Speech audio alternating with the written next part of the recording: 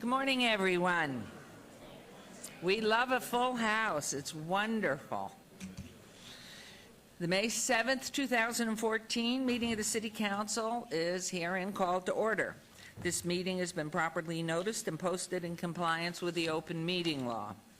These proceedings are being video recorded as well as presented live on KCLV, Cable Channel 2, and are closed captioned for our hearing impaired viewers. Please note, customers of CenturyLink, they may view this program in high definition on channel 1002, and some customers of Cox Communication who do not have a cable box may view this meeting on digital channel 89.5. The council meeting, as well as all other KCLV programming, may be viewed on the internet at www.lasvegasnevada.gov. These proceedings will be rebroadcast on KCLV Channel 2 and the web, the Wednesday of the meeting at 8 p.m., also on Friday at 4 a.m., Saturday at 7 p.m., Sunday at 7 a.m., and the following Monday at 1 p.m. This building is protected by state-of-the-art fire detection and suppression sprinkler system. If alarms should activate during today's meeting, please evacuate using the exits to the back of the chambers, out to the mezzanine, proceed out the double doors to the terrace and down the back staircase. For anyone who has difficulty with stairs, please be sure to check with our marshals or fire officials for assistance. Once outside, assemble on the northeast corner across the street from City Hall at Lewis and First Street. Employees wearing safety vests or our city marshals will inform you when it's safe to re-enter the building. For public comment related to items on the agenda, citizen participation, and public hearing items, we have available a speaker card which you may complete and submit to our city clerk up front here. Cards are available online in the clerk's office or at the rear of these chambers. If you do not submit a card, it does not prevent you from speaking under public comment, citizen participation, or specified public hearing items. If there's anyone present today who has need for hearing impaired equipment, please see our city clerk staff. If you parked in the parking garage across the street and did not receive a validation ticket as you entered our chambers, please exit to your right and see the security personnel at the entrance. Before we proceed with the rest of the agenda, would everyone please rise for a moment of silent prayer, and then we will have our Pledge of Allegiance.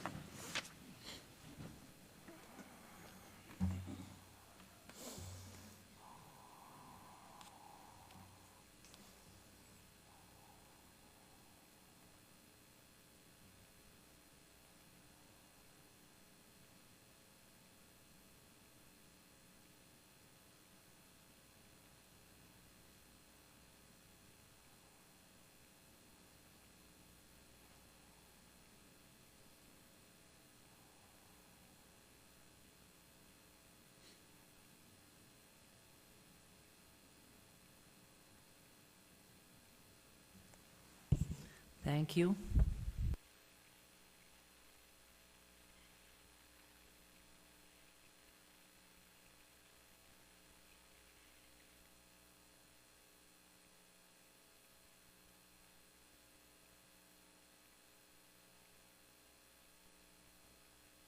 And now we'll be coming down to the front for our ceremonial program.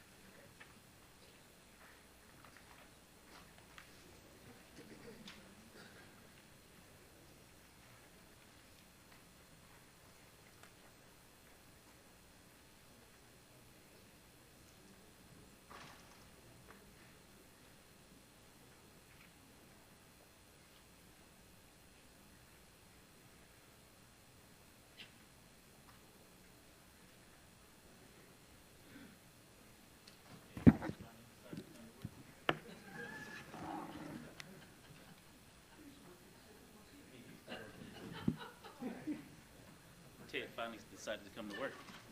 Oh.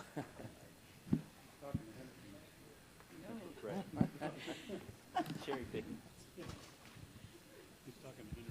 Oh, now there's a lot of crazy stuff going on up here up front. So as we begin our ceremonials, our first item will be presented by Councilwoman Lois Darkanian. Some people are so kind and so sharing in their lives that they model the true definition of goodness. And they do their work in a very low-key manner, never striving for the limelight, always striving for helping others. And one of those individuals is with us here today, and that's Luann Wagner from Clark High School. Could you please come up, Luann, along with your principal, Jill Pennington?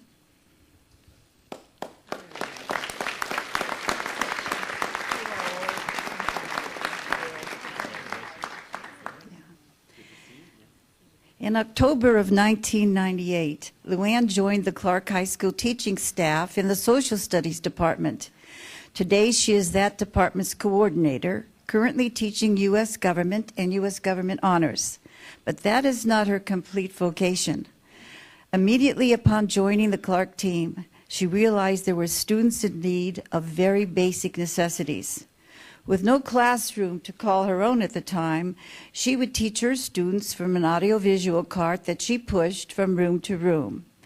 So it was from this cart that Luann began giving food and other items free to students in need. Now, toward the end of the year, she was placed in her own room, from which she continued providing for the students. She did most of this with her own money and some contributions from family, friends, and colleagues. In the year 2009, the current administration, headed by our very, very excellent principal, Jill Pennington, gave her an additional room where she could store food and other donations. And thus, the Charger Closet was conceived. And through her efforts, resources and contributions have expanded to meet the need of a growing student population and their extended families. As the area around Clark High School became known as Keene, K-E-E-N, meaning keeping everyone's eyes in the neighborhood, the students volunteered to help with the closet, and those students called themselves the Keene Corps. Some of the Keene Corps activities in which Luann is involved include, on a daily basis, providing food, clothing, hygiene projects, school supplies, and other necessary items for students. At the end of each week, providing food and other basic necessities for students and their families for help over the weekend. The club contributes to the surrounding community by painting over graffiti, engaging in community service activities with other clubs on campus, as well as participating in school activities such as assisting those students who are at Roundy Elementary School and Cashman Middle School. The club also provides Thanksgiving food baskets for the families of students who are most in need, and also holiday food baskets for such families at Christmas and at other holidays. Included also is an annual free holiday shopping spree for students who are most in need. Students who are experiencing financial hardship can come to shop for gifts at the Keene Closet, the Keene Charger Closet, to give their families gifts for Christmas or Hanukkah. And, you know, I've participated in that to some extent. And I remember one time I brought some donations because the donations come from different people that are gifts that are slightly used or brand new. And then the youngsters can go there and free of charge pick out a gift for their mother or dad or somebody else that they couldn't have otherwise, would not be able to do. There's no charge for the students. They get these gifts free. In addition, for those who are in need of food, they'll be able to get food that helps sustain their family throughout the winter break. The entire Keene Corps works with local nonprofit organizations and churches to also provide other services for students. So Luann is able to provide more students, more services for more families. And now that she has the Family Engagement Resource Center at Clark High School, she's able to even further expand what she's able to do. She's also a teacher advisor for the Public Education Foundation, where she sponsored the We Are Community program. And all of this giving of herself has made such a magnificent, positive change for so many, for students, for faculty, for families, for community members, for those of us who come in touch with us so we realize what goodness can do. That by now you know why Lou Ann Wagner has been chosen Citizen of the Month for Las Vegas.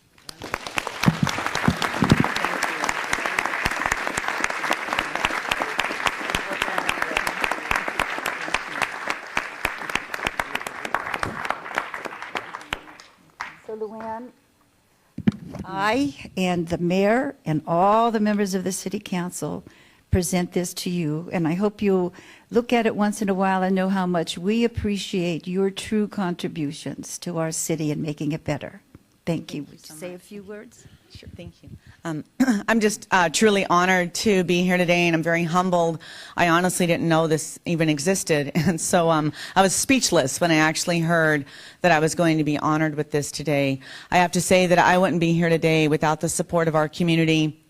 All of my colleagues at Clark High School, especially Jill Pendleton, who is a constant source of inspiration and encouragement. My students, my family, my faith, my friends, and especially my mom.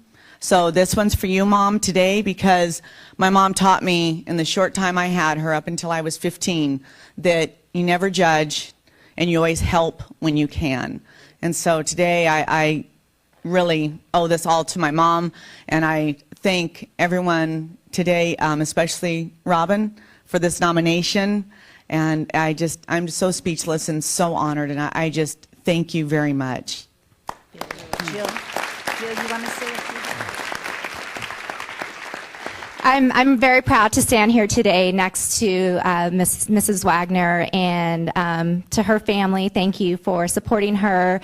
She gives tirelessly back to Clark High School, and she certainly cares for students and families in our community, and I'm just inspired and proud to work along her side.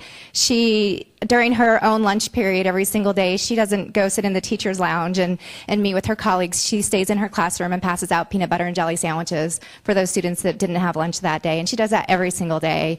And she just continues to give back, and the students love her, and we love her, and she has made Clark High School such a special place. She's truly the heartbeat of our school, and I couldn't be more proud of you. And thank you for all you've done for us, Lou Ann. Thank you. Could I have my family stand? Is that I was okay? going to just do that. Go ahead. You know, you do it. Okay. Could I have my family stand? Because without them, I wouldn't be able to do what I do, because they're my source of support.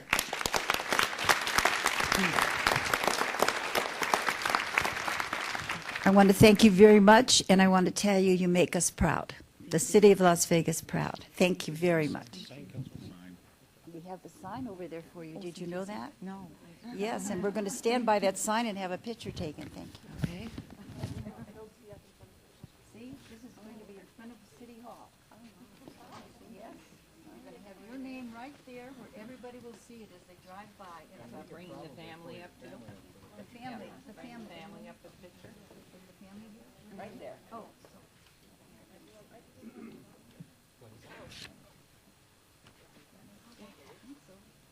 Jill?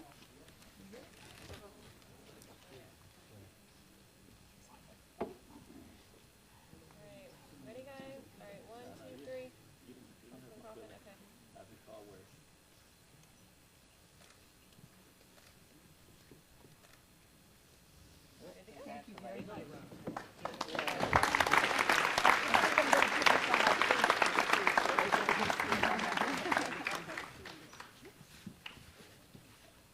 I think I need the weapon in your right hand. I need the weapon in your hand. Oh, I was going to hit Barlow on the head, but That is exciting. And we're so grateful, which reminds me, for all of you who haven't done anything for your mothers, it's Sunday. Councilmen, Mother's Day is Sunday. Oh, thank you. Thank you, Mayor. Marshals, staff, get it? Anyway, I'm very proud, and it's wonderful, and I know what's been happening at Clark all these years because our councilwoman in whose ward Clark sits really keeps tabs on it, and I'm the proud mom of 3 alumni of Clark. My 3 sons are all Clark grads, 187, 188, and 189, so go Chargers. We're very proud. And you keep the balls rolling there. It's simply wonderful what you do. For our next item, I have the pleasure of recognizing an outstanding team of city employees, the Action Team. They recognize a team of employees who strive to be superheroes in the workplace, meeting our values of action, which stands for achievement, creativity, teamwork, integrity, and ownership now. A total of 138 volunteers from the community, the City of Las Vegas, law enforcement, and other local agencies came together in the early morning hours of Wednesday, January 29th, to participate in a countywide effort to conduct a person-by-person count of our homeless population. A census of the homeless in the area is a prerequisite for qualifying for federal grants, and these specifically designed for our homeless people. From this submitted vital information, this count, our community has received more than $13 million from federal grants over the last 2 years. These funds are obviously so important to us in continuing our regional programs to break the cycle of homelessness. The team that we have represents an incredible example of how multiple city departments work together with the community and other agencies to provide services for those most in need. Our own Ward 5 Councilman Barlow got up quite early in the morning, which he doesn't like to do, I can assure you, to be part of the special effort. And I'd like to invite our Parks, Recreation, and Neighborhood Services Deputy Director, Dr. Lisa Morris-Hibler, to join me at the podium and share her thoughts about this incredible undertaking. While she's on her way up here, and I don't even see her walking,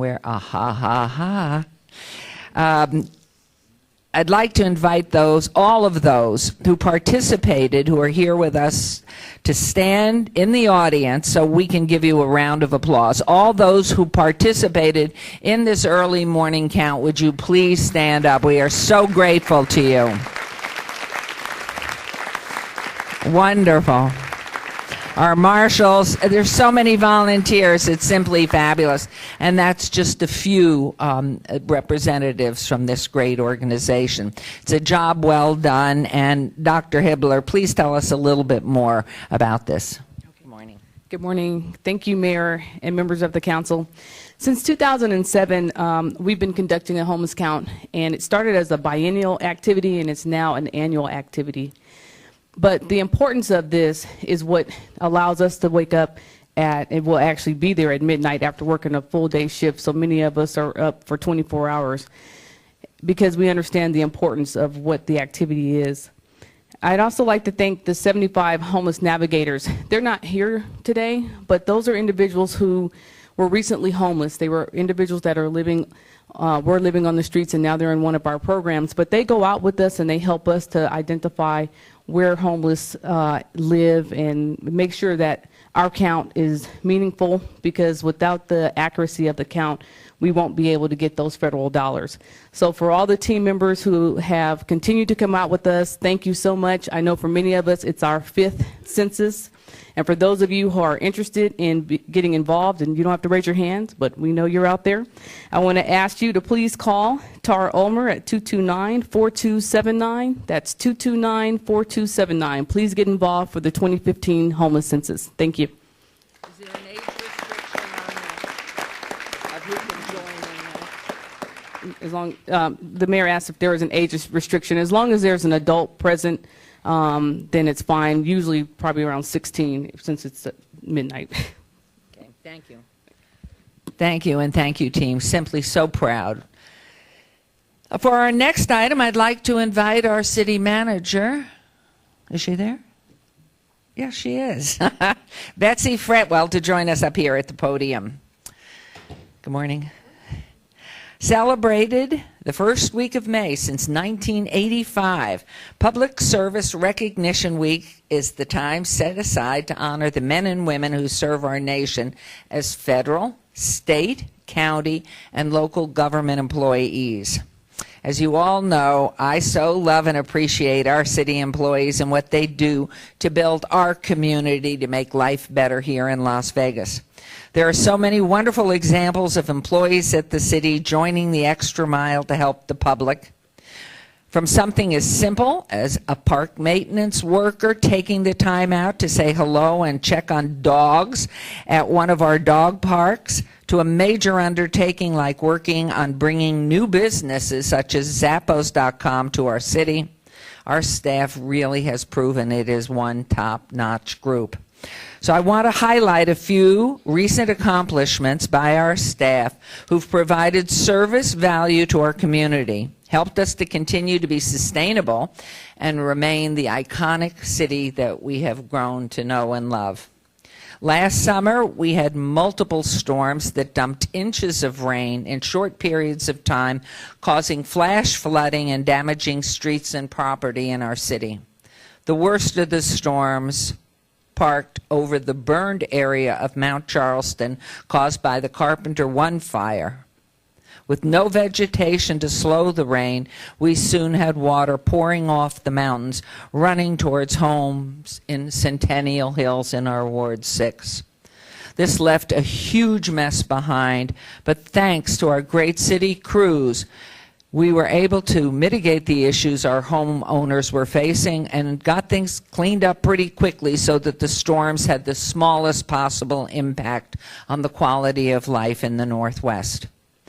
Our team at the municipal courts does such a wonderful job for finding creative ways to help get our citizens out of the cycle of criminal activity. Special courts have been established, like the Youth Offender Court, Women in Need Court, our Hope Court, our DUI Court, our Veterans Court, all help citizens every day. The stories of those who have turned their lives around through these exact programs are both amazing and uplifting. In fact, I am not the only one saying this. Our own team of Nancy Byrne and Eric Sorensen have been nominated for an Emmy Award for their special on KCLV Channel 2 about one of the graduates of the Women in Need Court. The city of Las Vegas also puts great focus on being a sustainable city and using taxpayer dollars very wisely. The city's solar program has been named the Region 5 Renewable Energy Project of the Year by the Association of Energy Engineers, and that is quite an honor.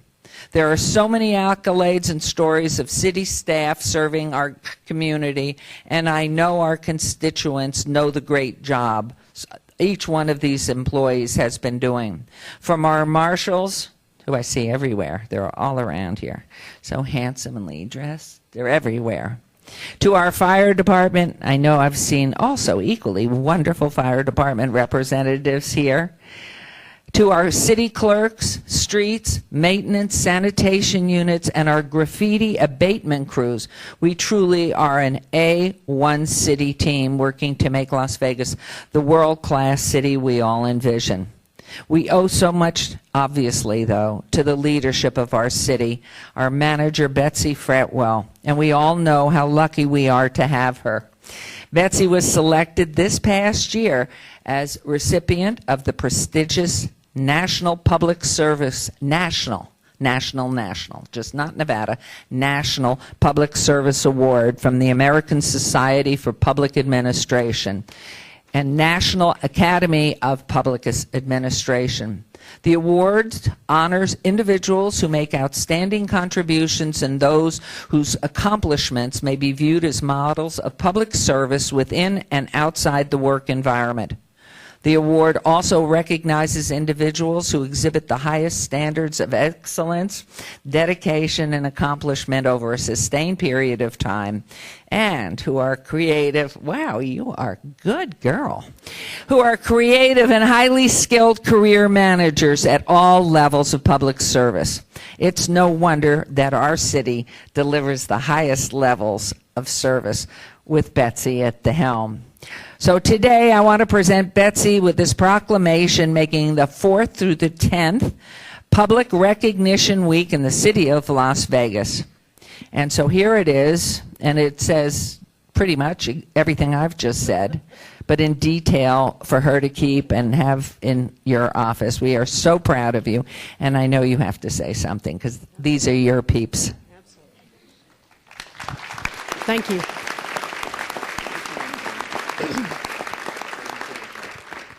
You know, this is a blessing. We have over 3,000 employees that serve 600,000 people in this community over 130 square miles, using a little over $1 billion to make things happen in this community, to keep us safe, to keep us happy, to have good employment, have places for our kids to be safe and learn and play.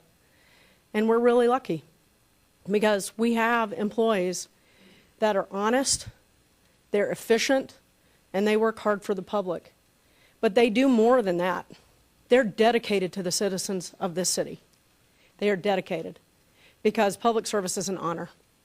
It's an honor for me to be at the helm of this organization and working for these fantastic people behind me who support me incredibly and support all of our employees in the same way. And then we have fantastic partners in our municipal court. I've got to call out Judge Leong, who's here today. Some of the things, absolutely.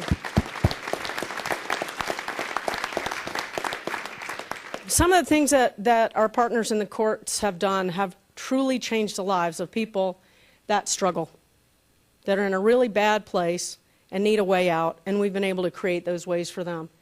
These are the kinds of innovative things, commitment to this community, that we have to continue to deliver. And I'm just proud to be a part of it. I appreciate the opportunity to serve, and I know that I speak for the other 3,100 people that serve this community, that it's our pleasure to get up and come and take care of you every day. So thank you. Thank you, Betsy. Beautiful.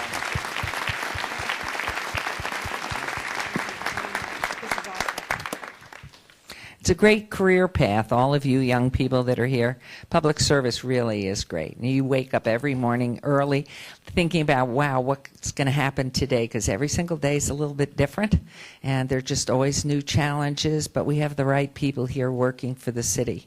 And at some point, if you want to do an internship when you're a little bit older, just call up. We'll be happy to have you. And maybe even a little earlier. All right, for our next item, I'd like to invite our Eldorado Days Executive Director, Lee Butts, and the city's own Esther Carter to join us at the podium. This year, where is Esther? Here we go. Believe it or not, I mean, they're way too young, both these folk, but this is our 80th year. We're celebrating our Eldorado's 80th anniversary. It's going to be bigger and better than ever. And I'm inviting everyone, and if you're watching TV and catching this, to come on out and enjoy the rodeo, the carnival, and of course the wonderful parade. The rodeo and the carnival have moved to Symphony Park, just to the west over the railroad tracks from City Hall. It's the first time that Eldorado is going to be celebrated down on Symphony Park. And we are expecting a fantastic turnout and a fantastic event. So I want to thank the members of the Elks Lodge, number 1468, for all the work that's been put forth in putting on Eldorado and keeping the longest running civic event in the history of Las Vegas growing every year. And so I want to present a proclamation recognizing this great community event to Lee, and then I'd ask both Lee and Esther to tell us a little bit in detail about Eldorado so you know which one event you're coming to, if not all of them. So first of all, let me read this one because it's a little different. It says, it's a proclamation from the Office of the Mayor and City Council, whereas Eldorado Days is a nonprofit community event managed by one paid staff member. Where are you, Esther? There she is. She works very hard. And hundreds of volunteers, which has enabled the Elks Lodge number 1468 to give back more than $4 million to our community. And whereas with growing audiences, Eldorado Days is now a 5-day event offering an opening night locals rodeo, 3 days of PRCA professional rodeo, a new day of Fiesta I think I'm taking all your words. I'm going for it. Thank you. A new day of Fiesta del Charro, a parade, a carnival, a Whiskerino contest, golf tournament, art show, and auction. Exhibits and food, of course. And whereas it's the longest running civic event in the history of Las Vegas, and this year, Eldorado Days will take place behind the acclaimed Smith Center for Performing Arts in our Symphony Park. I, Mayor of the City of Las Vegas, County of Clark, State of Nevada, hereby proudly proclaim May 14th through 18th, 2014 to be Eldorado Days and ask everyone to celebrate and congratulate and thank you for all that you do. And I will give this to you. And Lee, if you'll make some comments first. We appreciate everything. We are so excited. And Esther. Thank you, Mayor and council members. This is really a pleasure. I've been with the Eldorado since 1990 as their rodeo chairman, but I've stepped in the executive position this year. This started in 1934 by Clyde Zerbe. The Elks took it over in 1935, and we've been running with it ever since. We do quite a bit with this money we come into. We try to split it through a lot of different venues that we have within our organization. And I'm thinking off the top of my head, there's about 25 different charities it goes to, starting from veterans to children, all the way down to that. It stays in this community. Nothing ever leaves this community. Our first night this year will be the Man Up. It's a brand new program. That's on Wednesday the 14th. Every dollar that walks through that gate goes to Shade Tree in this town. Then on Thursday is Susan G. Coleman. The same thing happens there. Every dollar that's generated at that gate goes to Susan G. Coleman. Friday will be our military night. Friday will be our 150-year celebrations from Nevada, 80 years of Eldorado. That's going to be an awesome night. That's always our sold-out night. I advise you all to get your tickets early. We started a new thing this year with Fiesta del Charro, trying to colorful things up and get things rocking and rolling a little bit on that. It's an afternoon matinee. So I see a lot of people in here. I'd like to see you all down there, too.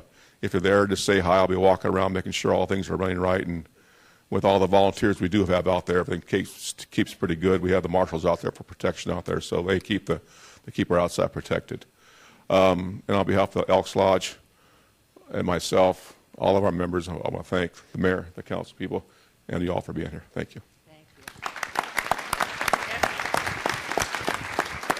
Well, I get the fun part of talking about the parade, which is going to be Saturday, May 17th, and I expect every one of you to be down at the parade, so make sure you mark your calendars. It's an awesome parade this year. We have about 150 entries, so it's going to be a fabulous parade.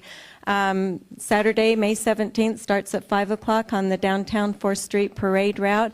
We have a few real unique entries this year. It's always fun to say that we've got a group of senior ladies that come all the way from Marble Falls, Texas. They've been doing it a few years now. But they are called the Hill Country Plungettes, and their name is exactly what they do. They march with plungers, toilet plungers, to music. And they're fabulous to watch. LVCVA this year has a real fun, unique, lighted float that they're going to be towards the end of the parade. And then we've got some great local high school marching bands. So it's going to be a great, fun parade. Entries closed, so I am going to say that nobody else can get in the parade. We're working on getting that lineup done today and get the information out. And then please make sure you come out to the rodeo. Like Lee said, the ticket sales go to benefit our local community. It's a great, fun time. We want the arena to be all purple Wednesday night, all pink Thursday night. And Councilwoman, you're all ready to go for Thursday. Just put your boots on and come on over. But I, too, want to thank the mayor and the council and the Centennial Commission, because without the support of our city staff members and our council and the Centennial Commission, we wouldn't be here doing this great historic event and keeping the tradition alive. So thank you, everybody. It's an honor and a pleasure for me to be able to work on it, and we'll see you all next week. Great. Thank you. get that? Can I get that? Yeah. That'll be a quickie. There's one thing the Elks started with the rodeo. We've got Hall of Fame plaques we put up, and that's in our lodge. We've got people from the city, 2 members in our lodge. We ducked in there every year. We've done 4 this year. We've done 5 to 6. It all depends what we see. Well, this year we've had a lady that's been with us for quite a few years now, and she kind of runs all the gamuts for us. She hits everything and makes everything work right. She's kind of like the Energizer Bunny. She's got tons of talent, a lot of passion, and very, very dedicated. Jim? We had a little accident with this plaque, so it lost its stick. But anyway, this is going to be presented to Esther Carter for her. This is just for her, all her energy and her time she puts out with us, and I believe it's hard to tell you how much time she does put out. It takes about 10 months to put this rodeo together, and Esther is there the entire time with me. And I do thank you, and congratulations, Esther.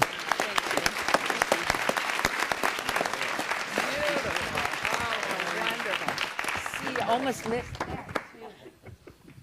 I was teasing her. She left us for a little bit. She can't give up the rodeo. Leek, may I give you your proclamation? Thank you. Thanks. This is so exciting. So come and participate. That's a beaut. Okay, for our next item, Councilman Mayor Pro Tem Anthony is going to recognize the work of some of the great students in our community. Thanks, Mayor. All right, are you kids ready? Oh, come on. Are you kids ready? All right. You're probably all wondering what all these great-looking students are doing here at City Hall this morning, so let me explain what they're doing here. During the 1998-1999 school year, Jeannie Johnson, a gifted and talented education teacher at Ruth Duskin Elementary School, had an idea while working with a group of 5th grade students on early colonial times. Ms. Johnson remembered a personal experience she had in the 5th grade when she was standing in front of her class reciting the Gettysburg Address to her peers. She was very scared, but she was also very proud for doing it. Ms. Johnson decided she wanted to provide an event for her students to duplicate that experience. As a result, Ms. Johnson put together what she calls the Great American Pride Program. The program was open to the entire 5th grade and is voluntary. Each year, a handful of 5th graders take advantage of this opportunity, and a lot of work takes place outside their normal classroom duties. There's an emphasis on citizenship and famous historical documents, and there are 5 requirements that these students have to complete. So now you got to listen to what these 5th grade students have to do to complete this program. First of all, they have to write the Pledge of Allegiance with no mistakes. They have to recite the preamble of the United States Constitution. They have to sing or recite the Star-Spangled Banner. They have to recite all 50 states and capitals in alphabetical order. Anybody able to do that besides these students so far? They have to recite all 44 United States presidents in chronological order, and they're right in the back there if you want to practice yourself, and I know I wouldn't get it right. And then last, they have to recite the entire Gettysburg Address. Today, I'm proud to recognize the students from 5 5th grade classes that are in Ward 4 for completing the Great American Pride Program.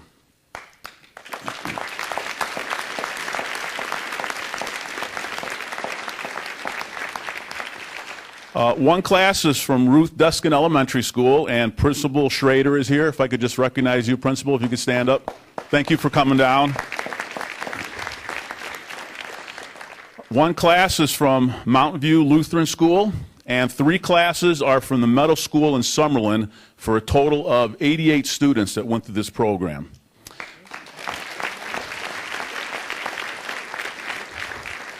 I'd actually like to ask the teachers to come down for this program. Jeannie Johnson from Ruth Duskin, who started this. Jeannie, where are you? Come on down here.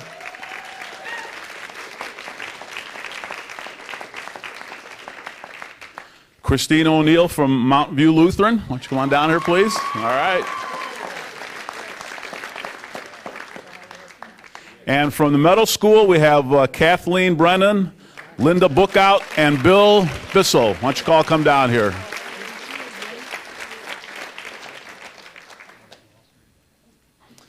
So now, what I've been waiting for. Students, would you please stand?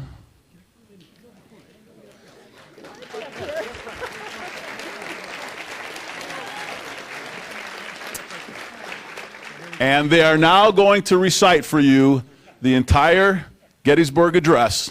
So, Ms. Johnson, would you lead them? Where are you? Oh, there you are. Hiding. Just get them started. Okay. Ready, boys and girls? 407 years ago,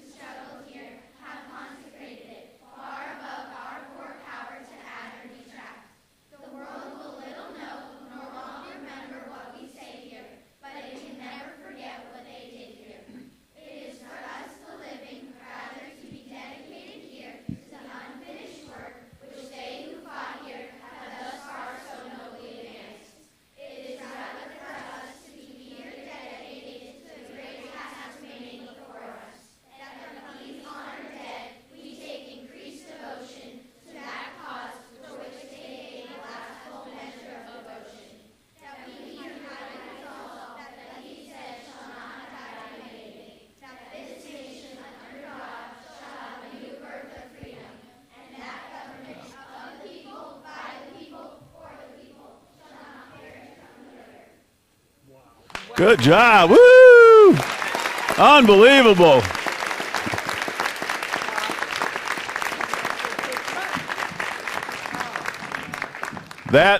Those are the future leaders of Las Vegas sitting right there. So probably a mayor in there too, when you're termed out.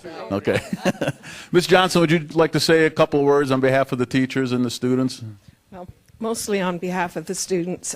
Boys and girls, I hope that this is a wonderful memory, not only for yourselves, but for your parents, who I know their hearts are bursting with pride, as well as mine is.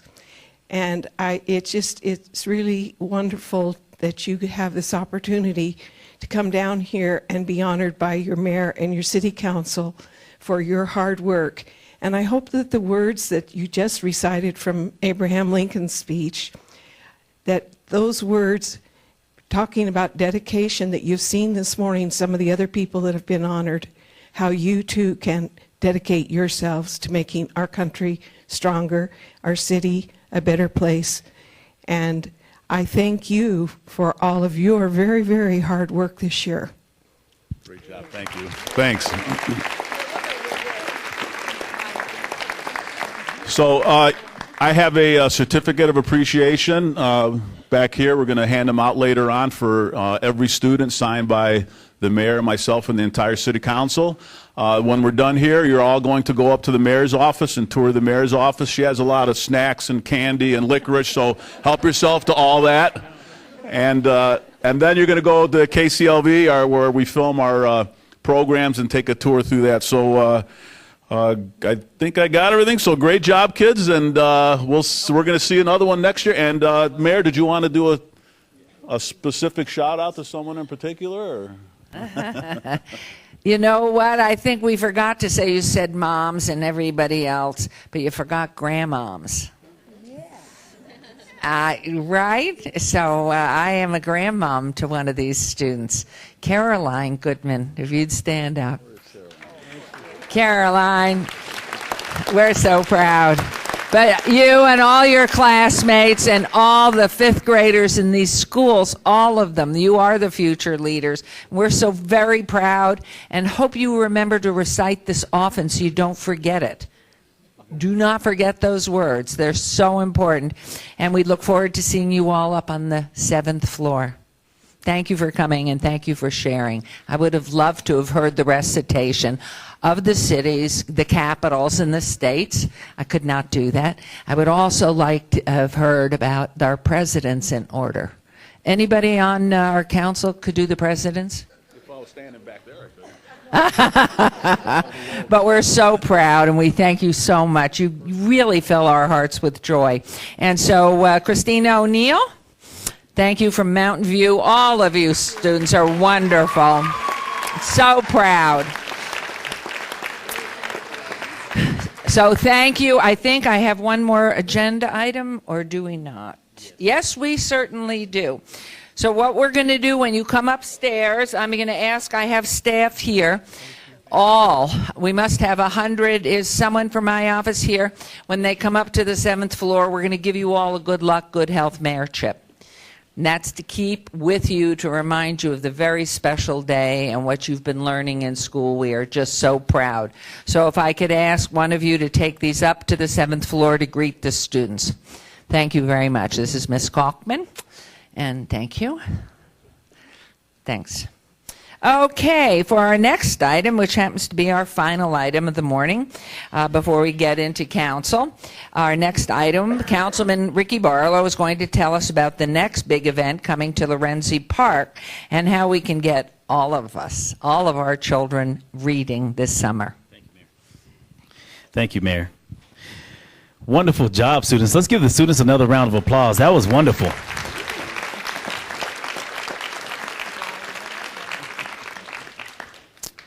Since the renovation of Lorenzi Park were completed last year, it has really turned into a great place to host events for the community. From the Twin Lakes and the band shell to the new play areas and picnic pavilions, the park has been restored to the historic jewel that it once was. Or should I say, the park in which Steve Ross and Kelly, I'm not going to say the rest, but they had a good time. We have our monthly bluegrass in the park, the event of other major events like the Pirate Fest, which we just held. Today I want to tell you a little bit about a new event that is coming up that is very significant to the entire community, and that will most definitely make an impact for future generations to come. To do that, I need to invite some friends to join me at the podium. My dear friends from the United Way, if you all will please come and stand with me.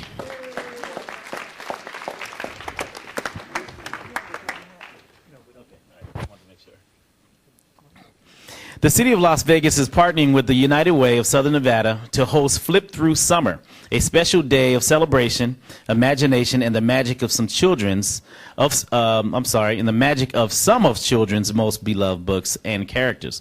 The event will be on Saturday, May 31st, from 9 a.m. to 12 noon at Lorenzi Park.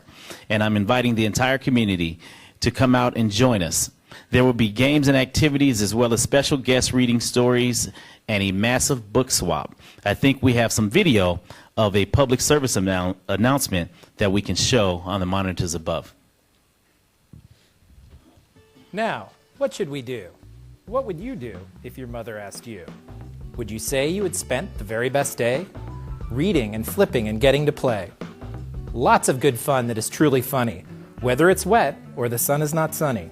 Dad, should we tell them about Flip Through Summer?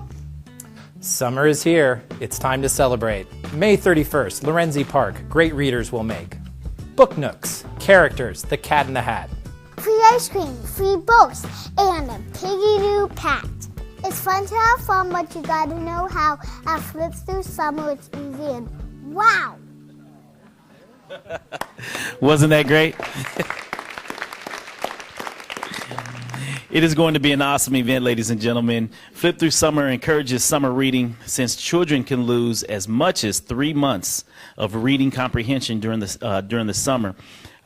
We have teamed up as a city along with the United Way, or I should say the United Way and the city in conjunction with our community partners have all teamed up to collaborate to really make an impact for the entire community. So as part of the event, children can complete a fun and easy summer reading pledge, encouraging summer reading. Families can bring 2 books per person as a swap for them through the Flip Through Summer program. During the event, participating children will create the world's largest story and have the opportunity to visit themed book nooks with live characters reading favorite children's books. The event will also feature live entertainment, face painting, and child-friendly activities. And so at this time, I would ask that you want to say a few words, if you will, and just elaborate and please explain to the listening audience if, in fact, there's a cost or if anything associated as it relates to Flip Through Summer. Thank you so very much for being here. And also, the mayor and council had an opportunity to take a PSA photo today with our T-shirts, so you'll have an opportunity to see that through a lot of the social media and Facebook posts. Thank you.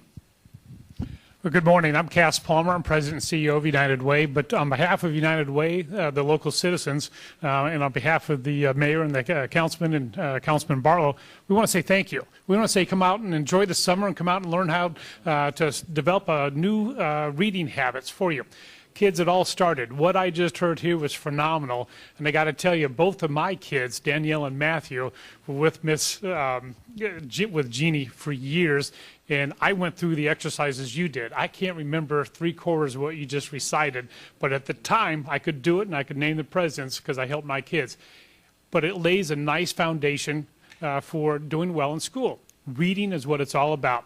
Our program here, Flip Through Summer, come out, have some fun. It is absolutely free. We've got over 80 vendors right now doing book drives throughout the community, starting right here at the City of Las Vegas, United Way, Starbucks, and other vendors. We're developing books. We had one vendor already, Another Joy Foundation, donate 10,000 books.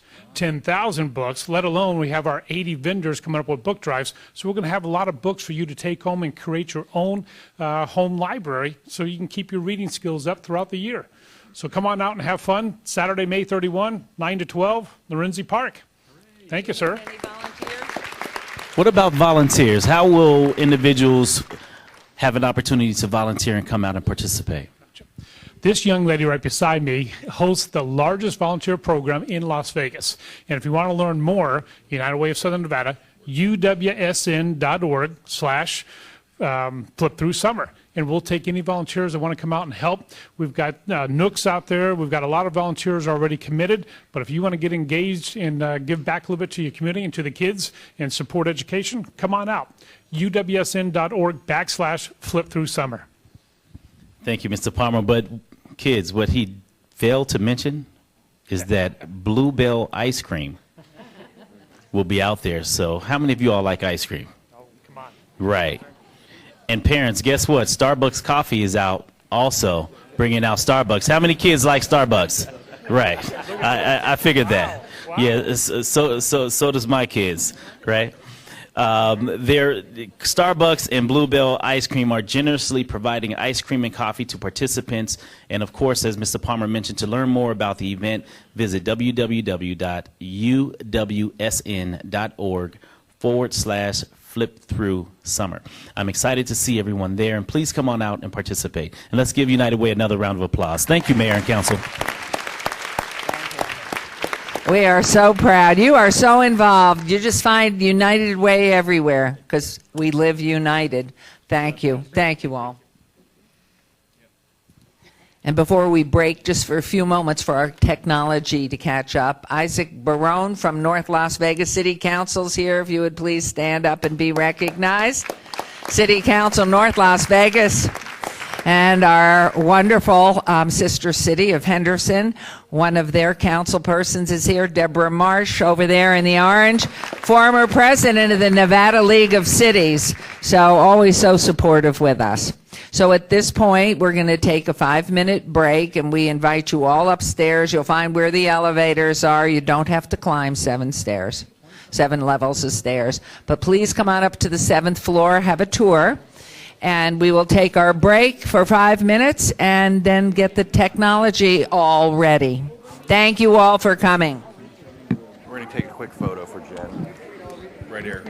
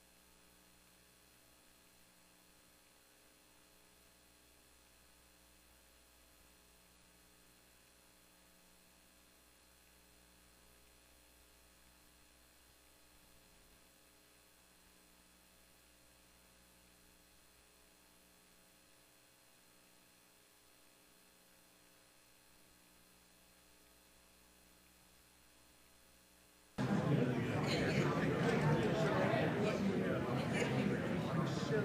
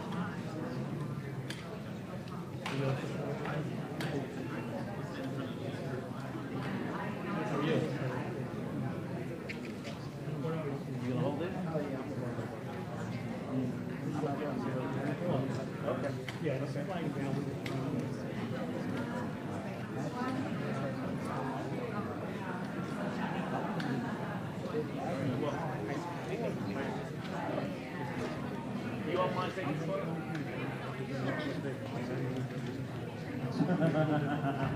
I'm looking forward to that. Oh, yeah. And I'm going to need your help.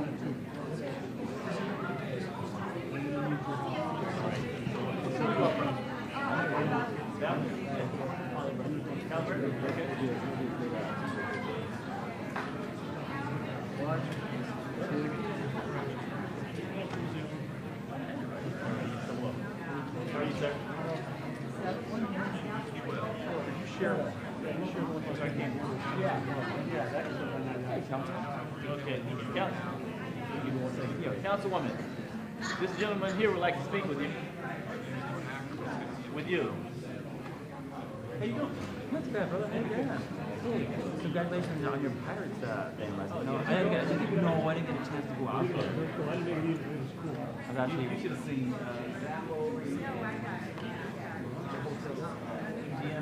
build. Regatta.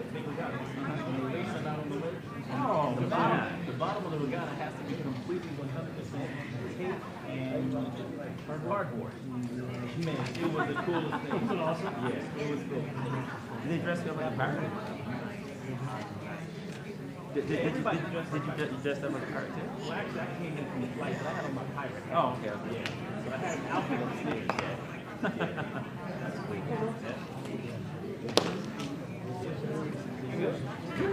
Good. A couple of things that we have to iron out, I think. Yesterday I wasn't too happy. President. You good? Okay. I do. I see you at Shared Services. You seem to have fun. You might that know. President of the where do you go to school? Rancho. That's where I know you from. When did you graduate? What's your name? Yeah, but I was a bad guy here. So, I was just bad.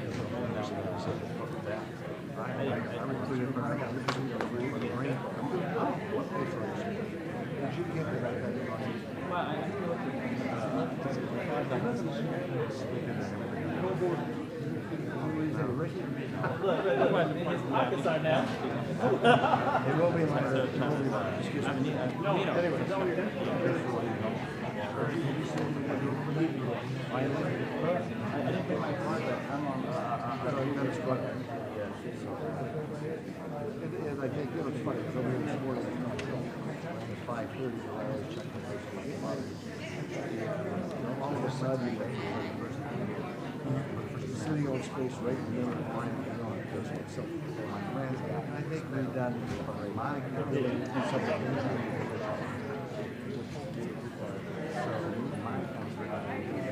well, it is really evolution. And now you can sort of see this kind of ramp. He is one of the regulars. Good thing I appreciate it. Most of all, I live on it. There is something to be said about this. So when he said, I work hard, yes, but I appreciate it. I know that you were supportive. And I won't let you. No, I went and I good job on that. Vitalized it. When it sounded disappointed that the friends at Urban decided to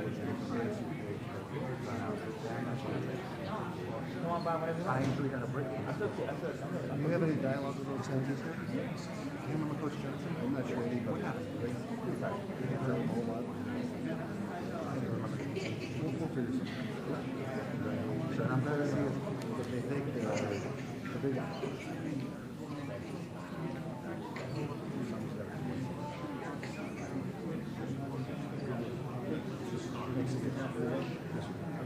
But I'll be back.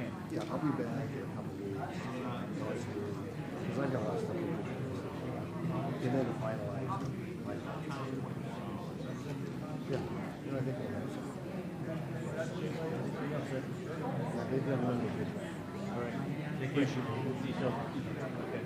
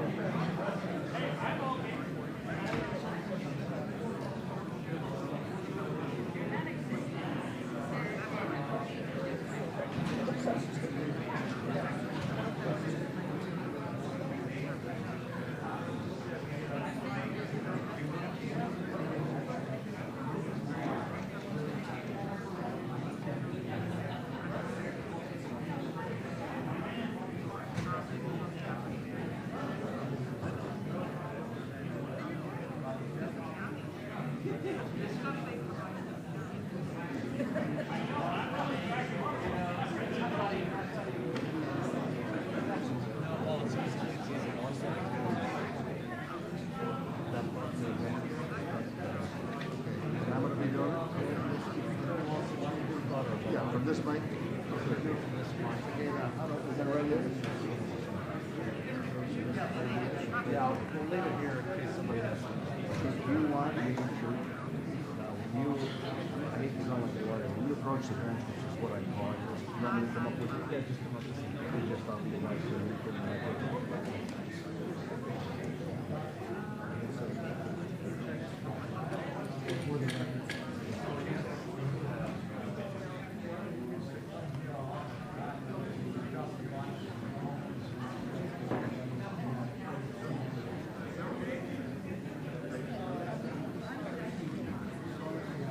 Okay, the recess, are we up and active? Everything's ready?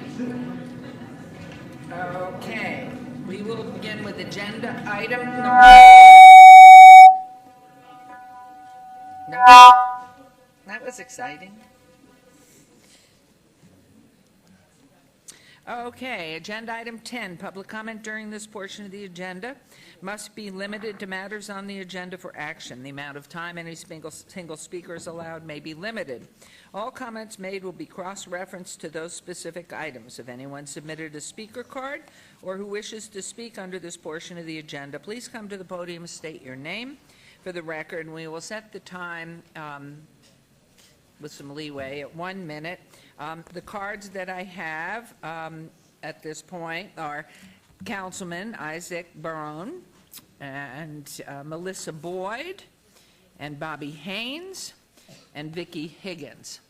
And anyone else who has a card, please give it to the city clerk and she will give them up to us. And, okay. Okay, and I did recognize Deborah March and Isaac Barone, but we had Judge Leon here, and Dina Neal I did not see. Are you still here, Dina Neal, from the Assembly? And Senator William Horn. So we welcome all of you, and we will now please be sure to state your name and for the record. Thank you, and good morning, Mayor. Isaac Barone, Councilman for North Las Vegas City Council, Ward 1, and my address is 3549 Rubio San in North Las Vegas. Good morning to all my friends here on the City Council. When the kids were here, it's too bad they're not here. I was going to tell them that my teacher was, of course, Mayor Pro Tem Anthony there. Oh. Yeah. I don't recall him making us recite that stuff, and probably it's a good thing he didn't, because fail. And it's kind of ironic because, of course, I teach social studies over at Rancho High School, and well, I think I'll go ahead and proceed with what I came for. I'm here to speak on behalf and in support of Councilman Coffin's item number 36, and that is the ceremonial naming renaming of Pecos to Camino Cesar Chavez. Thank you. I think considering our population, this is a measure that's probably long overdue. Of course, we know he's a hero, an American hero. His courage, determination is very much something that is a beacon of light, especially for those whom he represented and whom he fought for civil rights. I'd also like to point out that Pecos Road, is, of course, is a road that runs through all of our jurisdictions. The ceremonial isn't just with the naming of the street itself. This will be something that's going to tie together our 4 communities. It will tie together, of course, North Las Vegas in the far north, running through Las Vegas, through unincorporated Clark County, and to our friends there also in Henderson. This will be something that will tie all of our friends, all of the municipalities and the local governments together. And I'm very much in support. And I also like to point out that in North Las Vegas, we will also be following suit. We'll be following through with the leadership from Councilman Coffin. And we'll be doing the same thing on our side of Pecos Road. And one last thing. Although there are some people, I guess, who would probably like to have it, this Camino Cesar Chavez run through Eastern, I think it's just as good to have it through Pecos. Definitely, we're talking about the highest concentration of Latinos probably in the 2 or 3 mile stretch from North Las Vegas to Las Vegas, and I'm fully and wholeheartedly support because, of course, I myself am an immigrant son. My father also worked in the fields, and this is something that personally is very near and dear to my heart. Thank you so very much. Have a fantastic day. Thank you. I also would like to invite up, also on agenda item 36, and you can do this in any order, Cristina Martinez, representing the office of U.S. Senator Harry Reid, and Nohemi Perez, and thereafter Francisco Morales, and Assemblywoman Dina Neal. So please, Good morning, Your Honor. Say your name. That's all you have to do. Cristina Martinez, representing United States Senator Harry Reid, and I'm here today to make brief remarks on his behalf. Senator Harry Reid joins the effort to honor the contributions of Cesar Estrada Chavez, an American hero who dedicated his life to improving conditions of farm workers and defending the labor rights of every American. Senator Reid inserted for the record a letter expressing his full support for the naming Pecos Road in the city of Las Vegas, Camino Cesar Chavez. Senator Reid was an original co-sponsor to Senate Resolution 404 in the Senate, honoring the accomplishments and legacy of Cesar Estrada Chavez. It is Senator Reid's hope the city of Las Vegas will join the community and business leaders in their efforts to pay tribute to Cesar Chavez. Cesar Chavez, who founded the National Farm Workers Association, fought to institute a minimum wage, sought access to clean water, drinking water for the farm workers, and advocated for equal pay for equal work. A World War II Navy veteran, Chavez also received the honor of having a United States naval ship commissioned, the USNS Cesar Chavez. In closing, Senator Reid fully supports and respectfully recommends the Camino Cesar Chavez ceremonial naming of Pecos Road in the city of Las Vegas. Thank you. Thank you.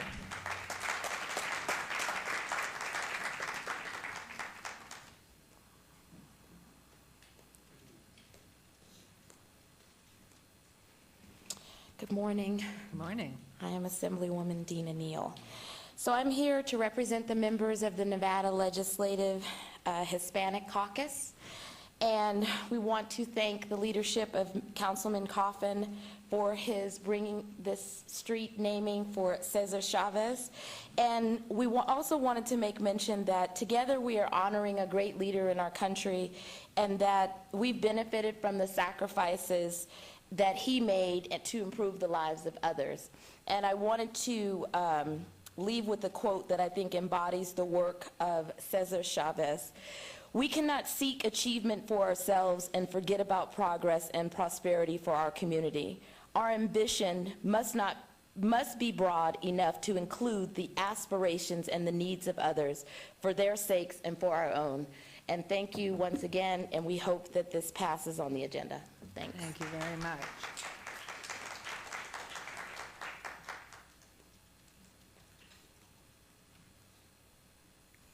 Hello, my name is Noemi Perez. I'm niece Cesar Chavez, and thank you. I want to say thank you. I'm here to represent our family, and everybody is happy because you're doing this for him. Thank you to you, Council Coffin, because I know you are the one put the effort to do everything here. So I think he deserves, because he do a lot of things to this war and to do better life for everybody. Thank you. Thank you.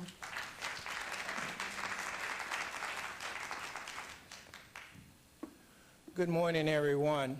My name is Bobby Haynes. I'm a citizen of here. I go back to the 70s when Bill Harrow was still living. The reason I'm here this morning is to make a complaint about, we live in this city is an $8 trillion, the tourist business is an $8 trillion business.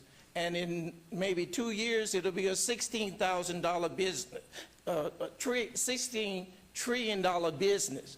So I'm focused on tourists and customer service at the highest level, and just good communication skills with whoever you do business with when tourists come here. I passed out handouts so I don't have to stay up here forever, but when you look through that, you see that I'm a Vietnam veteran, first of all. I belong to the Marine Corps League and the American Legion. And I participate every year with Stand Down. I've been a member of the Chamber of Commerce here, and I've been a member of the Hospitality Association here. I had 2 recent incidents in the last 2 months here that I just not happy about, and I'm bringing it to your attention. There's no reason to go and verbalize this when you can read it. Everybody got a college degree on this council, so there's no reason for me to tell who the people are and why they did what they did. My sister is handicapped. I will say this. We went into a store, and she picks up herbal medicines and so forth, and we couldn't even get around in the store, and the people became hostile, okay? So when we got to the counter, they didn't want to take credit cards at the store. Now, if I had seen a sign that said no credit cards, I would not have went in the store, but they did. Then a month before that, I went to an event at 2900 Spring Paradise at Spring Hill Hotel, and I ordered a meal at the function. When I finished the function, ordering my meal, the waitress, bartender did not tell me that they needed cash. If they have a cash flow problem, they need to put up a sign. They really do need to put up a sign.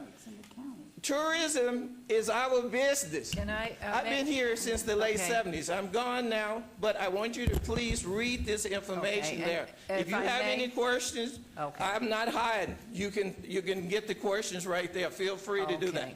Okay? And we thank you very much for coming forth. Thank you. Thank you. Madam Mayor, could I Yes. say something? Please. Have you gone to the county commission, sir? Mr. Haynes? That's all right. I noticed that, at least to my recollection, the 2 incidents took place in the county. So I wonder, have you gone to the county government, the I county just commission? found out this morning because I live in the city. Anything this side of Sahara is considered city. Anything on the other side of Sahara is considered county. When I went to the clerk this morning, she informed me that. I said, since I'm here, I'm going to inform everybody here on this city council and the mayor. So for future reference, because see, this affects all of us. It's not just about me.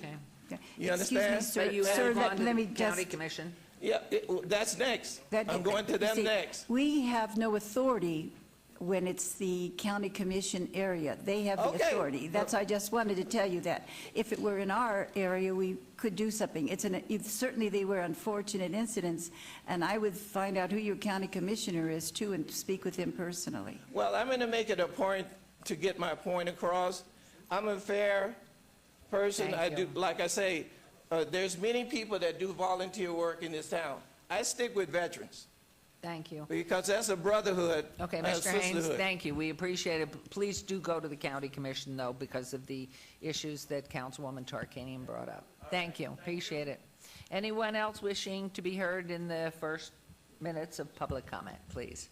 Hi, excuse me, Vicki Higgins. I'm speaking on item 50. I realize there's no public comment. I want to say thank you for moving forward on that. Remember, any fees incurred do roll down to the patient. We'd like to keep medicine consistently priced throughout the city and our state, if at all possible. And I wanted to offer, we created this amendment for police training. I have 4 retired police officers willing to come into town and assist us in whatever methods or whatever needs we might have. I would be willing to pay that per diem. I just need direction as to where we can best utilize that tool. And thank you again. Thank you very much. Ms. Higgins, Your Honor, I'm sorry. Yes, Councilman Coffin? Ms. Higgins, I know that your main issue is MME. Yes. And in the back of the room, my assistant Felipe has copies of amendments that will be presented to the council after today, because today is the introduction of the original bill that you have seen. Okay. So that, just so you know, that the results of the hearings that have been held were all put into one thing, and they are ready for deliberation. So pick up a copy at the back of the room. Thank you, sir. And here he comes. He's coming from the back. Thank you. Next person, please state your name. And your Good morning, Mayor, Council. My name is Francisco Morales. I am a representative for Congresswoman Dina Titus, but also a proud resident of Ward 3 in the city of Las Vegas. And I just wanted to take a few minutes to speak in support of Camino Cesar Chavez. It is important for my generation. Unfortunately, Cesar Chavez passed just a few years after I was born, and so it's important for my generation to remember the contributions that Cesar had on workers' rights and civil rights, and we must not forget. So I thank the leadership of Councilman Coffin, and I really encourage the council to adopt this measure and name Camino Cesar Chavez from Owens to Charleston within the city of Las Vegas. I think it's a perfect location. As Councilman Barone mentioned, it stretches throughout all the jurisdictions, and that's it. Thank you so much. Thank you very much.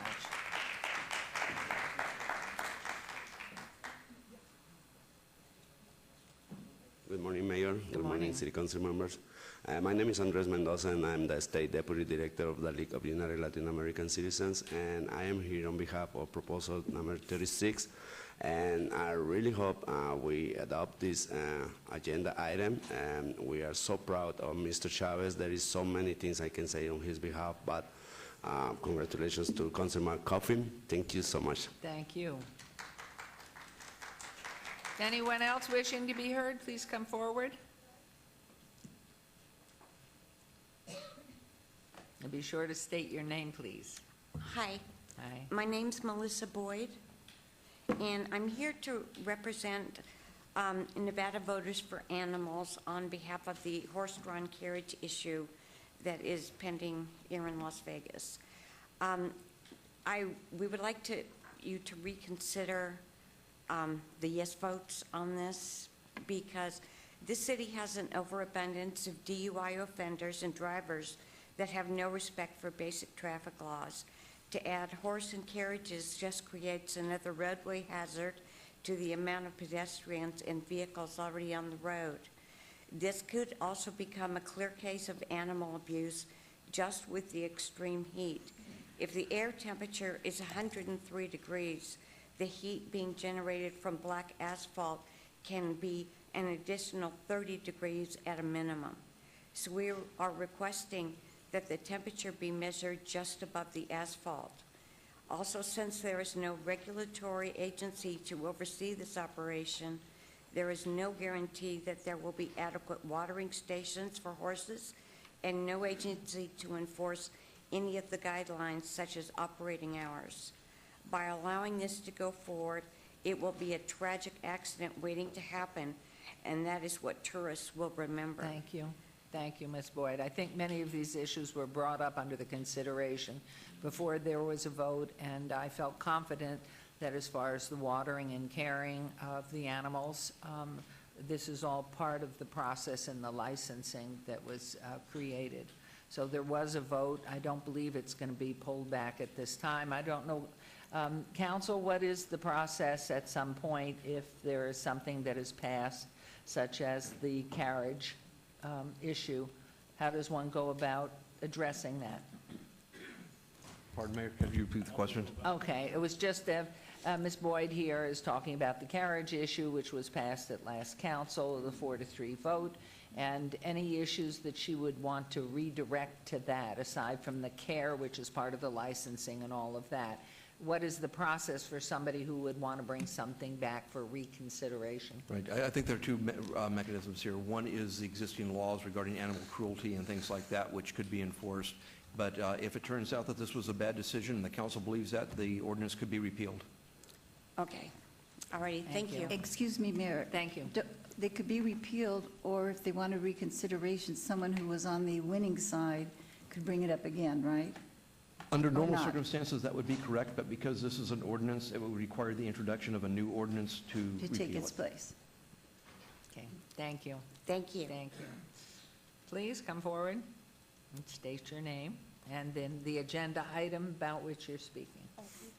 My name is Nanette Kazarian, and I don't know the number of the agenda item, but I am throwing all of my support in favor of renaming Pecos to Cesar Chavez. Thank you. Camino Cesar Chavez. I too did a lot of reading about him, and he did a lot for mankind, and he deserves the honor. Thank you for your comments, appreciate it. Anyone else? Hearing none, we'll move on to agenda item number 11 for possible action. Any items that the council, staff, or applicant wish to be stricken, tabled, withdrawn, held in abeyance to a future meeting may be brought forward and acted upon at this time. Mayor Pro Tem? Thank you, Mayor. I have one item, item number 60, EOT 53405, applicant owner Fremont Properties, 1930 Fremont Street. The applicant has asked this item be obeyed till May 21st, 2014, and that's my motion. Thank you. There's a motion. Please vote. And please post. It's not, I'm voting a yea, it's not going. Do you want to do it orally? Orally, I'm voting yes. And can someone come up and help? Oh, maybe there it it did go through. Did it go through?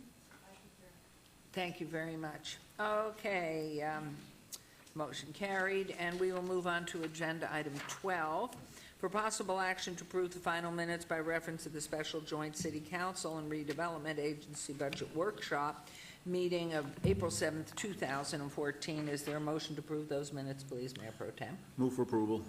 There's a motion, and please vote, and please post.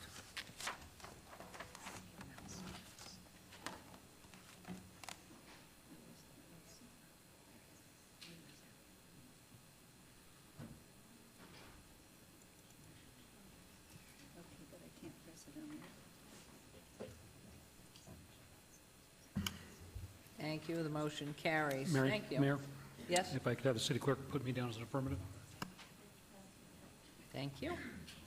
And now we will move on to items 13 through 32 on the consent agenda are considered to be routine or recommended for approval by departments and may be enacted in one motion. Are there any items the council wishes to bring forward? Item number 14. Item number 14, are there any other items council wishes to bring forward? Okay, then agenda items 13 through 32, with the exception of 14,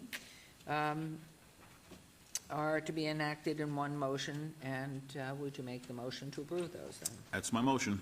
Thank you. There's a motion, please vote, and please post.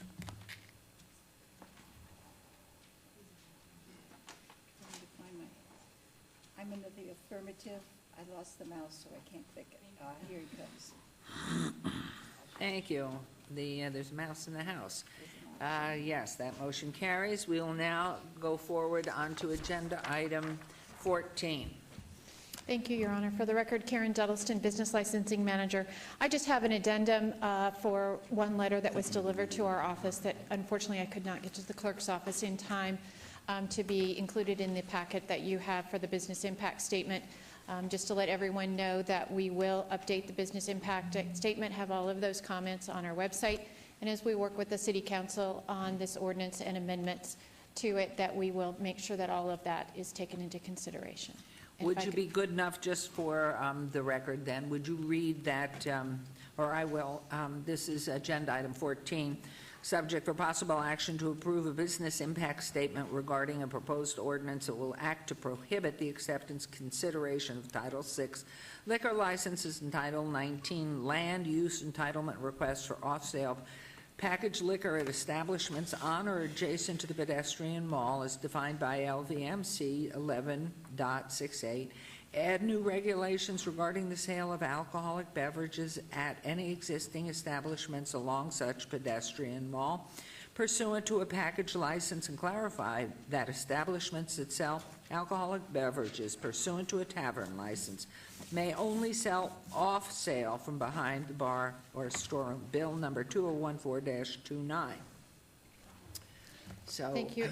And Your Honor, I am submitting a letter dated April 28, 2014 on behalf of Viva Vegas, Crazy Eli, Western Village, G&G Fremont, and 12345 Inc., doing business as supermarket, or souvenir supermarket. thank you. And then all the considerations that we're looking at will continue to move forward. Ms. Fartwell. Mayor, I'm happy to at least try and clarify some of the things that we're doing today. At your request, we think it's important to get some of the background on the record.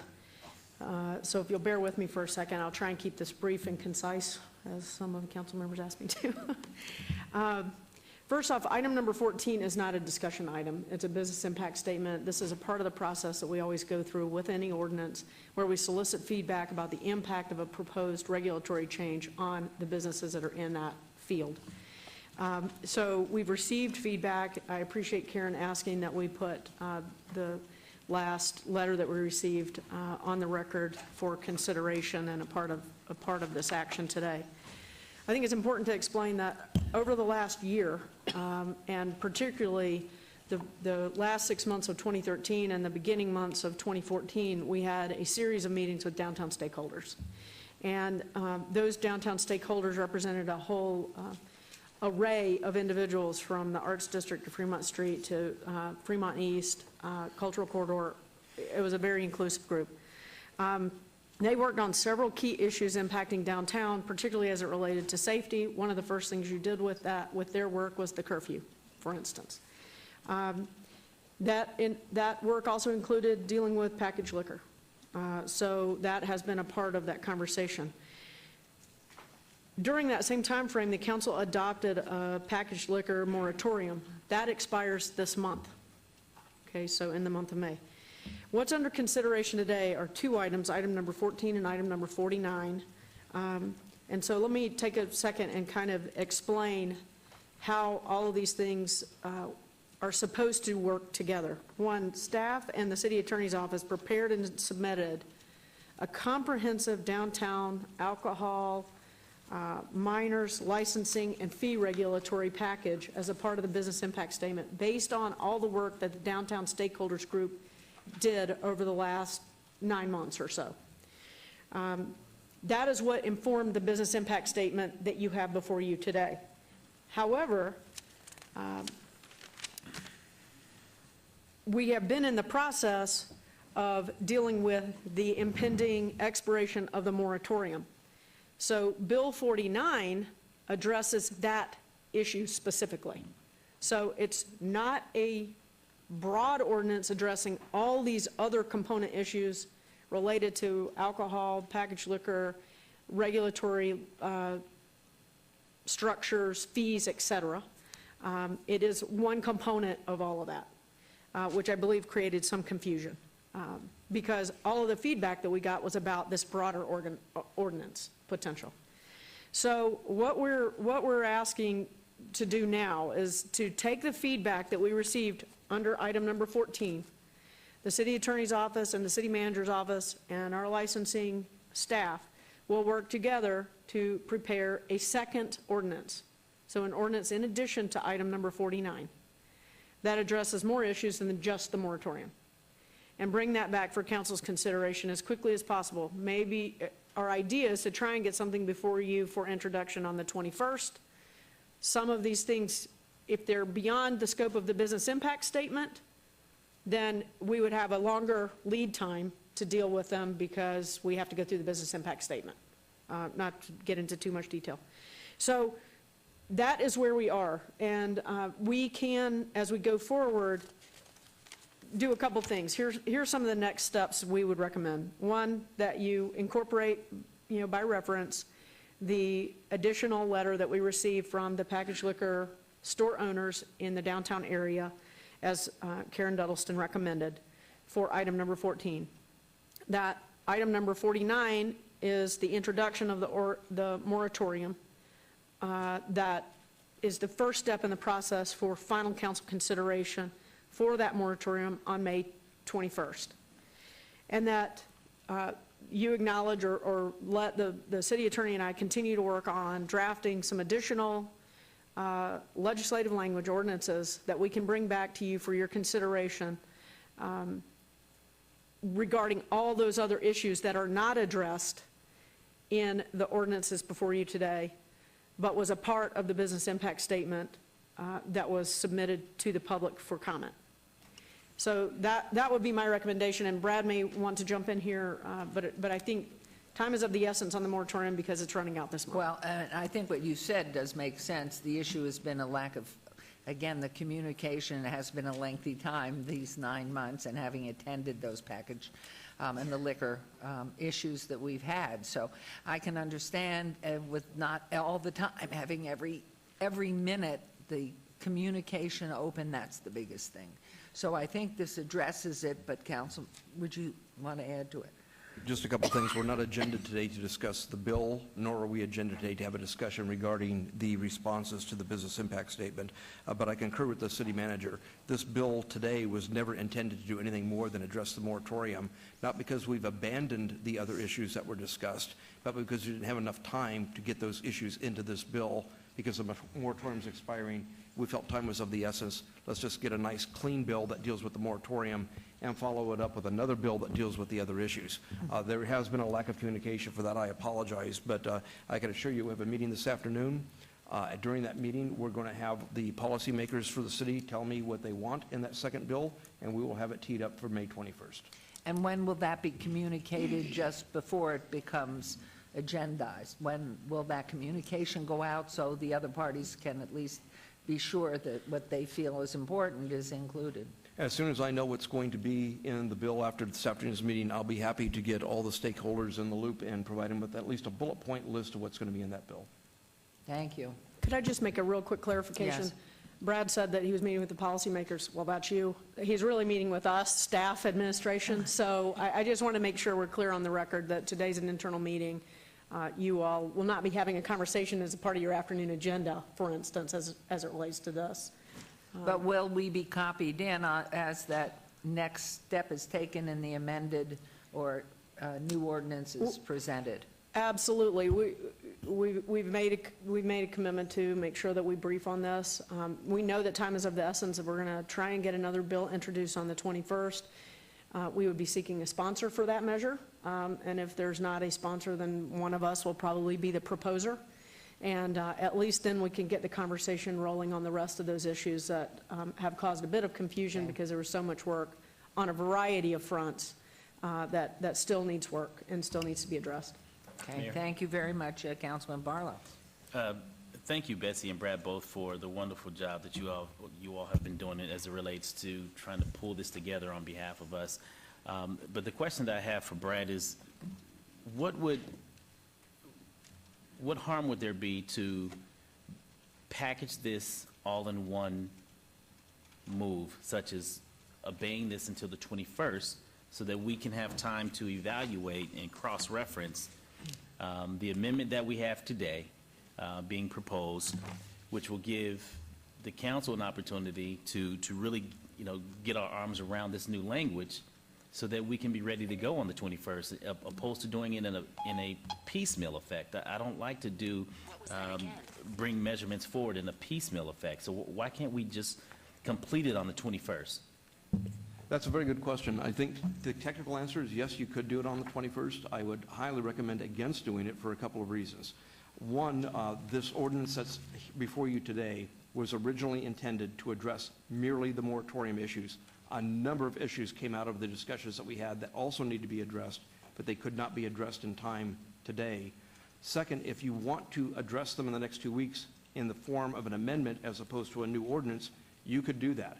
But what's going to happen is a bunch of people who are going to read this ordinance today are going to get those amendments at the last minute.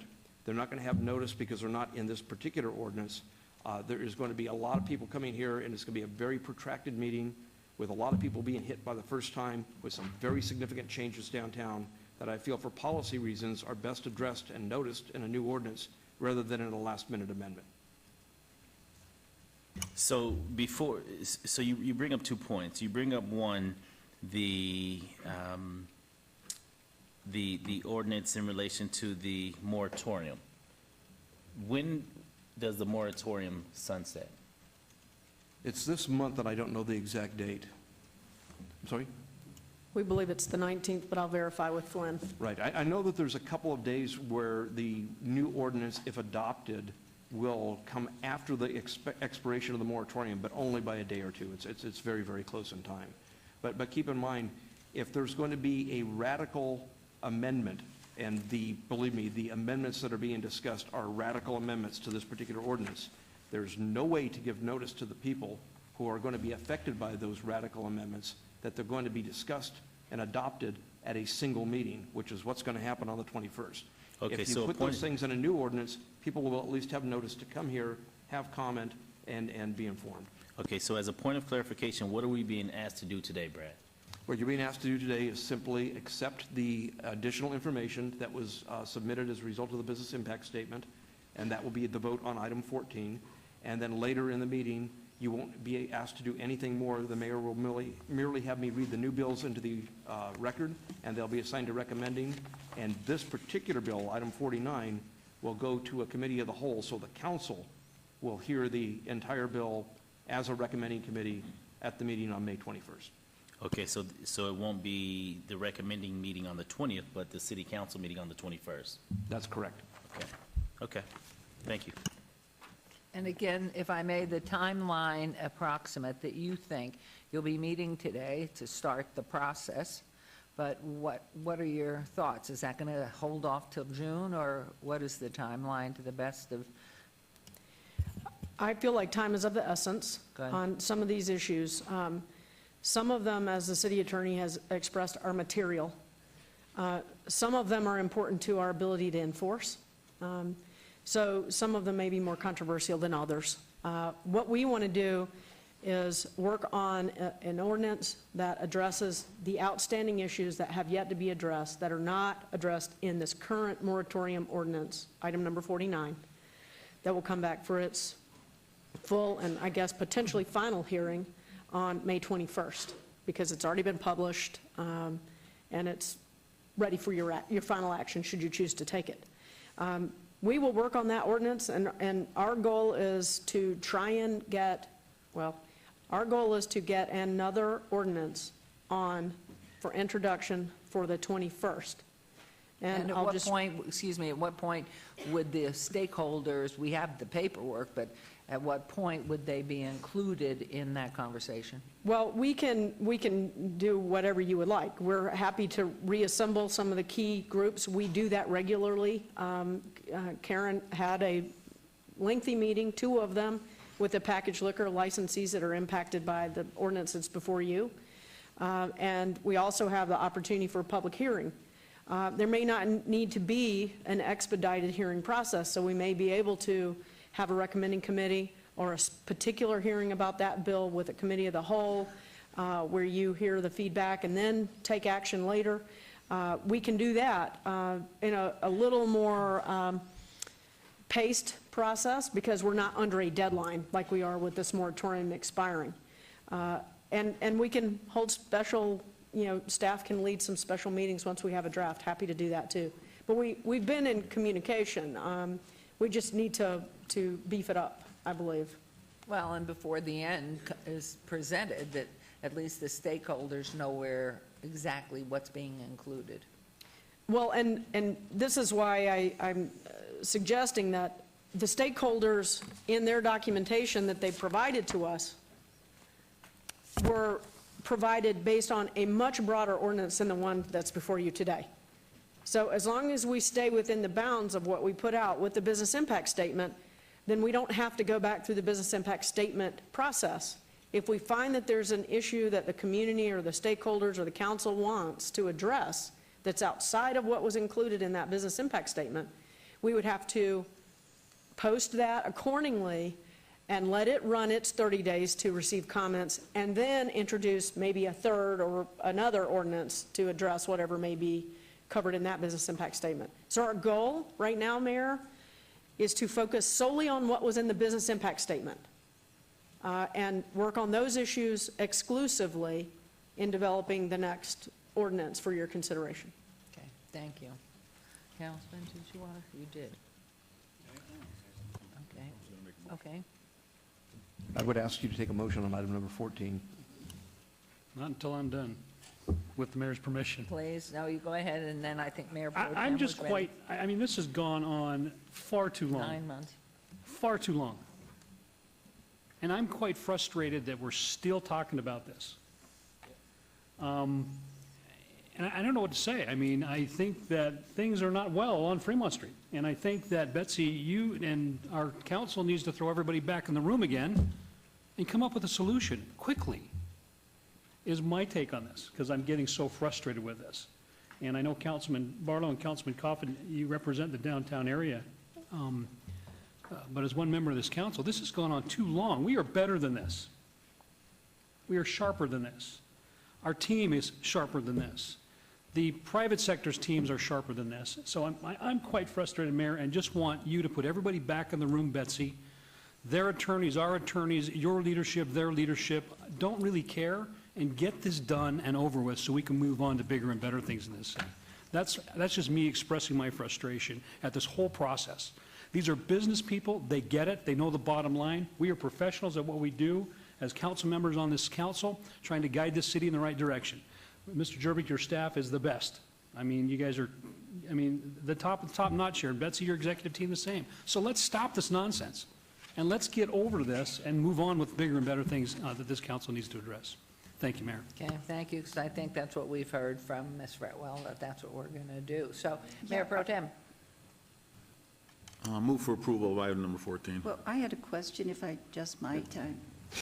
I just wanted to ask, to me, she's already brought them together into the room, and you just have two sides that aren't changing position. Is that correct on this? So what do you do then? Then it comes to us to make the bad, not the bad vote, but the heavy vote. We have to, choose one or the other. Isn't that what's happening eventually? I think there's going to be two different things that are likely to happen. There are going to be some, what I would describe as philosophical differences. You're right, Councilwoman, where you will probably have to make some hard decisions about what's right for the future of Fremont Street and the businesses along it. That's one issue. It seems to me quite a neither few side's been issues that are, the same. there are quite a few issues that there's agreement on that are not in this bill. I see. So there's kind of two pots of activities that could go on. The stuff where there's consensus, I think we move that as quickly as we can. The areas where there may be disagreement or a difference in philosophy, that may require some additional time and effort of the mayor and council to make a decision about which way you want to go. I think we can pursue those paths simultaneously so that we, to use a legislative question, call the question. Let's get on with it, make a decision, and move on. But we've got to get something before you in order for that to happen. And so my commitment to you, and I believe Brad's commitment to you, is that we will do that. And that's what Councilman Ross is asking for. Absolutely.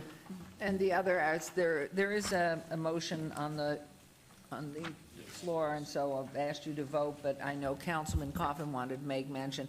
Any of those controversial issues that or might appear to be, I would like to know as you proceed forward, which are the specifics that are automatically agreed upon that can go fast into this, and which are the more contentious ones, where specifically bullets by bullets, what are the ones that we feel perhaps might be problematic or might not be. So Councilman Coffin. Thank you, Mayor.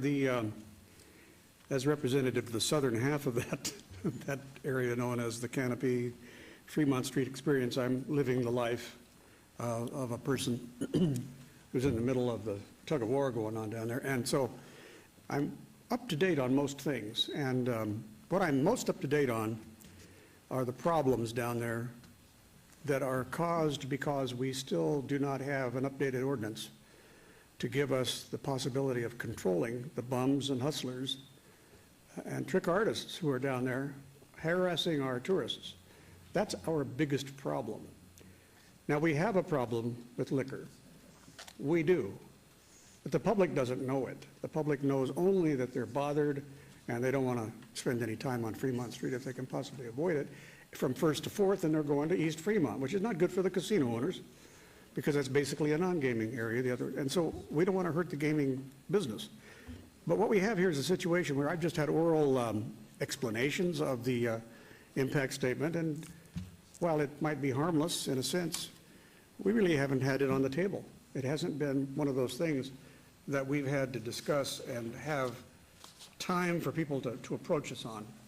We've had time to people talk to us about Bill 49, but not 14. And as I am very reassured that management believes that this is a harmless measure.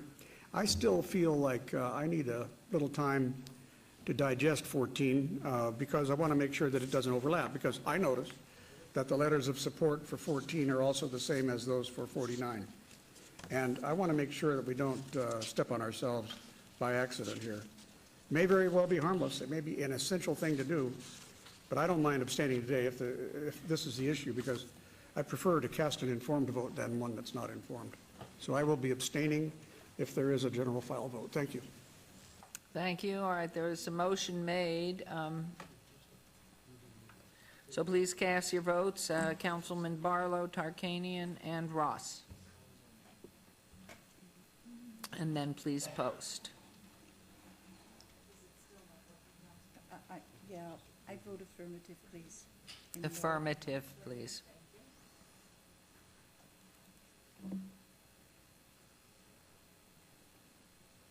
And the motion carries. I think your points are well taken, Councilman Coffin, and I know we have been discussing with legal what can be done, and that's a process that has to be ongoing because we do have the First Amendment rights, which is what we are always talking about. So, Mayor, I was going to pro tem you. If I could, Your Honor, 2 council members have abstained, and we need to have reasons on the record for the abstention. Okay. I'm sorry, 2 council members have abstained, and it's the rule of this governing body that when there's an abstention, there has to be a reason placed on the record. Well, I'll be happy to say that my reason will be the reason that I stated, so that reason may be placed in the record. My prefatory comments were made. You can put them in verbatim if you like. And my reason is the fact that I believe that we have an opportunity to push this to the 21st to give myself an opportunity to review a document that was presented to me the day of council, which I don't appreciate.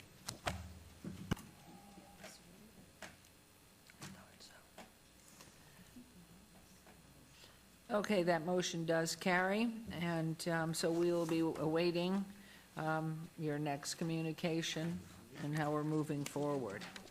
Our agenda item is number 33 in the administrative report regarding an update on the Southern Nevada Strong Regional Plan, current outreach efforts, and the Las Vegas Opportunity Site Project, Las Vegas Medical District, from the City of Henderson, Councilwoman Deborah March, Chair of the Southern Nevada Strong Consortium Committees, and that's all wards, and there we are.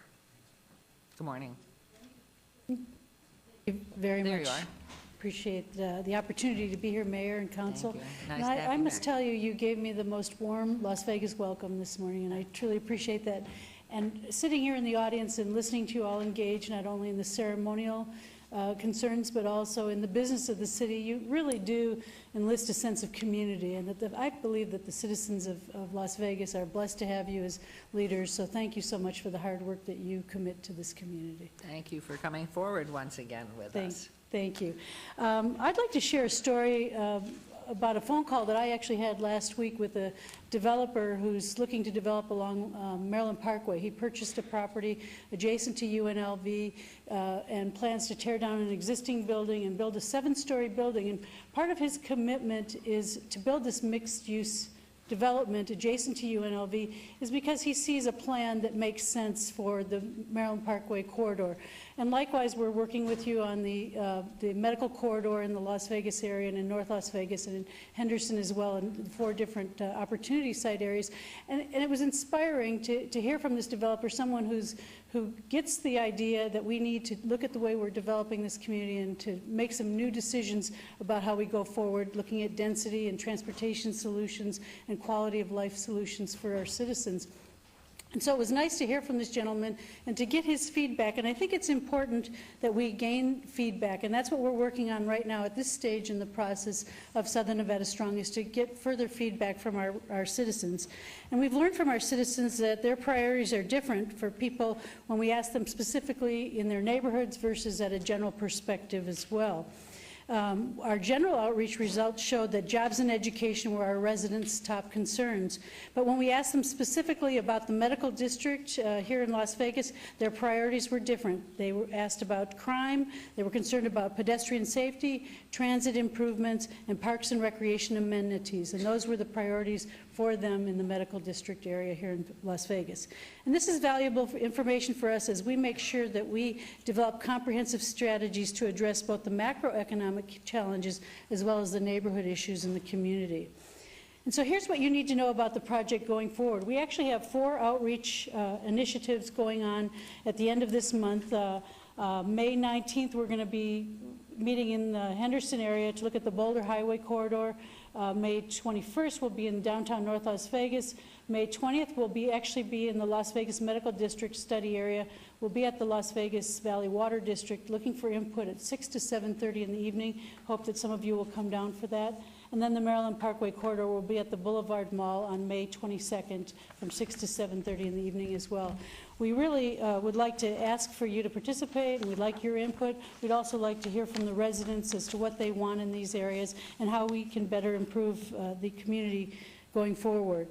So the draft regional plan is online at southernnevadastrong.org, and we have open comment until May 29th.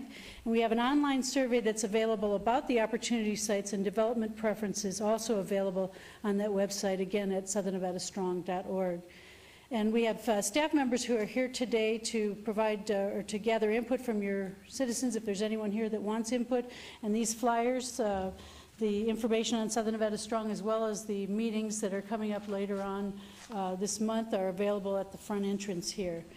We'll be wrapping up the opportunity site analysis throughout the summer, and then together with your city staff, we'll be asking for your acceptance of the Las Vegas Medical Plan by the end of the summer and early fall. And finally, the Southern Nevada Strong Regional Plan will be taken to the SNRPC and then brought to the cities in early next year, in 2015. Southern Nevada Strong's regional plan is the first federally recognized regional plan ever developed in Southern Nevada. This plan opens the door for our community to compete for additional federal funds to address the concerns and the vision for Southern Nevada. And as Alan Lakin summed it up nicely, planning is bringing the future to the present so that you can do something about it now. And that's what we're working on, is creating plans for the future for this region now. Excellent. I know the plans, long-range plans are wonderful, I-11, but when you just think of transportation alone, we need to move people now. Yeah. So in the long range, great, but we need to address this. Is wonderful. Thank you, Councilwoman. Any questions or comments, please? Councilman Ross. Thank you, Mayor. With your permission, Councilwoman, thank you very much for that presentation. I look forward to many more. If you would, make sure that we as a council get those dates sent to us so if we can fit it into our schedules and participate. Let me express to you personally my appreciation and admiration for you and taking this upon yourself to do so. There are many things that are going to come out of this, and I was skeptical at first, and you know that because I had this conversation with you as you started down this path. But I'm excited to find out what the results are going to be as we go down this path. And I want everyone to recognize too, this is a regional effort. This isn't just a Henderson effort, a Las Vegas effort, a Clark County effort. This is a regional effort to see how we grow up and what we're going to be and what we want to see when that day comes and how we do it better than the years we've done it in the past. I want to highlight something. I think at Centennial Hills Community Center there's a little stand with an iPad on it, and it encourages people to fill out information in about their community. And I think I was just sent recently a survey as well about our community. But did I see something about winning a free iPad? Yes, yes. If you complete it on that little kiosk, you can potentially win an iPad, a mini iPad. And I would think, Council and Mayor and Council members, that if there's one at Centennial Hills, out in the Northwest, there's got to be several throughout the valley. So I would encourage our residents and all residents throughout Southern Nevada to take the time out, fill that out, because we need that data. You need that data. Your team needs that data and information so we can make this community a better place to live. So thank you for what you do. Thank you, Councilman. It takes a village, and all of you are part of that village, and your citizens as well. And I'd like to acknowledge our staff who are here, Brittany and Melissa, if you could, thank you. And also Lisa Corrado, who isn't here right now, and Stephanie Garcia-Voss. Thank you so much. Thank you again. Appreciate it. Thank you, ladies. I just so wanted there's to a say report something only. here. Yes? I just wanted to say thank you for the great meetings that Nevada Strong has had. I've really learned a lot at them. It's obviously showing how you're getting everybody to work together, and very proud of what you're doing. Thank you also and all your staff. Thank you. Thank you. So this was a report only, and we'll move on to agenda item number 34. This is a report regarding an update on the status of the negotiations between the City of Las Vegas and the Las Vegas City Employees Association in reference to all wards. And good morning, Mr. Tarwater and staff. Good morning, Mayor and Council. Dan Tarwater, Human Resources Director. I also have with me Morgan Davis from the City Attorney's Office and Mike Scalzi out of my office as the Labor Administrator. They'll be doing a portion of this also. We're here today to simply give you a status update on our negotiations with the CEA union. Our negotiations started back in February of 14. We've had 6 meetings to date, and we have not passed articles on compensation and benefits yet. We'll be doing that very soon, but we have been discussing those items. We wanted to at least share with you where we are at. So with that, I would ask Morgan to give the first update. Good morning, Mayor. Good morning, Council. Morgan Davis, Chief Deputy City Attorney. As Mr. Tarwater indicated, we're here to provide an update on the negotiations that have been transpiring between the City of Las Vegas and the Las Vegas City Employees Association. However, with your indulgence, before I do that, I just want to do a quick personal shout out to a colleague of mine, Terry Ponticello. I'm not sure she's watching today, but I just wanted to say hello to her. If you don't know, she recently underwent surgery in Los Angeles to donate a kidney to her brother. That was successful. She's been in LA for about a week. She's back in Vegas now recovering. Everything seems to be going great. We just wanted to let her know that our office is very proud of her. We miss her. We look forward to her being back in a couple weeks. On to collective bargaining. I guess I could also, with your indulgence, just mention that my children, Max and Mara, also did the Great American Challenge, and they have that medal hanging in their bedrooms, and it's one of the proudest things that we have. Now back to the real item of business today. As you know, collective bargaining and negotiation with public sector employees in Nevada is governed by Nevada Revised Statutes, Chapter 288. In 2009, the Nevada legislature added provision to that chapter that requires any approval of a collective bargaining agreement, an extension of a collective bargaining agreement, a modified collective bargaining agreement, or a similar agreement to be presented to the governing body, approved at a public meeting, and would require the chief executive officer, in our case, city manager, to make a report on fiscal impact. Shortly after that law was added as a matter of policy, we at the City of Las Vegas, in harmony with the spirit of that bill and our attempt to be as transparent as possible, started giving you updates prior to getting to a tentative deal. We think that giving you these updates gives the citizenry a much better chance to know what's going on instead of waiting till the item is being voted on. So that's why we're here today. Starting in 2007, 2008, you'll recall, in response to the severe financial havoc and the revenue decline that was a result of the Great Recession, we engaged in a series of efforts to negotiate reduction in labor costs with our collective bargaining units and made adjustments to our non-representative units. As you'll recall, particular to the CEA, one of the very significant items that we eventually negotiated was a reduction in the paid work week from 40 hours to 38 hours. This was done effective beginning the calendar year of 2011. Since that time, Las Vegas City Employees Association has requested that we increase the paid hours per work week back to 40. They've been in front of you on a couple of occasions. They've made multiple requests of management. Management has attempted to discuss that item on numerous occasions. In fact, on 3 separate occasions over the last year, we sat down, thought we had tentative deals. We're hopeful we could bring them to you. One deal we thought we had in place in February of 2013 was rejected by a CEA membership vote. We didn't give up. We went back. We tried again best we could. In May of 2013, we thought we had another tentative deal that we were hopeful to bring to you.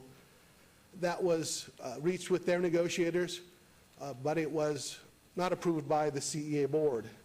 And most recently, in September of 2013, just before we begun the current negotiations, we thought we had, yet again, a third proposed agreement we could bring to you, the central piece being a increase of the work week from 38 to 40 hours. That didn't happen. That was also rejected by membership.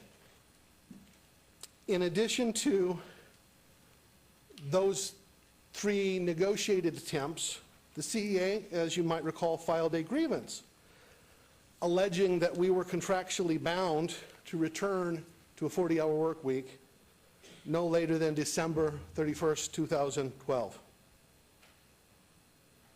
That grievance was filed and processed. It went to arbitration last summer. We had a 3-day hearing.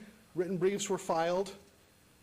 The arbitrator in late February issued his decision and award, which in essence stated that there was no agreement, there is no legal obligation to return to a 40-hour work week, either in December of 2012 or at any time. We are now in negotiations. We have not, and Mr. Tarwater indicated, begun passing proposals with the economics, so we don't have an official article that's been passed to us, but it's clearly our belief, and we fully expect one of the key items now that we're into the economics is going to be a proposal or a request from LVCEA requesting that we increase the paid work week from 38 hours to 40 hours. I think Mr. Scalzi's here going to give you some detailed breakout of the items that we have talked about so far. And at the end, I'm here if you have any questions. Thank you, Your Honor. Thank you, Counsel. Mayor, council members, Michael Scalzi, Labor Relations. I'll give you a brief update on our discussions with CEA to date. As Mr. Tarwater indicated, we've had 6 formal meetings, and the 7th is scheduled for this coming Monday morning. We've reached tentative agreement or approval on 10 of the articles. You see those on the screen. These articles that you see are mostly language and housekeeping cleanup, so some might suggest they're the easier articles, and they are. So those are basically done. The next are 8 articles that we are still in discussion with, but we are reasonably confident that we will reach agreement on probably over the course of the next meeting or two. So these we would consider to be having approval on also. The bulk of the articles that are remaining are all economic related, and they're the tougher articles, and those are the ones that Mr. Tarwater is going to talk about right now. Dan Tarwater again, Human Resources. Through our discussions with the leadership with the CEA, we anticipate that there will be a request for their members to return to the 40-hour work schedule, which would be about a 5% increase in compensation. We believe there will be a cost of living request of 2 to 3% through our discussions. However, we haven't received a formal request yet. And we believe the reaffirmation of the step increases, albeit not everybody's receiving a step increase. Many of the membership are topped out at the pay schedule or Y-rated through the Siegel study. And then we've had discussions about with the LVCEA that they would not like to do a PERS sharing as if the PERS increases in the future. They would want the city to be paying for any of those increases. So we believe that will be an item that we'll be talking about too. And so with just those alone, we've anticipated that being anywhere from an $8 to $10 million increase. Let's move to management's position. Our positions that we have discussed with the group right now have been fairly clear, and that is probably the main one, the top one.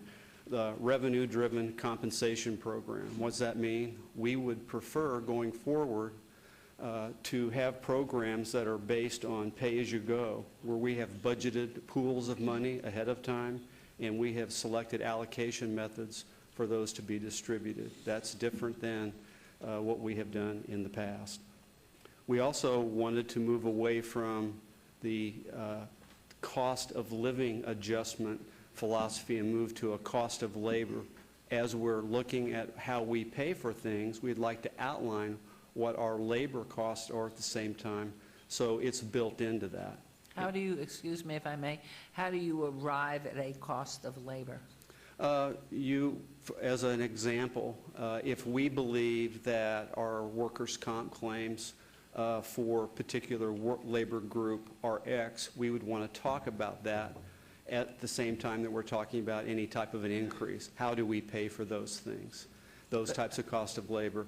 And any cost that would be attributed to compensation or benefits going up would be a cost of labor discussion, as opposed to just simply talking about entertaining a 2 or 3 or 4% cost of living increase. We would like to also talk about what our current cost and future costs would be before we determine an outcome on compensation. Would that be unique to us regionally, moving to a cost of labor versus the COLA? Yes. Is that something that's unique we would be doing? Well, I believe calling it a cost of labor is unique. I think discussing it, depending on where what region you're in, I believe there are those discussions. I just don't think they carry them through the formula to reach an outcome on compensation. Okay. So it is unique. Thank you. The third one is really trying to get away from automatic step and cost of living adjustments. Automatic would be reversed, and we would be looking at anything that we do go forward would be based on some type of performance metric, whether the city's performing well or whether individuals are performing well versus automatic adjustments. That would be our philosophy moving forward. The next item I think you're very familiar with, and that is capping accrual rates for vacation or annual leave and sick leave, and really presenting a new employee model, which we have done in almost every labor group. So that is not new. The next item would be to cap and roll longevity into base pay. It's my personal belief longevity is a benefit that's really outlived its usefulness, and almost it's been eliminated almost throughout the valley. So we're moving towards that in all labor agreements. And then the cost-sharing benefit model for all levels simply means large benefits such as our group health insurance. Right now, we have typically in the past paid for employee portion totally free, and then we've charged portions out depending on which tier that employees have selected. We'd like to really go back and look at that model and maybe make it, I consider it more fair on how we assign costs to those. So we're really cognizant about how that works for all groups and get away from the just totally free insurance for the employee at some point in time. That's a good discussion. And then the last three here are really just administrative items that we thought were important to talk about with the LVCEA. So basically, in summary, our contract with the LVCEA expires here next month on June 22nd. We would certainly hope to have an agreement on or before then. We've had 2 failed deals that were voted on in February and September. We don't have an obligation to return to a 40-hour work week. And one of the items that we're very concerned about, as I think the leadership of LVCEA is too, is that 73% of their members are at the range max of the pay schedule, or they're Y-rated. There's no place to go. And we believe the new compensation program that we'd like to discuss with them would answer a lot of those questions. And I think that'll be one of the main topics as we get into our meeting as soon as next Monday. And then either side may declare impasse, which we have done in the past with other labor groups. And when we do that, we've come to the council and explained what that process would be moving forward. So with that, myself and my team would be happy to try to answer any questions you might have. When would the next report be brought to us? We haven't discussed it. Typically, we sit with the city manager and tell the city manager how much progress we've made. And so at that time, we would take her lead on when we'd come back and report out to you. Be something more significant than from where we've ended today. So obviously, based on the deadline of June 22nd, certainly at least sometime in May again? We can do that, yes. It will depend if there's any progress. Right. You know, if there's no progress, there's nothing to report. We'll assume there's a status quo and but- we don't hear. And as you can see, some of these linger long after the contract's expired. Right. So, you know, if there's something that we need to report out, we will. Hopefully, it'll be that we've reached a resolution and, you know, that we're moving forward. But we don't know because all the economic proposals are not on the table yet. Thank you. Any questions, comments, Councilman Beers? Thank you, Mayor. I was under the impression that the legislature had changed the PERS rules sometime in the last 5 years so that future increases in the rate would be split 50-50 and that was a legislative mandate, yet that appears to be a bargaining point. Mark? Mayor, Mark Vincent here, may I answer that question? Thank you. The PERS Act has always required that the contribution to PERS be split equally 50-50 between the employer and the employee. In the 1970s, they introduced the concept of an employer pay plan where it was cost savings to both the employer and the employee if the employer made 100% of the contribution, but the requirement under NRS 286.421B says that the employer then must deduct the employee's share, their half, from their compensation. And you've been seeing that we've been doing that in our current collective bargaining contracts. Anytime there is a PERS rate increase, while the employer makes that contribution, half of that is deducted from all the employees' rates of pay, with the exclusion of elected officials because they're exempt from that requirement under the PERS Act. So it's always been there.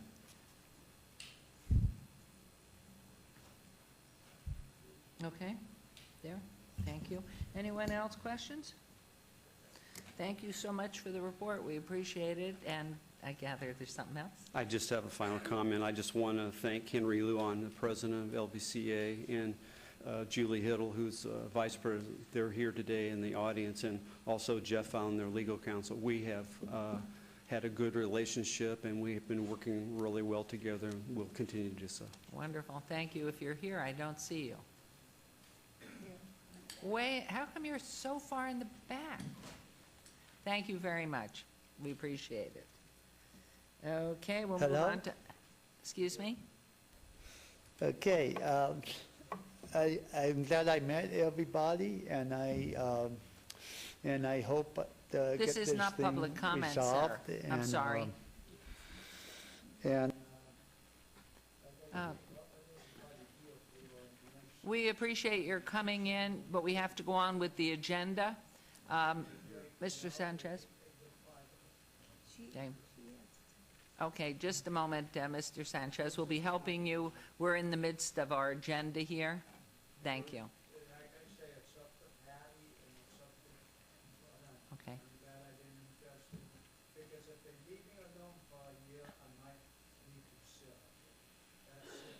Thank you. Thank you. Thank you. We will move on to agenda item 35 now. Excuse me? Did you, Councilman Coffin? I hear you. Oh, okay.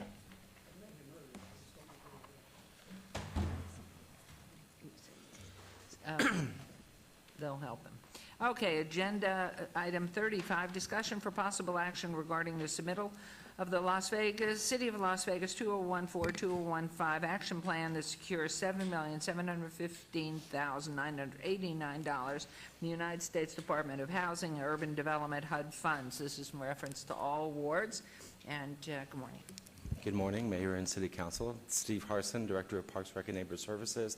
I also have with me Community Resources Manager Tim Whitwright, who actually authored the document that we're requesting your approval on.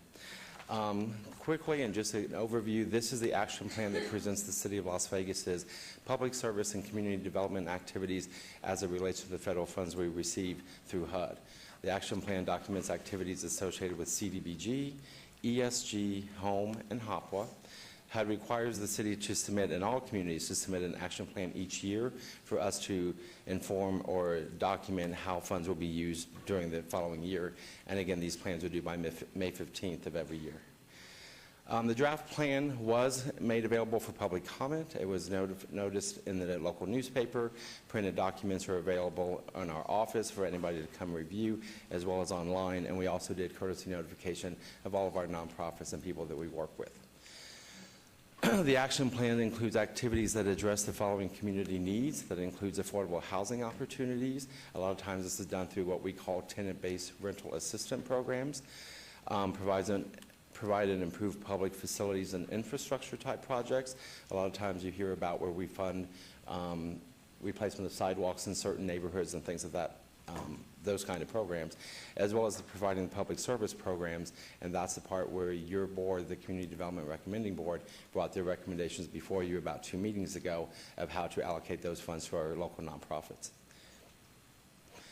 Again, reiterating the action plan incorporates CDRB recommendations as well as all the coordinated efforts we do with the other departments and working with Public Works when it involves any kind of infrastructure or public facilities. This gives you a recap. The total federal entitlement is $7,715,989. This is again captured in the document. It includes the 4 funding categories, and we broke it out where there's a program project admin piece, but as well as the public service, and that's the part that we work with our local nonprofits. It includes all the administration costs as well as other activities, again, such as bond payments for such as STUPAC and things of that nature. Excuse me, if you could just stop, go back Sure. right there if you would. What was the amount that was received last year on the CDBG? I will throw that to Tim. Sorry, Tim Whitright. CDBG last year was 4.4 million total. Okay, thank you. Just a point. So that gives you an overview. So all we're requesting is your approval so we can submit this plan to HUD. And I'm sorry, do you have a question? Okay, questions, Councilman Not trying to cut Barlow. you off, I'm sorry. I appreciate that. Tim, you mentioned that it was 4.4 million of CDBG total last year, correct? Correct, yes. And in your presentation this year, it's 7.7, if you go back to the last slide. Yeah, sure. The 7.7 actually includes several. That's your CDBG, the home, HOPWA, and ESG combined. So CDBG is just one portion. So we've Okay, actually so- lost money. That's what I was trying to Yeah, get oh, I'm at, sorry, as yes, far as and- trying to identify if we've actually gained or lost, because 4.4 last year and you're showing 7.7 this year, so I wanted to see as far as the breakout. So really for the FY 14-15 is 3.9. So we lost just shy of $1 million in CDBG? Actually, that would include your public service dollars. So we actually came out fairly even this year, per se. We did lose in prior years, however, and unfortunately, the word we're seeing right now is that as Congress is looking at the funding, they are proposing a deletion of funds again this year. So they're looking at a reduction again. Okay, thank you. And when might those come in? I mean, when would we be notified of the increase? Sure. Those are the discussions that will be occurring right, with Congress over the year. That's going to be for our next funds, July of 15. Okay. Thank you. Any questions here, Council? Wonderful. So I'd entertain a motion on this, please. Move for approval. Thank you. There's a motion. Please vote. And please post.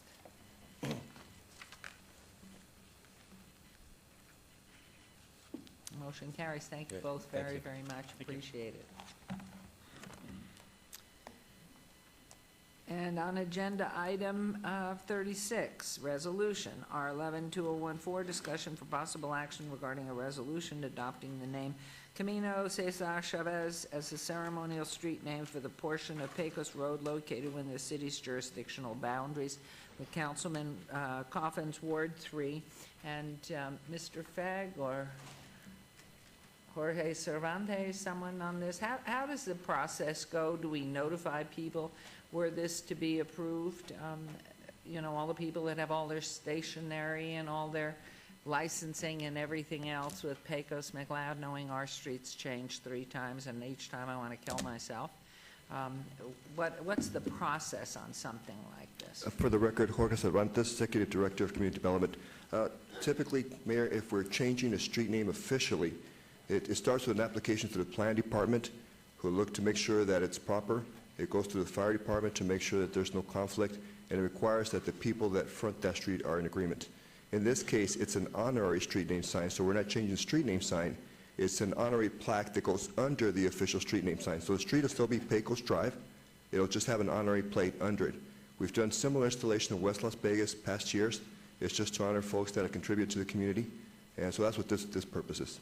And does this go on at every block, or every single sign where it currently says right underneath it will say in a different color? What does the street sign look like? I must not be paying attention. That's correct. It goes under the existing street name sign on every cross street.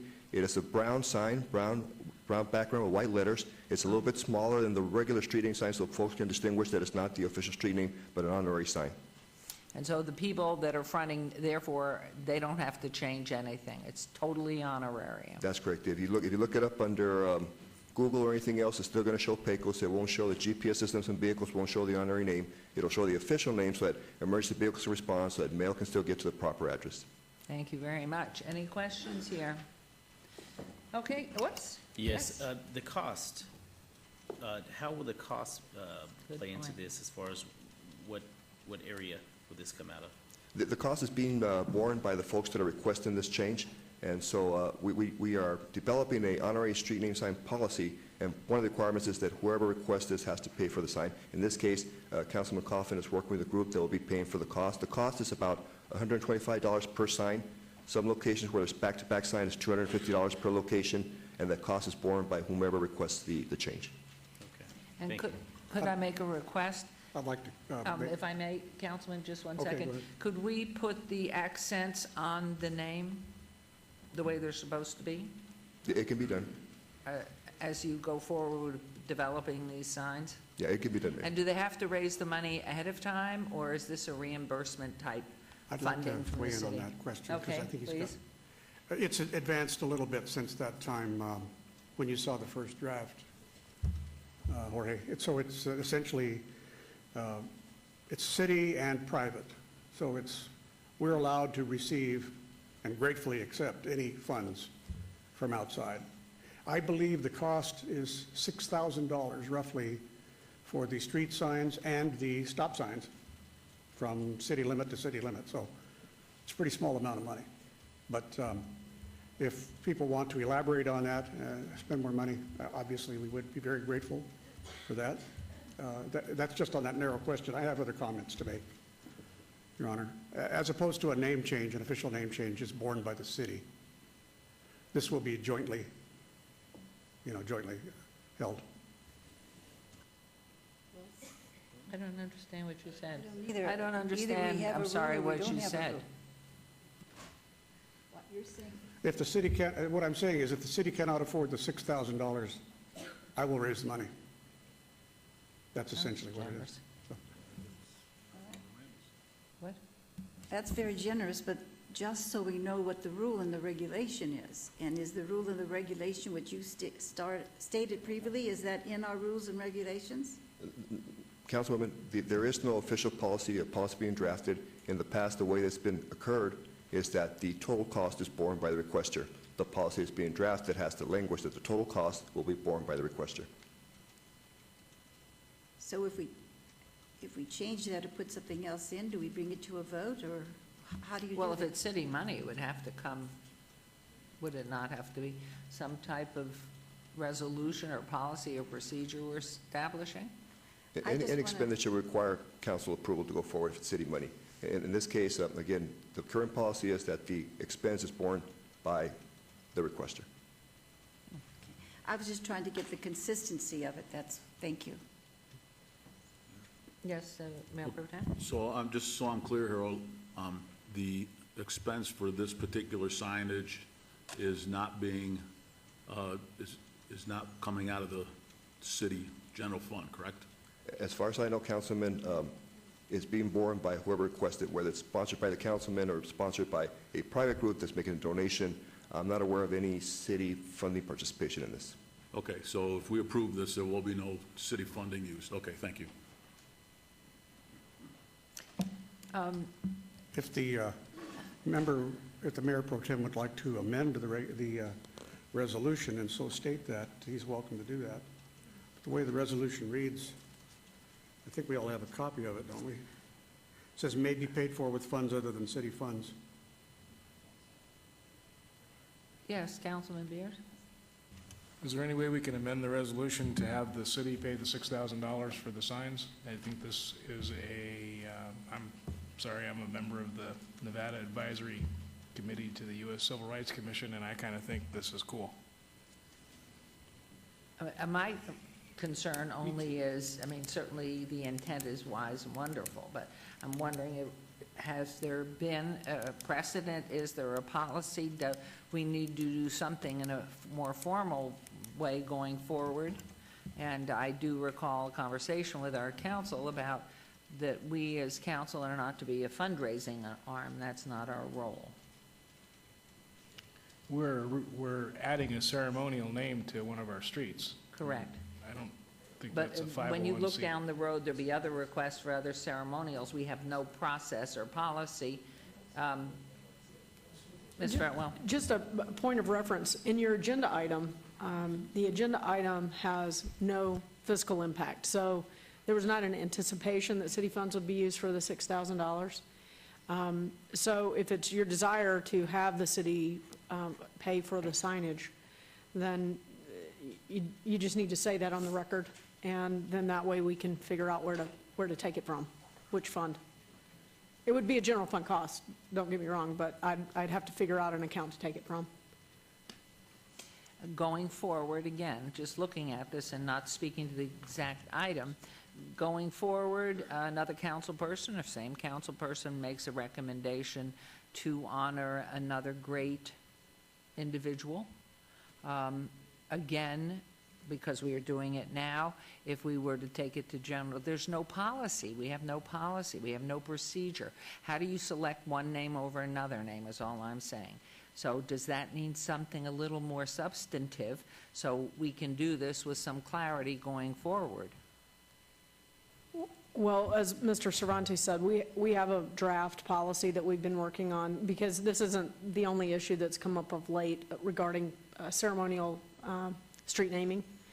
So that is something that we need to finish up, and I know that Jorge is trying to address more than just this kind of process and have some pretty very clear criteria for, you know, how these decisions would be made. All of them would come back to you, by the way. So there would be no ceremonial naming decisions made without the council's approval. So I think we've got the infrastructure in place to be able to inform our decisions going forward. Typically what we do is we try and seek donations for these types of things. But of course, it's the council's call on whether or not it's an investment that you'd like to make, because we're going to be making signs. So that's up to you. You just let us know, and we can consider that when we develop the policy too. But we can always build that into these agenda items. We can say the fiscal impact is $6,000 and we're going to use city funds for it, or there's no fiscal impact and we won't be. So it's just something that you need to tell us, and then we'll figure it out. Mayor, if I may ask a question. Jorge or Councilman Coffin, is there anyone from the private sector that has provided any source of funds to assist in this regard? I mean, it is such a worthy cause, and maybe the cost is not $6,000 if in fact there's someone from the private sector that has already committed to contribute toward this cause. Let me address that. Thank you, Councilman. Well, first of all, I'm a private citizen, and I'd be happy to bear the cost. And let's go back in on this thing a few months ago. I think at the request of Senator Bryan, retired Senator Bryan, Governor, we received a letter requesting that we change the name of Clark in front of City Hall to be, I think, Oscar B. Goodman Boulevard.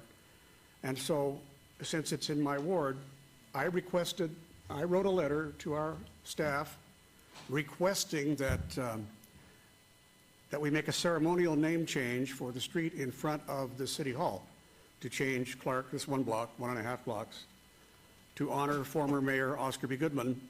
And also in the same letter I said, and also I also request a resolution. That was the first thing was a resolution, because you can do resolutions real quick. So then also the letter said, please also draft a resolution to rename, or not to rename, but ceremonially name Pecos Road, Camino Cesar Chavez. So they both went in as a package. I either received a letter or an email from somebody in city management who said, no, we'll proceed with the resolution on Mr. Chavez, but we're taking care of, the city will pay for the naming of the Goodman Street. And so I thought, well, you know, it certainly seems fair. I've never heard of that. That's how it was. That's how it works. If we're going to do an official naming, we should pay for it. And I think that's honorable. And so I have no objection to paying for that, for Oscar. But I want to make sure that you understand that my intent was for both of these names to be done the same way. The nice thing about doing a ceremonial name change is that, and I know we can quibble over the $6,000, but I think the main thing is that your business people, your residents along Pecos will not have to change anything. They will not have to spend a dime, which is where you take years and years and years to accomplish this sort of thing. Now, for at least 20 years, people have been making an attempt to name a street after Cesar Chavez. They have always failed in the end because either a business community resisted changing it, or the council members lost their nerve and did not do it. So now we have the situation in front of us again. I would be very happy to make sure that it's clear and understood that I and other members of the private sector will pay for all expenses relating to the Camino Cesar Chavez ceremonial street naming, and I so move this as an amendment to the resolution in front of us, and I move for its adoption as amended. And I'd just like to comment, because even though I'd heard rumors of this wonderful honor for my husband, it had never come before me in any format, so I would have been asking the same questions. Who's paying for it? What kind of a sign is it? Are we renaming the signs?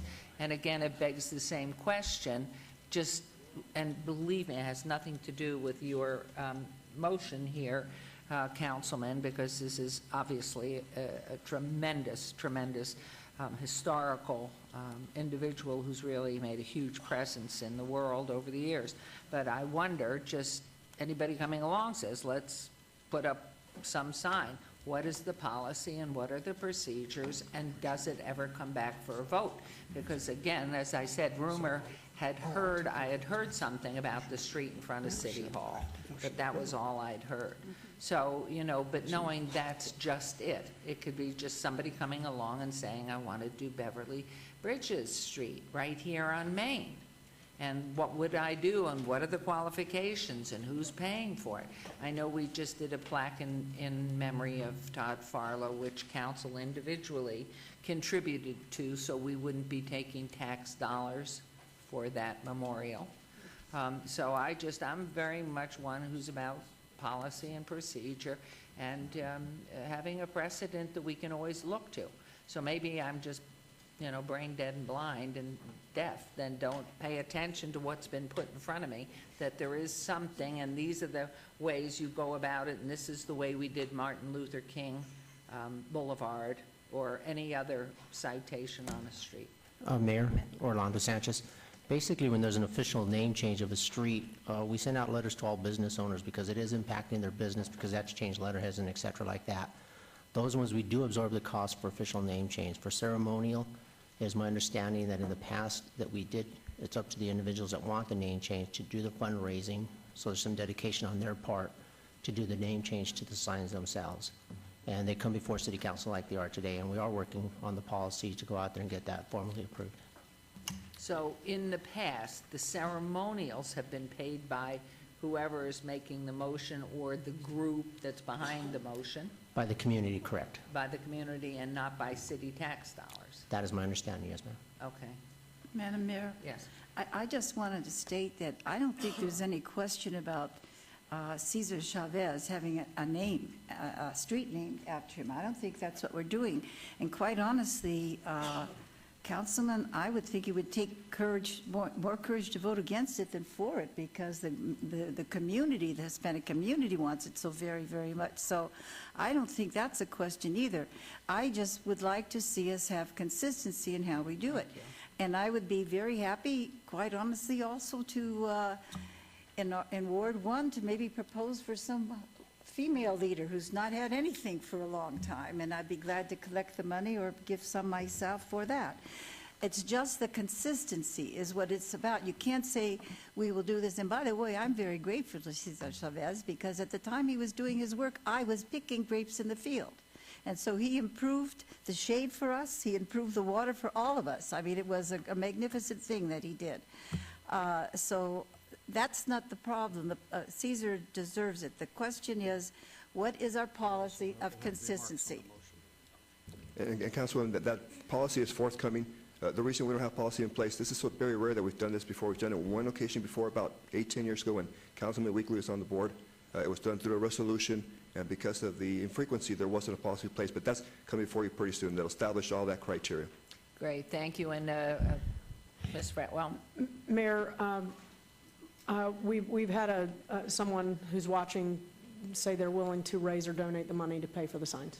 I just want you to know that. So there's already someone from the community that has indicated a willingness to take care of it. Thank you very much. On the record, someone is called in ready to help fund that. Thank you very much. All right, there's a motion. Do you want amendment to that? I'm sorry. Your Honor, I'd like to speak on behalf of the motion yes. now. Yes, please. And again, the motion is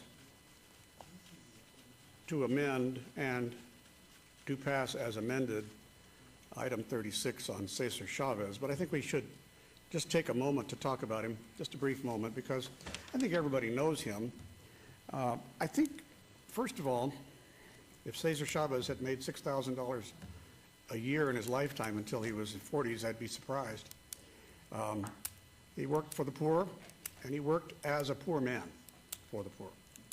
And he always put the people ahead of the money. He always put the welfare of all human beings ahead of bloodless corporations, which chose only to really exploit the little people. And were successful with the government's collusion of California state government and the federal government of importing labor, working them for slave wages, and keeping them in the equivalent of internment camps in California. Gradually, his influence expanded as he had his head beat in and as his other friends had their heads beat in and they were kicked. And Cesar undertook fasts because he was a nonviolent man. He believed in the works of Gandhi. He believed that nothing is really accomplished by hurting another human being, which was his way of saying, I'm not going to exploit those who are for, and I am not going to physically hurt those who are against. And it was a wonderful model for our United States. Let me just say that everybody should remember that Cesar Chavez was born in the USA. In that great year, 1927, when Babe Ruth hit 60, Lindbergh crossed the Atlantic, and my father graduated from high school. All noteworthy. But what we don't remember is his position on representation of working people. You know, Cesar was not one for open borders with no limits. He wanted everybody to become a United States citizen. He believed in disciplined immigration. Now, he had no way of knowing, even in his later years, how much the economy of this country would depend on a flood of immigrants coming into this country. For example, the houses in Las Vegas over the last 25 years could not have been built without a lot of labor that came in, imported by developers with connections who somehow always managed to stay out of trouble. And they did their job, and many of them have stayed, and that has caused sometimes a little bit of a point of friction about somebody like Cesar, because it's usually people who don't realize that he was a U.S. citizen and that his father was also born in the United States. He had a heritage in the United States as long as mine and as long as yours. And I think that keeping in mind that, let's also talk about political correctness, because as we see these signs go up, let's remember that you can call him Caesar, you can call him Cesar, you can call him Chavez, you can call him Chavez. I don't care, and he didn't care. His friends, his family has told me, alternately used those names for him because he was U.S. born. It was just anglicization of the name. So it was common. And so no one is going to pull you up short and say it's an insult to his heritage if you don't call him by Cesar with the tilde or the comma. Sorry, I'm forgetting the actual punctuation name above the name. They were not really necessary on the street signs because they would be obscured by distance. No point in putting those. We've got here is signs that are not going to be illuminated. They're not going to confuse people because the regular street signs are lit. And the regular street signs are $2,500, those with lights behind the letters. They're pretty expensive. These are a lot cheaper. That's why I can afford to pay for them. I don't know who called in, but I would wager that we probably have 100,000 people that would call in and help pay for this. And maybe we'll do that. But in the meantime, you can be assured that the city will not bear any expense based upon the concerns that are voiced here today. As a veteran with high honors, I think we can be proud to make this change. And I think the businesses and the people who live along Pecos in that area are going to be very proud of this. The businesses will be happy. They don't have to change their addresses. They don't have to change a thing. They don't have to spend a dime on their letterhead or their computer, whatever they do. It'll be fine. It'll be something that I believe is a proper way to name streets. It's a good example. There's been talk about a policy change. Well, whenever somebody comes up with a new idea, somebody always says, well, we've got to have a policy on this. But what happened in the past is that usually stopped the move. I'm not going to let that stop this now. I'm not going to get hung up on small details. This is going to be voted upon as I have amended, and I appreciate your support, Your Honor. Thank you. There's a motion, please vote, and please post. And if you are listening, whoever made that lovely call, we thank you very, very much. Chief, would you please place the former senator under arrest for not being at his desk?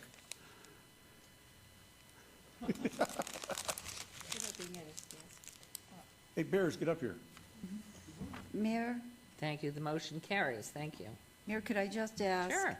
Because I just feel we should, as I said before, this was a wonderful idea, but I feel that what we need to do is have, I'm not talking about elongated policy, that you have to have an ordinance or anything like that. I'm just talking about something that is a guidance for those who come to us in the future, so that we can say this has been the practice, this is the practice. I just think that's the way we need to do it. Thank you. I certainly agree, because that's what I was trying to say, and just have some way to, as we go forward. All right, so thank you very much. It's a wonderful, wonderful motion, and we're all very excited about it and look forward, and thank you, Jorge Cervantes. Move on to agenda item 37. Did you say it passed? Yes. Agenda item 37, R12-2014, discussion for possible action regarding a disposition and development agreement between the City of Las Vegas and JLC Nevada Operations, Inc. to sell and improve city-owned property located at 1000 West Owens and 900 West Owens, commonly known as Nuclear Plaza in Ward 5. Councilman Barlow, Mr. Art, good morning. Hi. Thank you. Good afternoon. Bill Arntz, Director, Economic and Urban Development. Before you is a transaction that we think is going to improve an important shopping center in Las Vegas, in the West Las Vegas community. This property is Nucleus Plaza. There's actually a portion of the property that is privately owned and a portion that is owned by the city of Las Vegas. If I could get help from the back to refer to the overhead, the portion that is highlighted in red as we zoom in here is the portion that's owned by the city of Las Vegas. This portion, the developer and the prospective buyer that we have before you, Jay Cook, who owns the property which is adjacent to the east, has interest in purchasing the property, and in consideration of that is making extensive renovations to his own property, which include framing, exterior painting, exterior stucco work, as well as exterior landscaping. Some of this is already underway, as Mr. Cook is going to elaborate in just a moment. Some of it is to be done prior to closing escrow and purchasing the portion that is owned by the city, should you wish to move forward with this transaction. The proposal that we have before you is to sell the city-owned portion for a sale price of $2,124,360.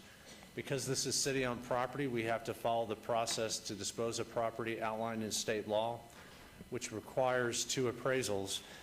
We did that, and the higher of the 2 appraisals is $2,940,000.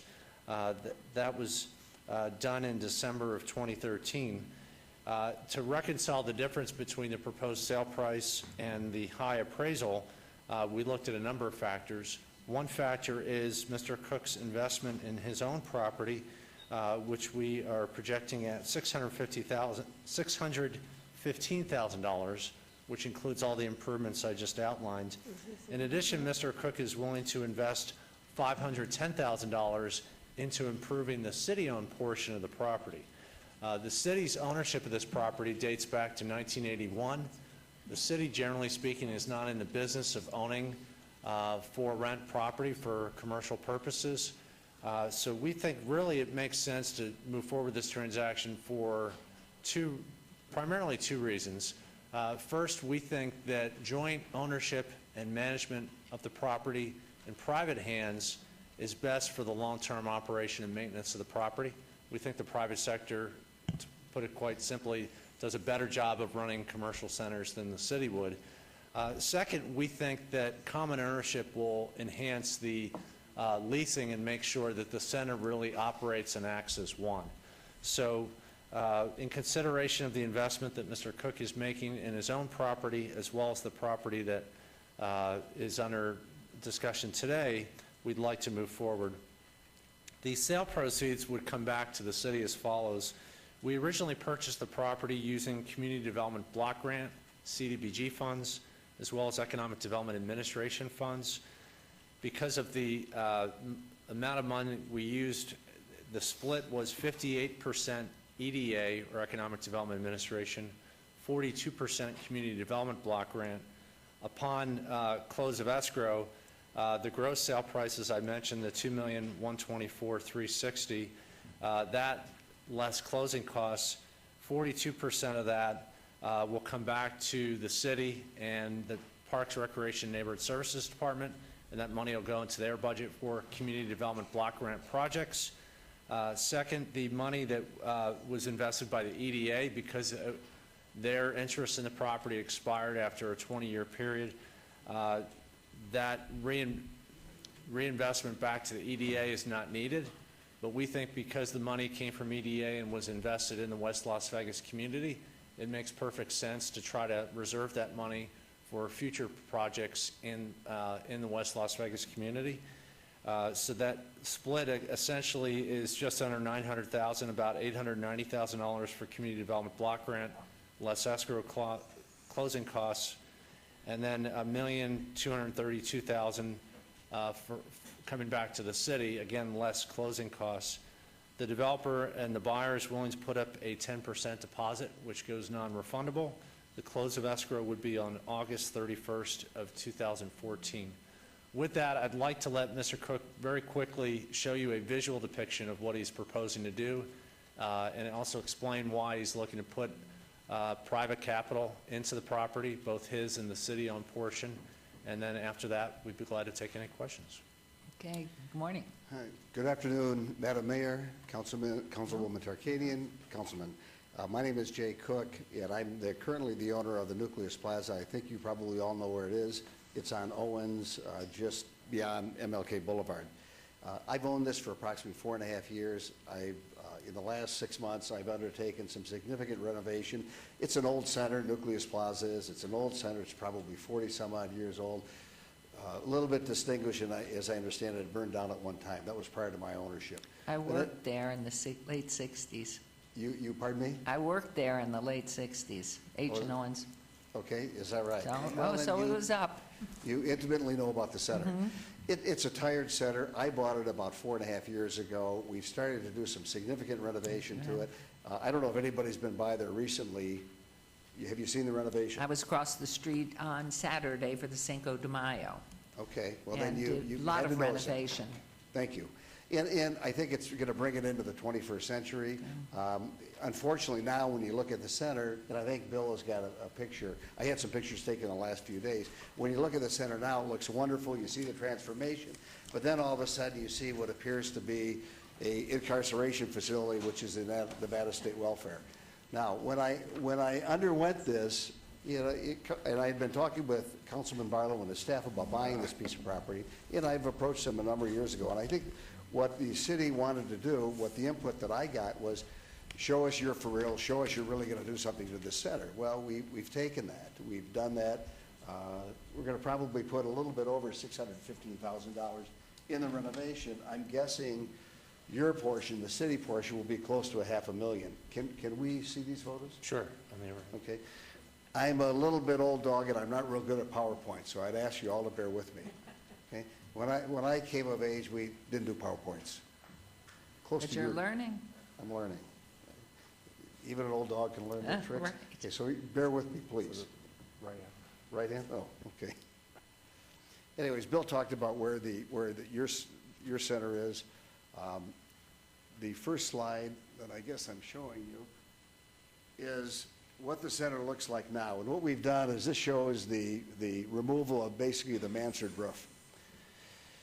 Second slide shows that we've done our demolition through all our center. If you look at the far left-hand corner, you'll see the City of Las Vegas piece, and that's the old Quonset hut. I'm a former military guy, and when I went to boot camp, I stayed in the Quonset hut.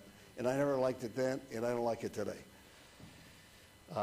This is a gated area. Now, the plans are for this particular gated area, there used to be restaurants and things like that in there. What my plan is to put a management office and put some restaurants back in there. We have a lot of people that service that center.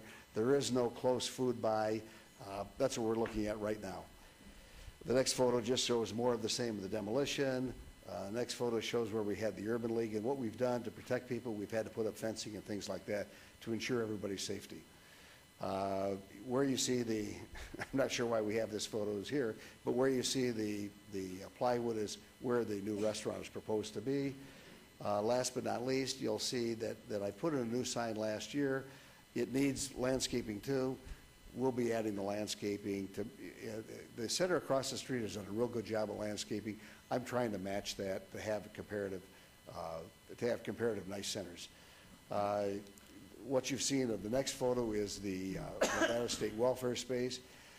You know, here we're talking about, you know, uplifting people and things like that. Personally, okay, for me to come into a facility like that, I'm not very uplifted when I come into that facility. All it does is says to me, I'm going into a jail. Maybe some of these people have been in a jail, and, you know, I would think that helps people with self-esteem, et cetera, et cetera. My plan is to take away the jail look. I just don't think it does anything for the neighborhood, the center, doesn't do anything for the people. Last but not least, I've got a couple photos of what the center is going to be. Now, I would draw your attention to what I'm going to call, for a better word, a Taco Bell top or a pagoda. Take your pick. Anyways, that has been framed, and then the, Councilman? Copper top, okay.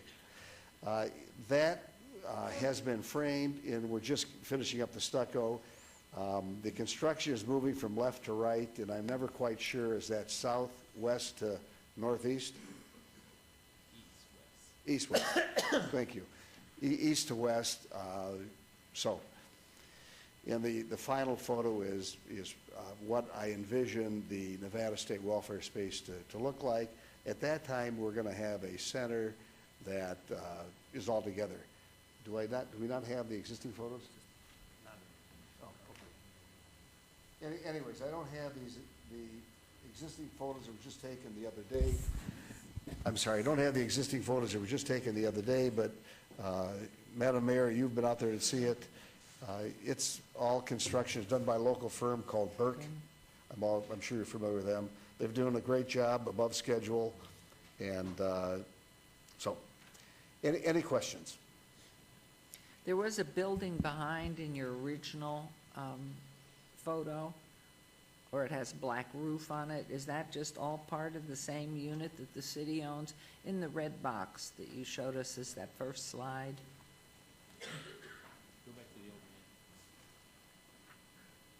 Pardon me? Yeah. I was just telling them to go back to the overhead. Up there in the, well, it's in the city property, but there's a building that has a black roof. Oh, Is that's that just welfare. all part of it? That's all welfare. That is all welfare, Yes, okay. ma'am. It's about Madam Mayor, it's about a 33,000 square foot building. I worked the other end. Nothing, I worked at the other end. Oh, okay. So that's why I don't remember that end. Out of curiosity, what did you do back then? I worked for the federal government, the Department of Labor, in a concentrated employment program, which was hooked with the EOB, Economic Opportunity Board, in counseling and job training, job counseling, alcohol, drug abuse, family counseling.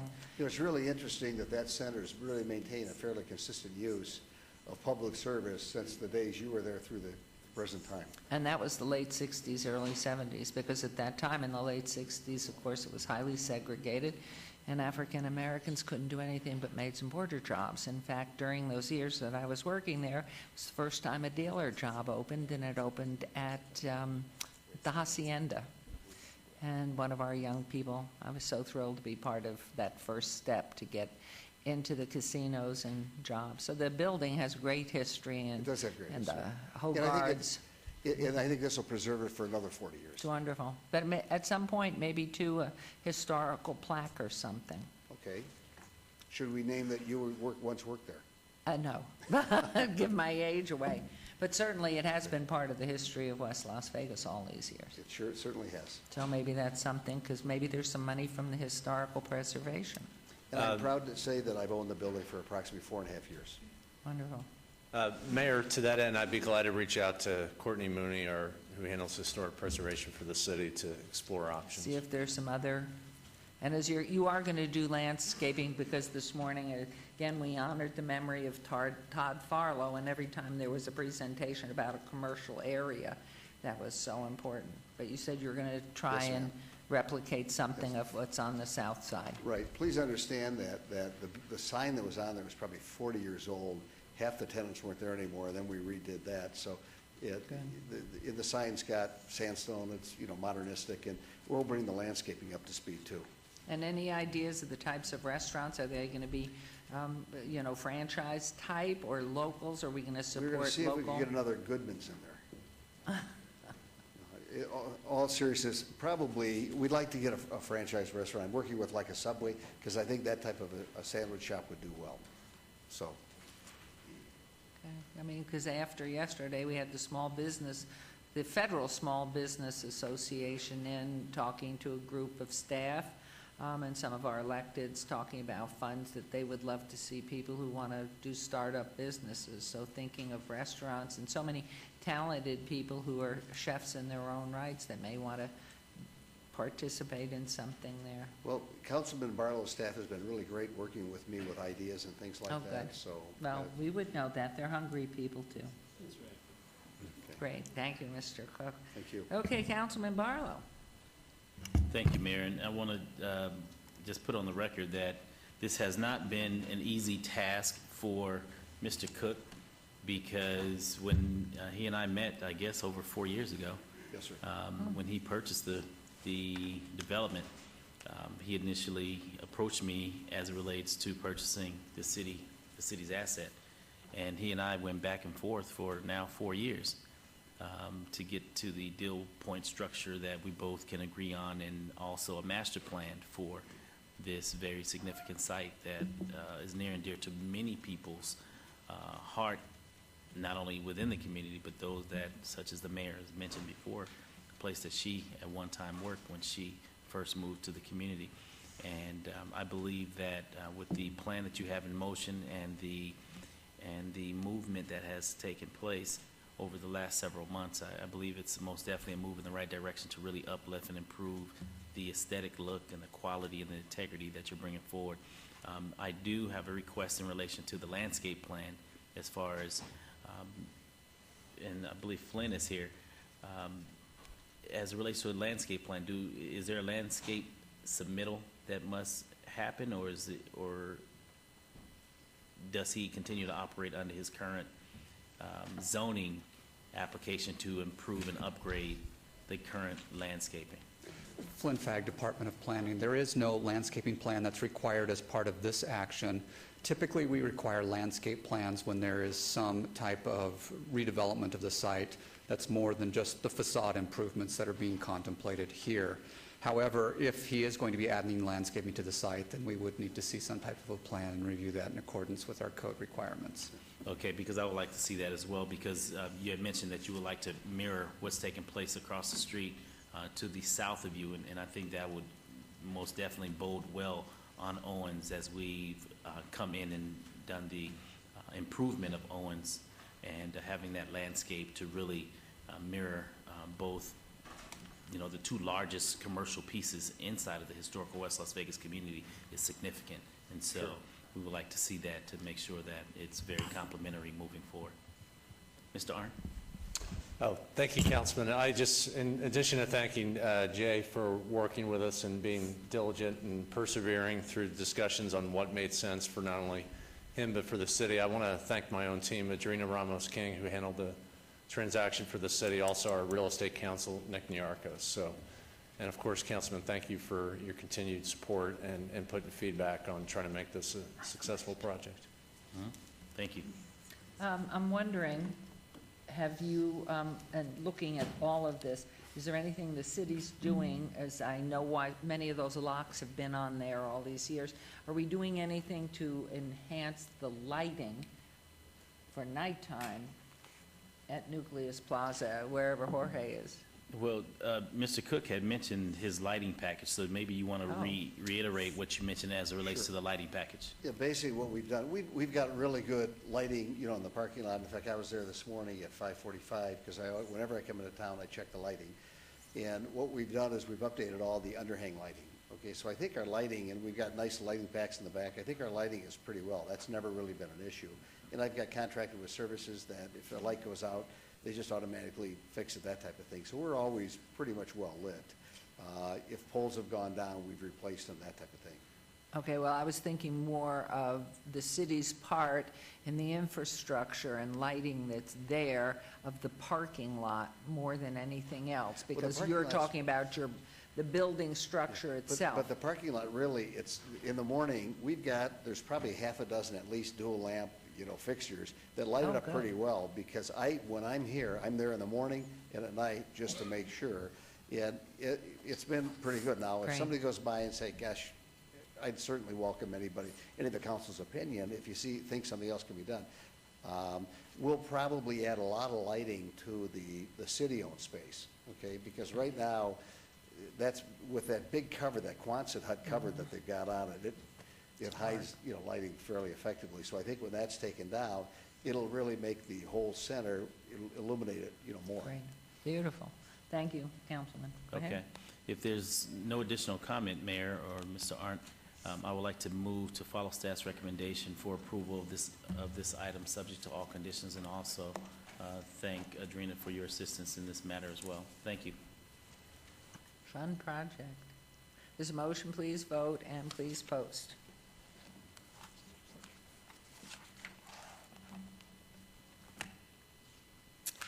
That's unanimous. Best of everything. Thank you so much. I've appreciated working with with Councilman's staff. They've been very helpful. Thank you for your time this morning. Thank you. Thank you for your investment in this city. Thank you, Mr. Arndt. Now, on to agenda item 38, boards and commissions, possible action oversight panel for school facilities. Councilman Bob Beers, his term did expire 12/31/13, and it's my understanding that he would continue to stay in this position? Yes, ma'am. This committee actually accepts a report on the work that's been done with the 1998 school bond, which has been fully expired and is no longer. So I suspect this will be disbanded by the next legislature. But until then, I'm willing to stay with it? Yes, Thank ma'am. you. I would make a motion on that to accept his willingness to stay appointed until further notice. So if you'll all please vote and please post.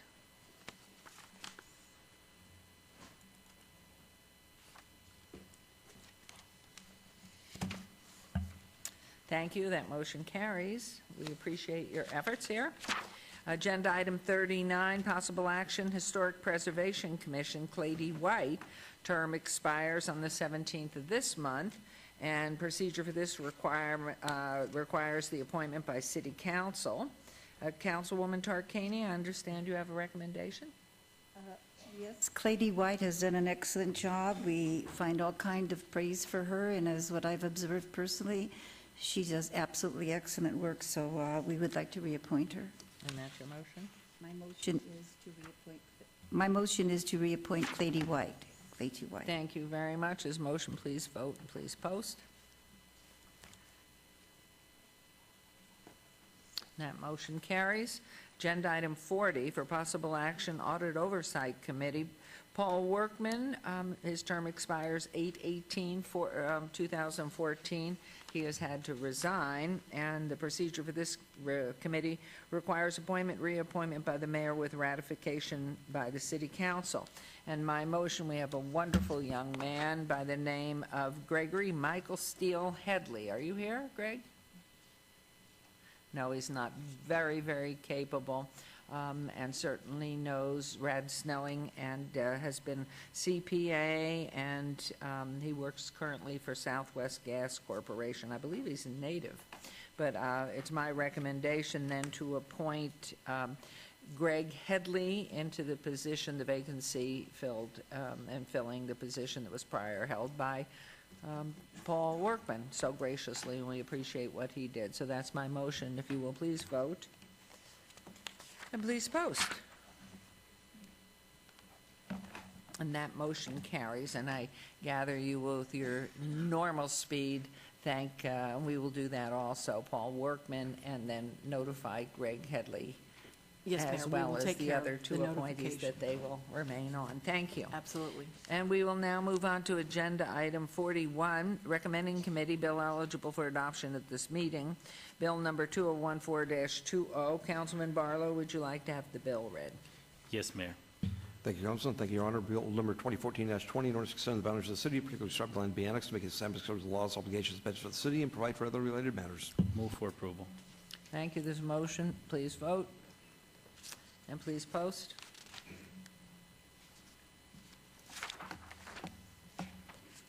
Motion carries. Agenda item 42, bill number 2014-21. Councilman Barlow, would you like to have the bill read? Yes, Mayor. Thank you, Councilman. Bill number 2014-21, in order to amend the Unified Development Code to provide that mixed-use development is allowed in the C-CB zoning district by means of special use permit and provide for other related matters. Move for approval. Thank you. There's a motion. Please vote. And please post.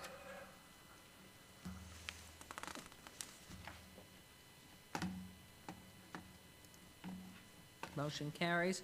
Agenda item 43, bill number 2014-22. Councilman Barlow, would you like the bill read, please? Yes, Mayor. Thank you, Please. Councilman. Bill number 2014-22, in order to prohibit auto repair facilities from using residential streets for the test driving of customer service vehicles except under specified circumstances and provide for other related matters. Move for approval. Thank you. There's a motion to approve. Please vote and please post. I had no idea, Councilman Ross, this was going on in your neighborhoods. A couple of unruly businesses. Okay. Oh. Okay, that motion carries. Can I just make comment on it, Mayor? It's unfortunate that a couple of businesses who will not comply with the city of Las Vegas, even when asked, continue to just do what they want to do, and we have to, this is a totally reactive ordinance because of misbehaving businesses. And Councilwoman, you understand in your ward. So, thank you. Exactly what happens in our Ward 1, too. Yes. With regular. And does that then incur fines? And that's the reason for the ordinance, is we had nothing to go after the businesses on. We couldn't threaten them, couldn't threaten to take their business license away or not renew their business licenses without some kind of act from the city council. So there was something missing there. We actually had to create that void. So, Mr. Jervik, thank you to your staff for helping. And it is a craft that. finable Yes. item then. Thank you. Okay, let's see. Agenda items 44 and 45, bills 2014-24 and 2014-25 will be heard at a later meeting. We'll move on to new bills. Items 46 through 50.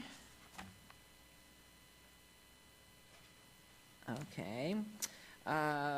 Excuse me, 46, bills 2014-26 through 2014-30 will be heard at recommending committee meeting on Monday, May 19th, 2014.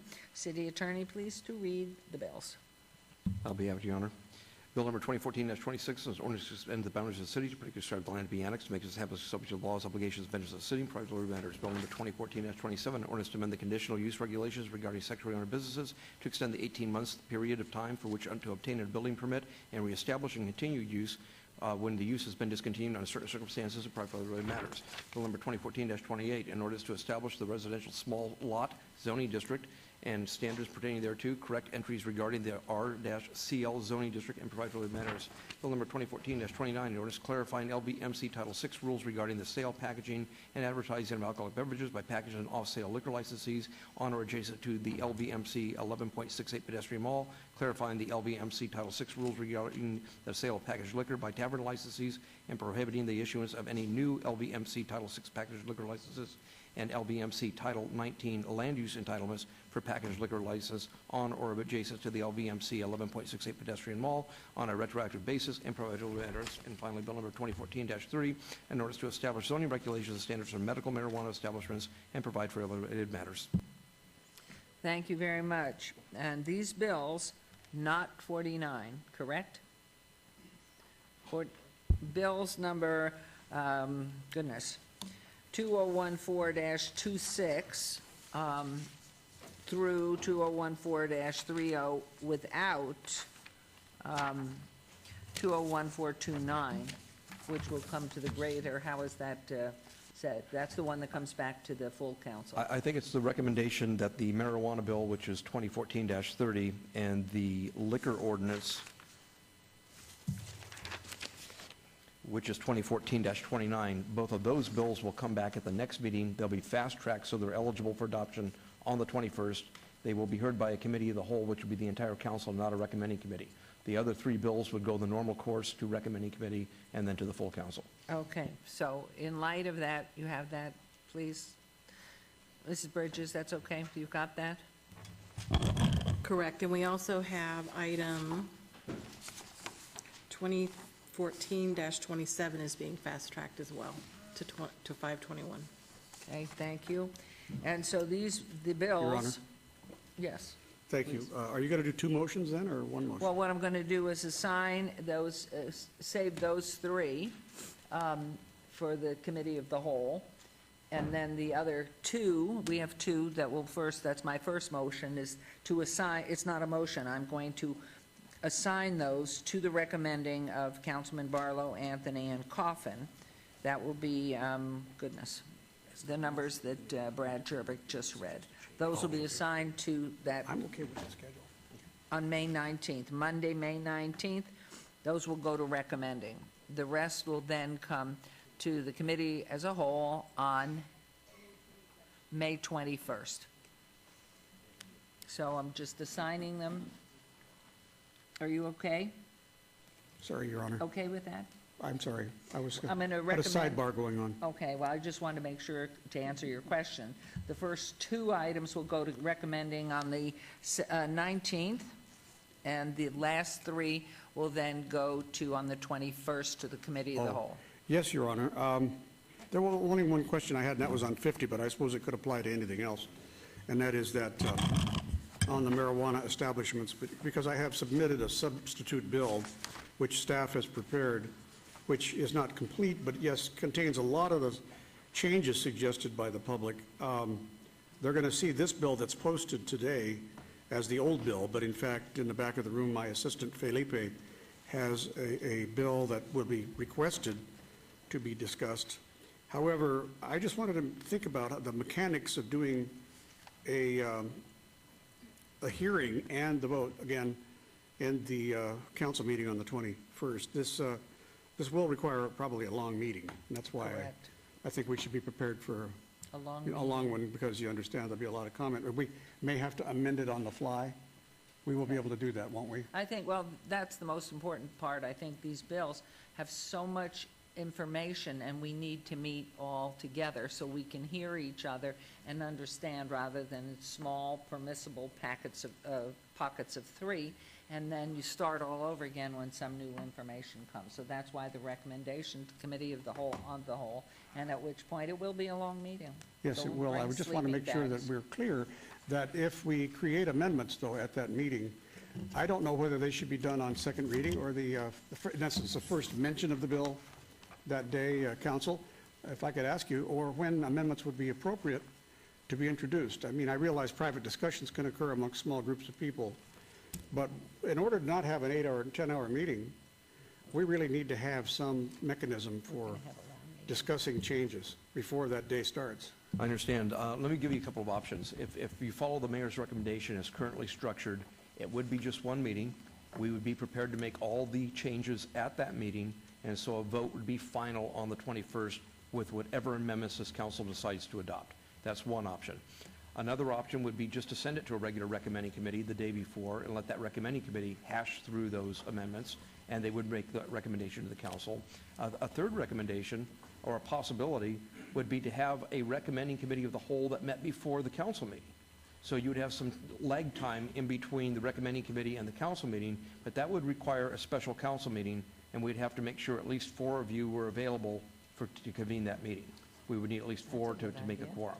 That could be held anytime, probably after next Thursday, given the open meeting law requirements. Will you follow up on that? Because I think that would be very helpful to get a lot of that discussed, Well, but where Your we're Honor, all that would only be together. 3 people, though, wouldn't it? 4, he said we can have, but it has to be open meeting. Oh, I law. see. I don't know whether, I'm not sure I disagree with the idea that we have the final thing in one big, you know, so we say sausage fest, but the idea is that it will be sausage, there will be changes that will be introduced that day, there will be 4 votes perhaps to approve, and it probably would be a good idea to have them printed that day and handed out to make everybody sure know what they're doing, because you got a lot of little provisions in here, and there are some members who have already approached me and said, can you make this little change? Well, okay, but I think that takes a lot of time, so it's a sausage fest. Just be prepared for lots of time, and so I'm not objecting to the schedule that you've outlined, Your Honor. I just want to make sure that we all understand that it will take some work, and it will not be easy. I can recommend just a couple more things you don't have to decide today. If you follow the mayor's recommendation, you still have a couple of options. One would be to hear it in the morning, take a recess, and see the printed version of the amendments in the afternoon before your final vote. Another would be to recess the meeting to a time certain, a day or 2 later, to make sure you got exactly what you want. And another would be, at that time, to recess it to the next meeting. But those decisions don't have to be made today. They could be made at that council meeting on the 21st, depending on how things go. And it could be made, I don't want to overstate it. I mean, it might be just going smoothly as Vermont maple syrup. So we can make that decision, Your Honor. You're the gavel. And He so wants to know what it tastes like. it's a special Pennsylvania sausage. Thank you. Thank you. Thank you Mayor, very much. Can I clarify that we're going to have Bill 2014, 26, 27, and 28 are going to the recommending committee of 519, and then 2014, 29, and 30 are going to full council on 521 at this Correct. time. Correct? I would just add, not to beat this to death, but the sexually oriented business one, I don't know if that needs to go to a committee of the whole on the same day. I think that can go to regular recommending and just be fast-tracked. Very good. Okay, yes, I think you have that. Great, thank you. So bring sleeping bags. Okay. 9 o'clock. 9 in the We changed it to 10 city clerk. 10 o'clock. Oh, it's 10 o'clock. Changed it to 10. 10 o'clock. And it's Okay. what date again? It's the 20th? It's 19th, Monday the 19th, in the clerk's office. At 10 o'clock. So now, let me just get myself squared away here. We go on to agenda item 51. Correct? Thank you. RQR 52375 Bance item public hearing. Applicant Regan National Advertising owner Gateway Motel Inc. for possible action or required review of an approved special use permit U0028-01 for a 40-foot tall, 28-foot by 24-foot off-premise sign at 928 South Las Vegas Boulevard, C2 General Commercial Zone, Ward 3, Councilman Coffin. Staff recommends denial. It's a public hearing. I declare open. Is the applicant or representative present? And if you would... Madam Mayor, may I just interject for a moment? Could you also read into the record item number 59, which is a related item? I think it would be in the best interest of our discussion today if we hear both of those items together. Great. We'll do that. And agenda item 59, ROC 53368, public hearing, applicant owner, Reagan National Advertising owner, Gateway Motel Inc. for possible action or request for review of condition of a required review, RQR 40298, of a previously approved special use permit U0028-01 to delete condition condition A, which states the off-premise sign shall be removed from the property within 6 months of the completion and illumination of the Arts District paintbrush gateway sculptures on Charleston Boulevard. The 6-month period for the removal of the sign shall commence upon notification of the applicant by the city that the sculpture is complete. A demolition permit shall be secured for the removal of the sign, and a special use permit for the sign shall be expunged at 928 South Las Vegas Boulevard. C2 General Commercial Zone, Ward 3, Councilman Coffin. In both of these, staff recommends denial, and could you speak to that, Mr. Vag, at this point, please? Certainly, Madam Mayor. This required review was last heard by City Council in February of 2011. At that point in time, Mayor Pro Tem Reese put a condition of approval on the required review that the sign be removed within 6 months of the completion of the gateway structures, the paintbrush structures, there in the Arts District. Staff went ahead and notified the property owner, the owner of the sign, of that in January of this year. The applicant and the owner of the sign has then submitted a review of condition requesting to delete that condition that they remove the sign. They're requesting to keep the sign in place. And so our recommendation for denial is that it's consistent with the action of City Council back in 2011 and the agreement of the applicant at that point in time to remove the sign. Okay. And in reference to 59, this has to do with the removal of the paintbrush? No, with the removal of the billboard sign. Only the billboard sign? Correct. The paintbrush stays right where it Paintbrushes is? stay where they are. How much did those cost? I don't know off the top of my head. Okay. No comment. Okay, any questions, comment? Councilman Coffin? Thanks, Your Honor. Well, that stretch of Charleston is a mishmash of signs. When the agreement was made on the record between Councilman Reese and the owners of the sign and the landlords, they had foreseen that the street would look different. It wouldn't just be this change, it would be a lot of other changes, and there'd be 4 paintbrushes instead of what we ended up with is 2 paintbrushes, which unfortunately are really lost in all the background clutter and foreground clutter along Charleston there. That stretch of Charleston is a project unto itself as far as trying to make it look better. But the point is that the paintbrushes would not be any more visible day or night if that sign was removed, because there are signs closer that essentially have the same perspective interference. I think, though, that in the hopes that something can be done about that street, I think we should have another required review before we were to extend the use here. It's too bad that first project wasn't completed, that is, ever really. But on the other hand, there's hope for the future. And hundreds of thousands of dollars were spent, and only half of the product was completed. So I think that it's probably a good idea for us to let them continue to show the sign. Staff, do you suggest, Flynn, 3 years? Yes, I would. If you're going to continue with the sign, I would recommend a review period of 3 years. What I'd recommend that you do is take action on item number 59 first to approve the review of condition, and then do item number 51. We have in the if approved conditions a review period of 3 years, which would be appropriate for a redevelopment area. And if I might, Councilman Coffin, it is a public hearing. Is there anyone here who wishes to address either of these items? Okay, I'll close the public hearing portion, and you, if you would state your name and who you represent and any comments you'd like to make, please. Hi, my name is Laura Drea, 520 South 4th Street. I work with the law offices of J. Brown, and Mr. Coffin is correct. At the time that condition was added into the record, Mr. Brown and Councilman Rees had thought that that sculpture would be the benchmark to the burgeoning arts district.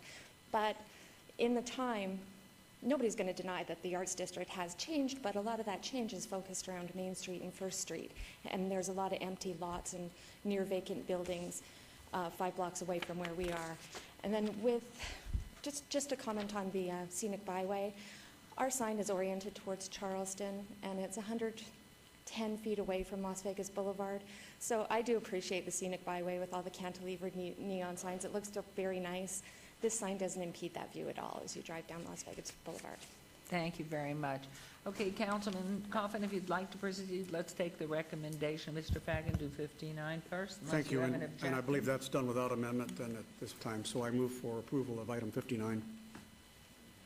Okay, there's a motion. Please vote with the three-year review.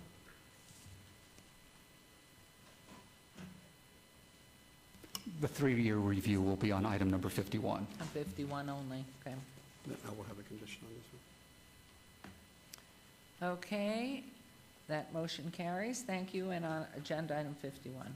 Now, Your Honor, on agenda item 51, I move for approval with an amendment as suggested by staff for a 3-year review of conditions. Is there anything else that we need to put in there?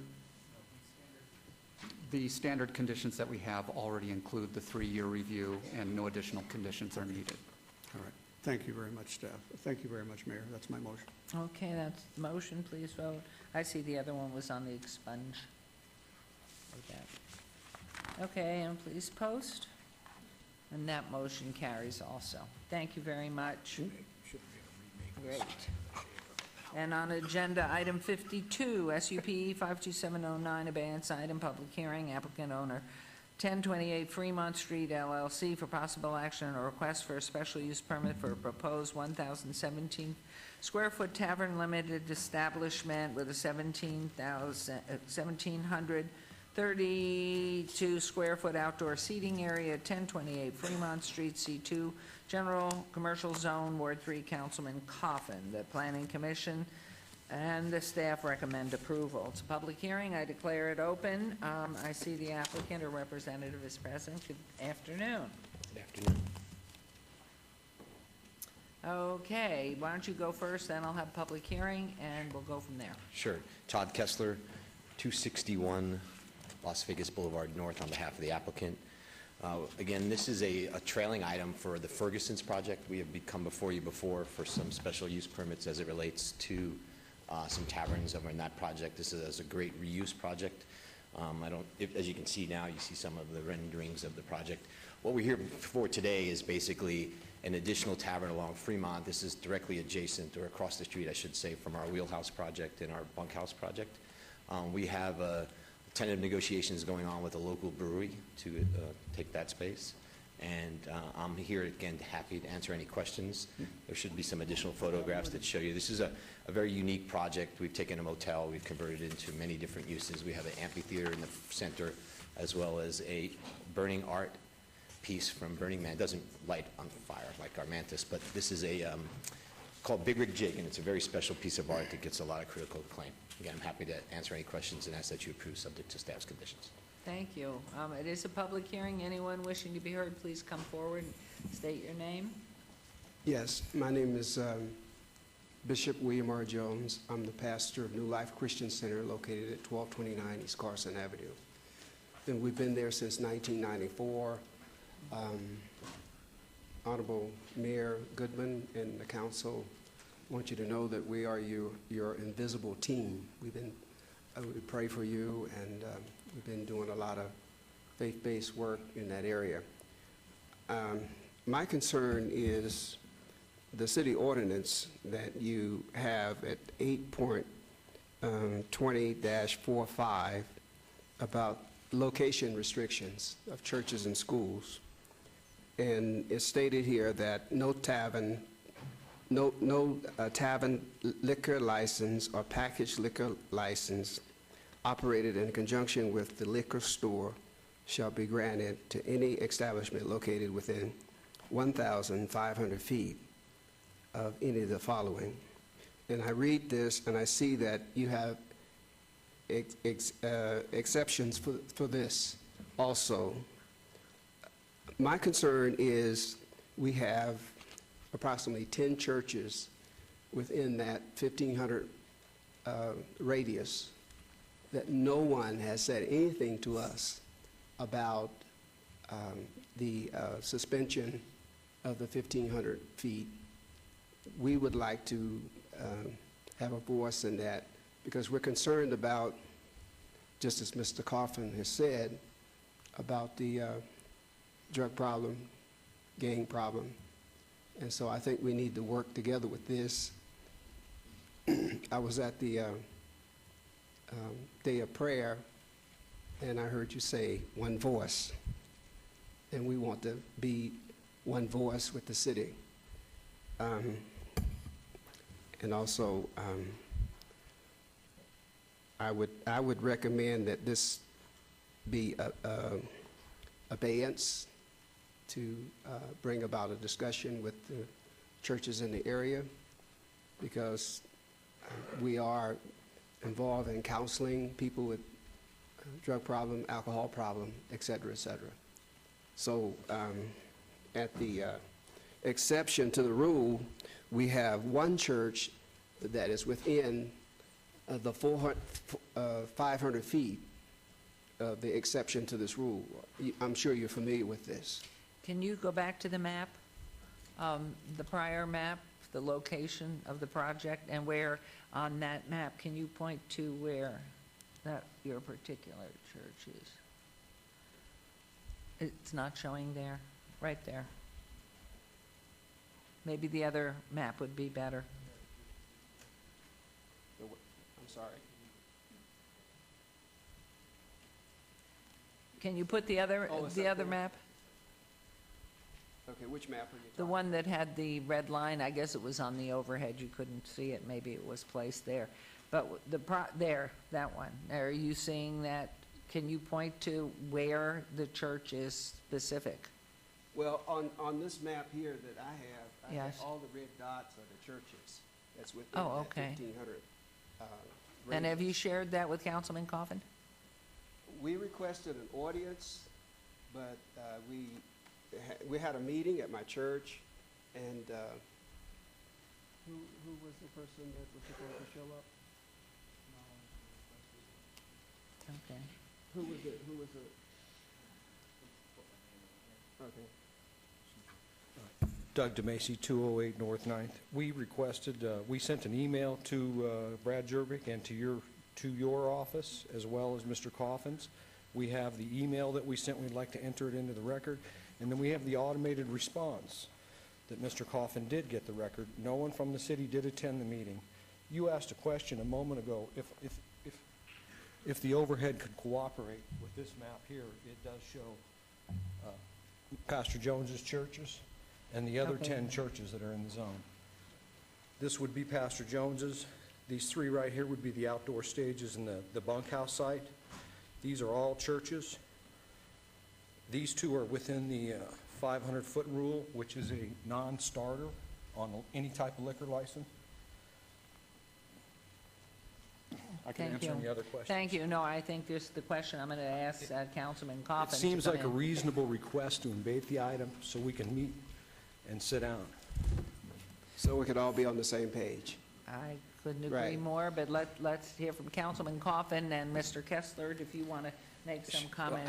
I'd ask that Flynn kind of give some of the rules as it relates to the 1,500 feet. I think if you understand what the rules are, it might be a moot argument, so I'll let him speak. I have them here, right here. Madam Mayor, let me go ahead and address that. There seems to be some confusion here. For a tavern, there are separation distance from protected uses, but this is not a tavern. This is a tavern limited, which is a separate category that was originally created for the entertainment district and has since been expanded to all of the downtown Centennial Plan area. The tavern limited use does not have a separation distance requirement. So again, there's a distinction between the two types of taverns. A tavern does have separation distance requirements. What the applicant has applied for is a tavern limited, which does not have separation distance requirements. Otherwise, this request would not even be before you today. And could you describe for the pastor and his partner here, the tavern limited is different from the tavern how? Please. There are a couple of distinctions. First of all, the Tavern Limited was specifically created for the entertainment district back in 2003. As part of that, it is not allowed to have gaming, so that's one of the primary distinctions between a tavern and a Tavern Limited. Also, a Tavern Limited must have entertainment up to, I believe, 4 times a week. And so the focus, again, was on entertainment, and no gaming is allowed. So those are the distinctions. And no restriction on hours of alcohol? No, there are no, not on either. Thank you. And outdoor, indoor use is part of the tavern limited or not? It's permissible under both types. Okay, thank you. Just a question. I thought that the limited tavern license, you said, was for the entertainment district. When was that extended to the downtown? I believe that was in 2012. Oh, I don't know. I'm asking you. I'm just going off the top of my head without having any information here in front of me. Okay. Madam Chair? Yes, please. To speak to his question and what Mr. Flynn just said, I personally, and Reverend Smith is in the audience, both of us attended all of the meetings where they created the entertainment district. And there was a great deal of discussion then in those meetings about it would never come outside the 6-block area. Now, I understand that it has materialized in the arts district and there's not a church issue. There's been no public discussion, as Mr. Flynn here says that in sometime erroneously in 2012, this license is available anywhere in this area. But there has never been any discussion with the churches in putting it outside of that area at all. And these ordinances are created and exist for reasons. So to to sit down and have numerous public meetings and discuss that it's going to be in a 6-block area, and then to later erroneously decide that you're going to put it anywhere without any discussion, just seems wrong to me. It seems overreaching of the city. As well, we've had numerous problems with the site, with noise issues, the residents around it. This is 3 outdoor stages. As it sits today, you can hear the music in Container Park for blocks. But inside that 8-block area, we all agreed that there would be no noises, that there would be no separation between the bars. But what we see today is we are 3 blocks outside of that zone. And you stand here today telling us that, gee, this is just okay and none of these ordinances matter anymore. It seems overreaching. Thank you for taking the time to hear Well, us. thank you very much. And Councilman Coffin, are you want to continue? I am a little discussion puzzled about- because although I've been trying to signal my staff member, he's got his head buried down there so I won't see him. So I want Felipe to come back up here and tell me if by any chance we got a request for a meeting, because I don't have a record of it. But an email could have come in to me, my auto reply would have gone, and I would have forwarded it to my staff, which may have gone into the pipeline. That would have been some time ago. I don't recall the Reverend asking for a meeting, but again, it could have happened. Not entirely possible, you know, at the speed at which downtown is developing, that things can happen. What I did look at the background was that I saw about 100 property owners in the area had endorsed this, and there were 3 or 4 opposed, and I'm thinking Doug's is in there too. It's Doug, isn't it? Doe or Doug? Is your name Doug or Doe? This mistake hits Douglas, actually. So we should fix It's a our mistake on the database. county record. It Call you does say Doug. Doe. I know where Okay. you're getting. Yeah, I got Yes. yours. It's all right, it's all right. Yeah. I'd like to, Madam Chair, through the chair, to your comments on the count. The 80 of those votes are LLCs, which Mr. Kessler owns. Now, I too, I own 5 parcels, and I voted all 5 times. I am sent 5 postcards, so I voted 5 times. He's voted 80 times. If you're going to sit here and quote on the public record that there's 80 people for it and 5 people against it, let's just get all the cards up. That doesn't mean he's 17.5 times more important than you are. Right, well, if you're going to make the point, let's get it all up on the table. I know. Well, first of all, I wanted to get your name straight. Yes, So okay. now we got Thank that you. straight. Yes. Relax. We never scheduled a public meeting down there, so I don't know what meeting there was. We sent an email to your office, But to we never Mrs. scheduled one. Goodman's I'm saying, office. see, there's a mishmash of responsibility here, and this is a bad thing. Anytime there's a boundary, for example, Ward 3 represents the area in which Ogden, the south side of Ogden, rests, from the boulevard to, I think, 13th, and then it goes back to Fremont Street, and then it continues to represent the south side of Fremont. Ward 5 represents the north side of Fremont to the extent of anything above Ogden. And, you know, it could be that, that we didn't hear about it, certainly through any official means. That can happen. This That's is been a happening perfect- since the reapportionment. Not to interrupt you, sir, but through the chair, this is a perfect opportunity to embate this item and have this meeting, get these churches together, get the residents together, because the neighborhood is affected greatly by what you're doing as a board. I understand that you're saying that we're all sitting on a border and somehow it's all been Well, overlooked. Let's This move is a forward. perfect chance for us to get Let's let the applicant finish making their presentation so we can hear the merits of their case. And it may be that it's going to need some time, but we'll just relax, Doug. Have a seat, take a breath, and let's go from there. Okay, Mr. Kessler, would you continue? And is this gentleman with you? No, sir. Are you objecting, or? I would like to speak if I can. Are you objecting or supporting? I'm objecting. Okay, wait until the applicant has finished their presentation, and then come back up. Well, what I'd like to do is, and again, I think I hit the points as it relates to this application from our perspective. As it relates to some of the recent comments, I'm happy to discuss some things. Again, the expansion of the Tavern Limited area was a publicly held meeting. There was discussion on the board level at that perspective. Again, I don't know the notice requirements, but I'm sure they were complied with. Again, it's kind of unique in the sense that we've had 4 or 5 actual Tavern Limited licenses be applied and approved. 3 on this property already, 1 for the Wheelhouse across the street, and yet this is the first time that we're hearing about that. Again, we would be against an abeyance at this time based on, because we're complying with the current code. As you know, we have tremendous plans for expansion that exist down Fremont Street.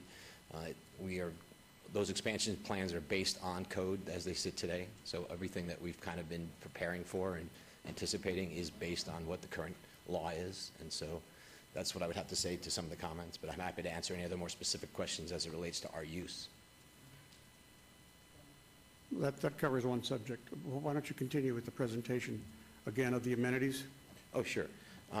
Again, this is a very unique project. We took an old hotel that we fell in love with the architecture on and just thought creatively how we could do it.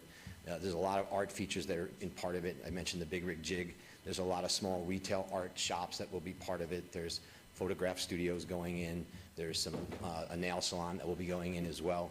And as you can see from some of the site plans, there's an amphitheater to just have a good community space. We feel that the development along Fremont is progressing down in this direction. This will help support that. It helps support all our other efforts that we've made at the Bunkhouse and the Wheelhouse.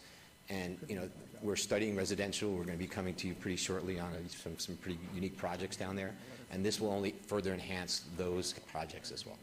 Any of this particular project residential? No, ma'am. This is all offices or Retail. art retail? Yes. And food, maybe? And food, yes, absolutely. Okay. There's a few food uses that'll be going in there. So there was a gentleman, Mr. Councilman, that hadn't spoken yet. May I invite sure. him up as part of the public hearing? Sure, And then I'll will. close that? Yeah, it's Sir, never closed. please. I think we should continue That's to let right. people And if you'll testify. state your name, please, and your affiliation, please.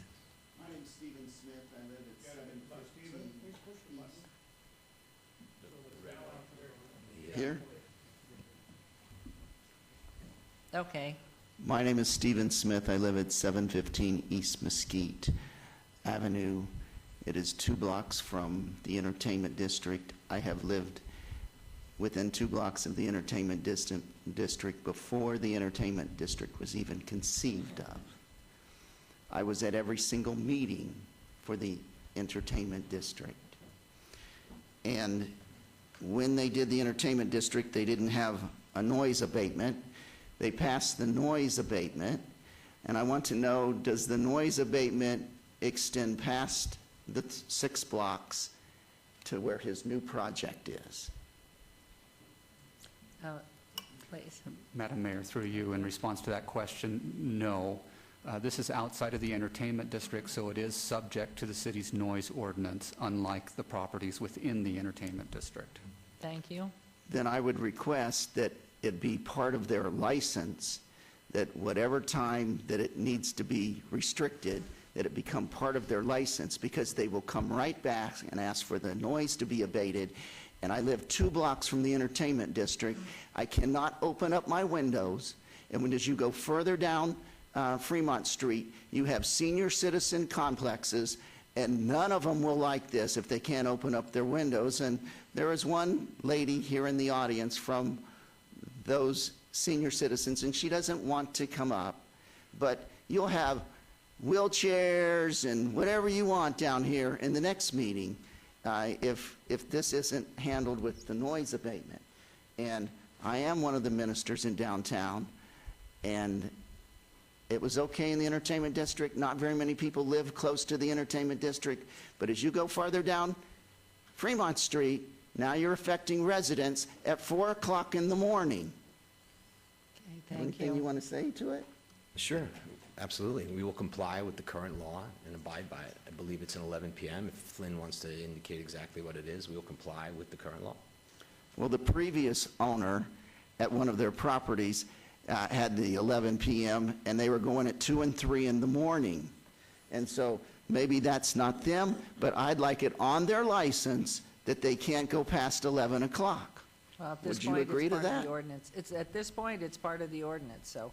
Yeah, but they will come back and try to change it, and then you'll be right back here and you'll have a lot of complaining citizens. That's not right. Thank you. We appreciate your input. It's on the record. And there's another gentleman that would like to come speak as well, please. My name is Sam Zier.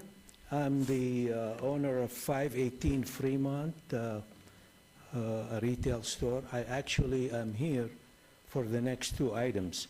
However, I couldn't resist coming up to make a statement based on what I just saw in here And for you this live at item. 518 Fremont, you said? Pardon? You said you live at 518 No, Fremont? I'm the owner of the business at Okay. 518 Fremont. Okay. What the gentleman here objecting is exactly correct. Mr. Kessler do own 80 or 90% of the approvals that you receive. They're all LLCs, related LLCs of himself and or related parties. The whole area is being changed. I do have a statement to make, which is next, coming next. However, everything that's being proposed, and I've been in one of these noise abatement discussions about a year ago, and I can't believe that any city would agree to a noise abatement, no noise limit overnight. I mean, this is just something that I just can't understand that. I think anybody that doesn't know what that means should go and stay where there is a noise in the street, a bombarded noise, punk rock or whatever it is, okay, and try to sleep. And that area was full of senior citizens that are being cleansed right now. They have been being cleansed from the day that Zappos purchased the City Hall. And now what looks like a plan to do that, what seems like a step-by-step, an organized effort to absolutely change the entire district, the entire area, run the residents away. All you have to do is take a drive, and you'll see many, many, many closed buildings like the one you have in front of you, many of them, and try to find out who are the owners. All related parties. All these buildings have housed senior citizens, local, low-income people that have been all evicted, no consideration and no plan to relocate them at all. Zero. And the city council is obligated, I believe. I mean, I don't want that to proliferate. That is not the truth. I mean, we have gone through each program with a transition program. I don't need to sit here in front of this council to discuss the specifics of that plan. Well, and it but- sounds like there needs to be a meeting, and you need to have an opportunity to speak if there has not been a meeting, a public meeting. And Councilman, I mean, I appreciate your coming in, but the reality is knowing the company, and they've worked very hard to help with relocation and businesses selling, but they are an expanding company. And the hope was in the expansion to make sure that it becomes a greater good and helping people move, but it's more about the open communication. So they... And Ms. Mayor, and that's all agreed and encouraged. Right. But it have to be done with consideration to what's existing, to take care of what's existing, to go to these meetings and to find a solution, not just to pat them out. I think that's our intent. if I may. The improvements, maybe the improvements are coming. They They look are, like and the crime, improvements, yep. but that does not mean cleanse the others. Well, I That's think the it's a point. And I'm conversation. speaking No next. cleansing allowed. And I'm asking... You'll have my letter Okay. next. Well, we Your Honor? appreciate your participation. I'm not against it. Can I I'm- speed this up a little bit, or does Todd need to answer And I something? still do have some, I haven't closed the public hearing, so we may have one or two others still wanting to speak. Okay, I was just going to speed it up by suggesting that we obey this item. If people still want to speak, Oh, they can. excellent. But I have some ideas in mind here, and I've discussed this with the representative of the area, who really is Councilman Barlow, who's very concerned about the feelings of the people there because of this division of boundaries. I represent that part of the city where the motel is. But in fact, you're all living in his ward. And I think we've got to straighten out some difficulties here because I heard that I was notified, we cannot find a record of it, so we're going to start from scratch, not killing this project because their projects have helped the neighborhood, there ain't no question. They've brought life and light into the area where there was none before except hookers, pimps, the whole rule. So they've cleaned this up. It's to the benefit of everybody, even though there has been some noise at night. So I think, though, what do you think, Councilman? Should we hold this? Councilman, I think that's a great idea as far as holding this item to give us an opportunity to re-engage and engage those residents who have brought these concerns before this mayor and council. And if in fact you all are available as early as next week, I will be happy to invite, and possibly we can even host it here if you choose to, Councilman, in relation to a neighborhood meeting here where the residents can come in and sit down with the developer, and the developer can bring, or I should say the applicant can bring their team together, as well as those residents who have concern, to address it. Now, beyond next week, I have to share with you that I'll be out of the country for a couple of weeks, and so I'll be happy to open up my calendar next week to hammer this out and get a lot of the details addressed so that it can be prepared and ready to go by hopefully the following council meeting.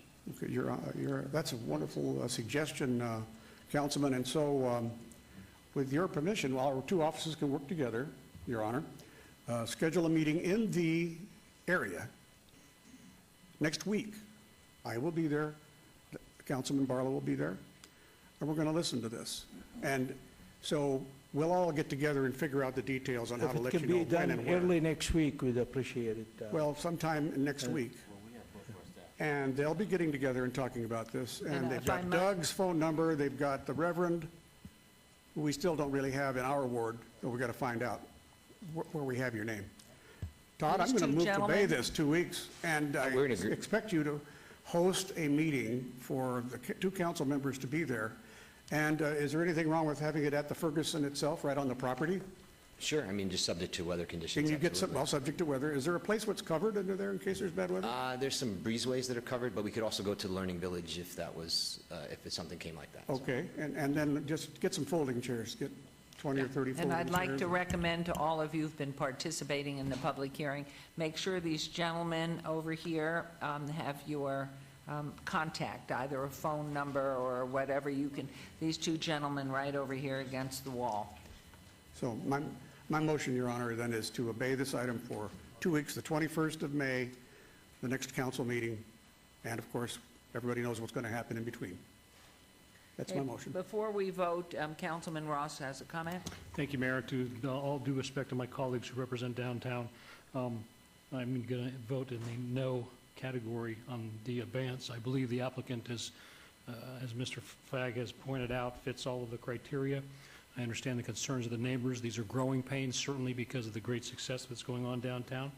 I'd hate to stymie economic growth and development when an applicant fits all of the requirements of our current statutes and ordinances, other than the fact he needs a special use permit.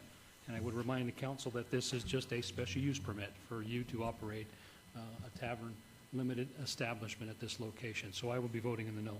Okay, and before we move forward with the motion, I know Mr. Gale's been here, and it is still, I have not closed the public hearing. Did you want to make comment on this particular item? Yes, I did, Your Honor, very briefly, but Okay, I'll be very brief. okay. Your Honor, as you well know, I saw you on Saturday when I was running the Susan G. Komen Race for the Cure. I'm waiting around to talk with Councilman Kaufman about medical marijuana. That's why I'm hanging around.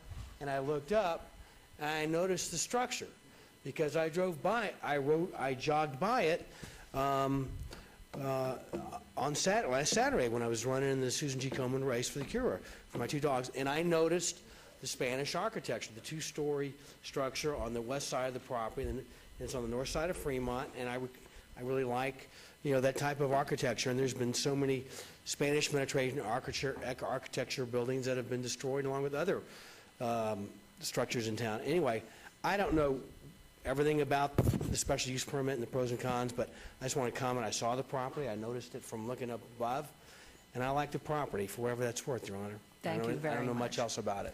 Thank you. Appreciate that, because it is preserving it. The other piece, anyone else who wishes to speak on this before I call for the vote? And please state your name. Good afternoon. I'm Gary Rodriguez. I live at 221 South 11th Street. It's Brookline Apartments, and it's less than a block away from the bunkhouse. I used to go in the bunkhouse a lot. I drink just like everybody else does. Enjoy it. But when they have the bands down there, and of course I'm sure they'll have better entertainment than what Charlie Fox had, but it got so loud that I would have to leave. I go home. We have no noise barrier at all. It's just an open parking lot before our complex. And I'm afraid, I thought it was just going to be a bar again. I didn't realize they're going to have outside entertainment, 3 huge stages. And, where I live at, we have a lot of seniors, and the owner has never been notified. He never received one of these, or anybody, manager or anybody else from the complex. And I thought it was kind of funny, and he was upset about it. He was going to be down here today, but because of the fact that he had to go to California in business, he couldn't be here. So he has to have a come down and be spokesman. Certainly, I'd be glad to do that. But, the last time they had an event downtown, they had our street blocked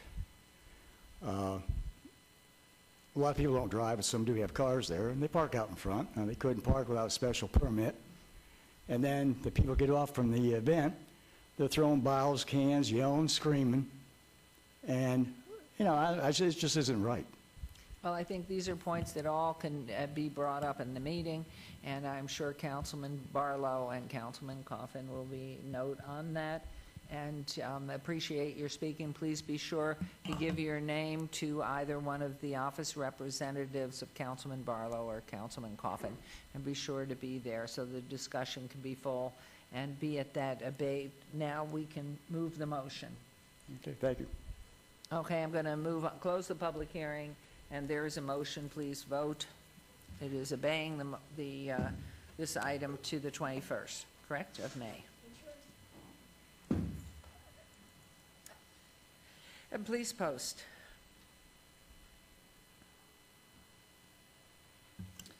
And that motion carries. Your Honor, if I may add Yes. something here, now that the vote is passed. It's really important. I see we have two ministers here today, and I spent quite a bit of time with Reverend Cryer, 3 weeks ago, Father Cryer at St. Joseph's over there on Ogden. And we talked about the ministry to the people.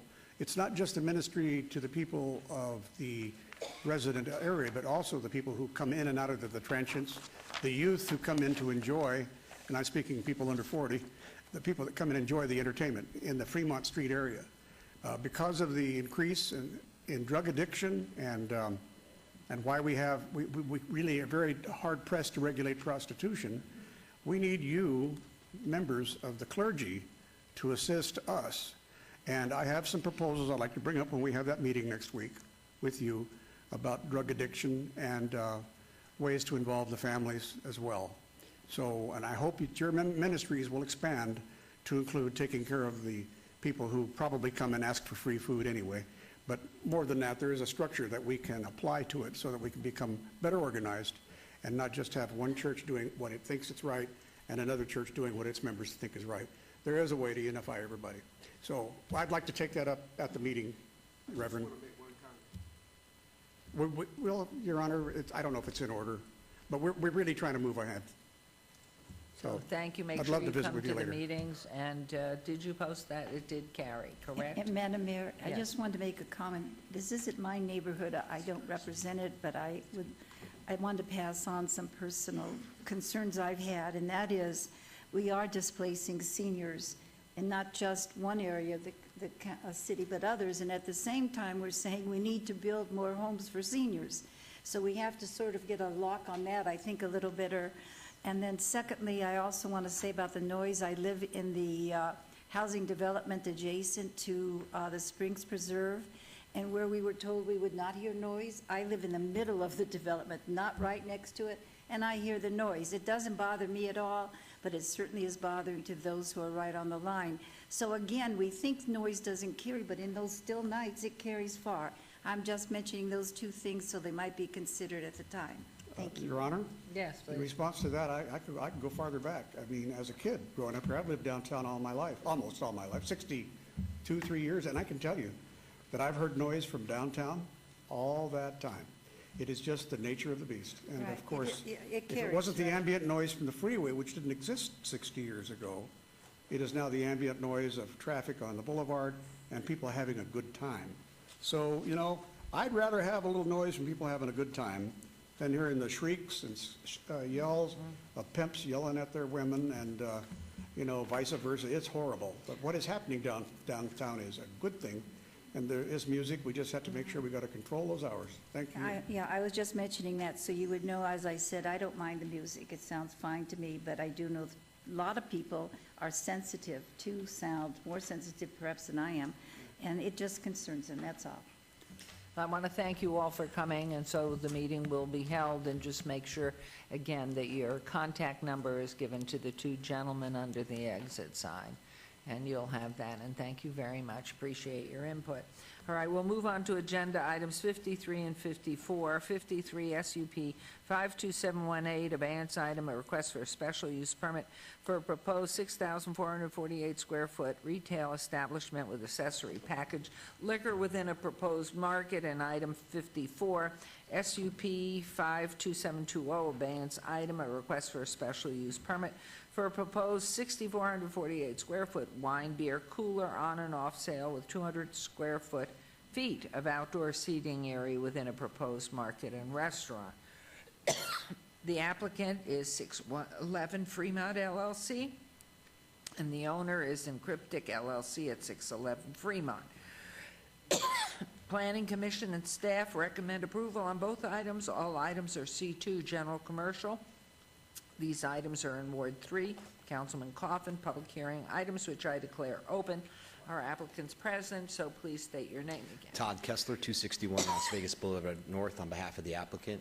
This is a very exciting project. As a downtown resident who lives at the Ogden, some of the needs of the downtown residents aren't being met, and this is one of them. This is it's a grocery store. It's more of and I wouldn't call it a traditional grocery store, Smith's or something, but this is a 6,500 square foot grocery store that'll sell packaged needs, all individual packaged wholesome food, organic. We have a deli, we have a bakery, we have a salad bar, we have a hot food buffet, we have frosted flakes, we'll have milk, we'll still be a market.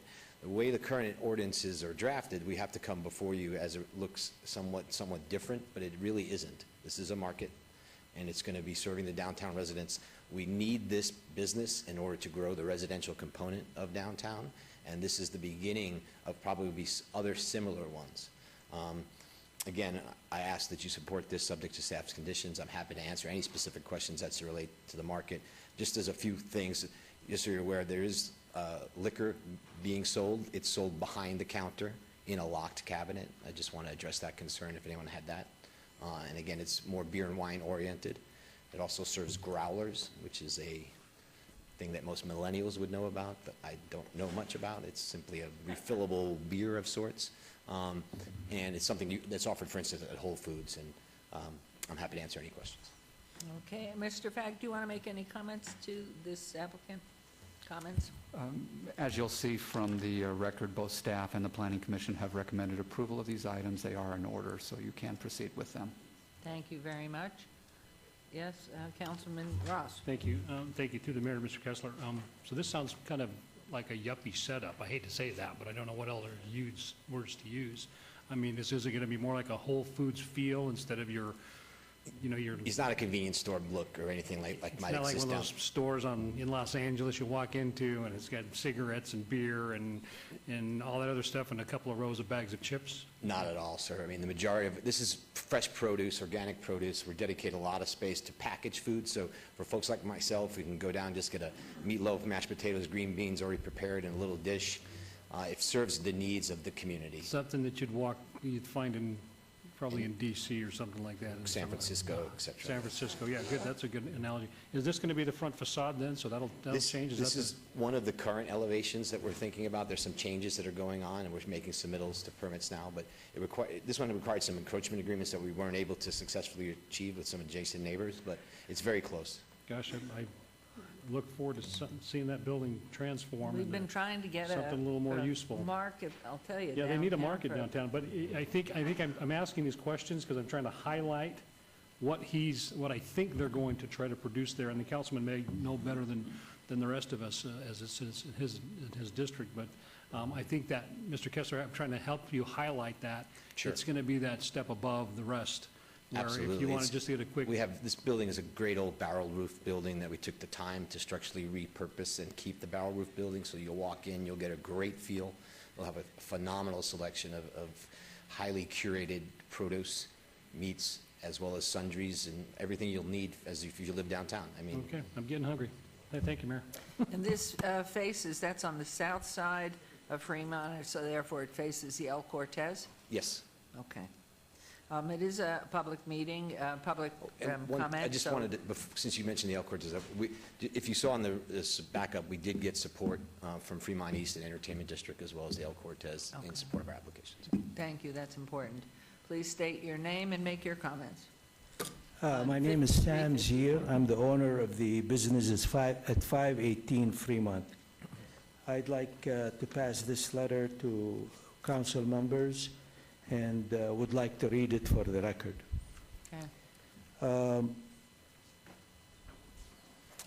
Of course, I'm objecting to this case and the case following this. My letter states, "It is surprising that staff and City Planning Commission recommends approval for packaged liquor, beer and wine sales for above application. I've been there for 20 years, the oldest merchant on Fremont, been a long-time retail merchant in the area. On several occasions, I have spoken to council members and knocked city doors, but was always told that city and council is not in favor of packaged liquor, beer and wine sales in that area. The applicant here is a supported affiliate of an investor invented and working in consortium with the Zappos companies. Zappos, in obtaining a substantial price break, purchasing the City Hall, the old City Hall building, made a presentation for changes and substantial improvements to this area. And sure enough, plans are underway and many improvements have been done. No denial to that. And great job to Mr. Kessler and his companies. Beautiful job.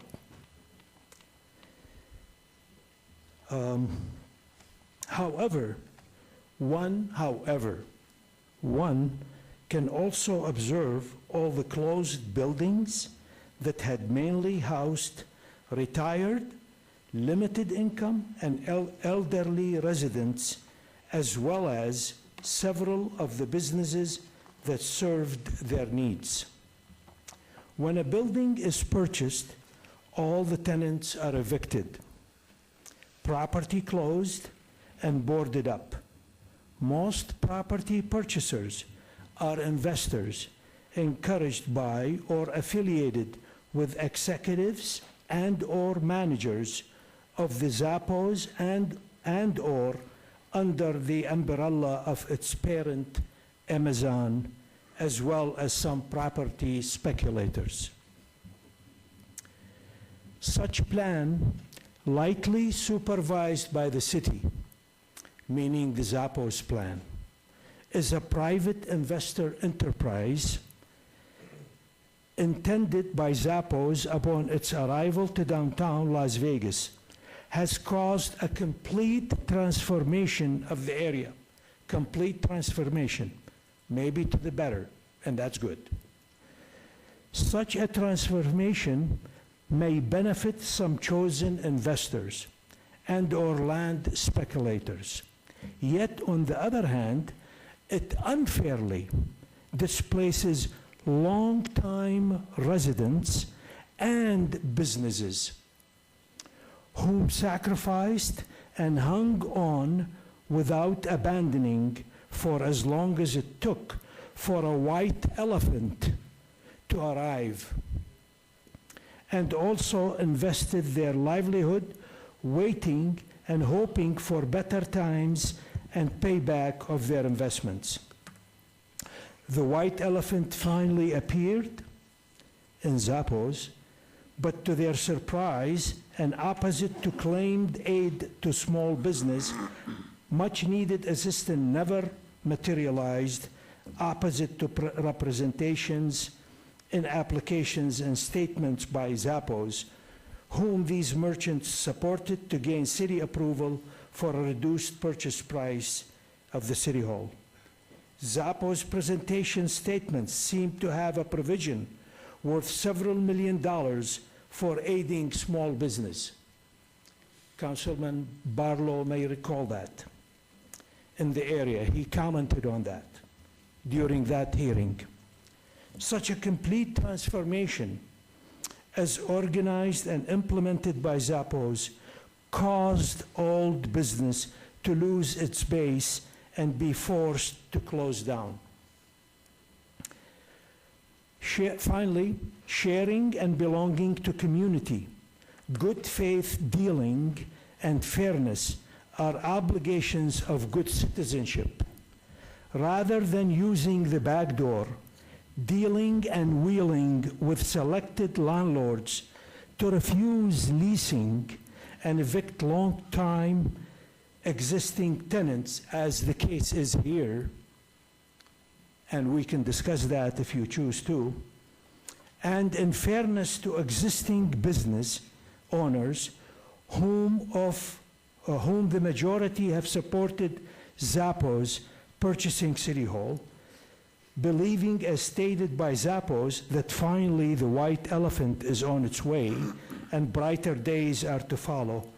Zappos could have paid the city to exercise its eminent domain powers to fairly compensate these displaced businesses. The city could also table all Zappos affiliate applications pending explanation to above displacement, as well as other actions deemed appropriate to address above. Thank you. Thank you, Mr. Zier. Any other public comment?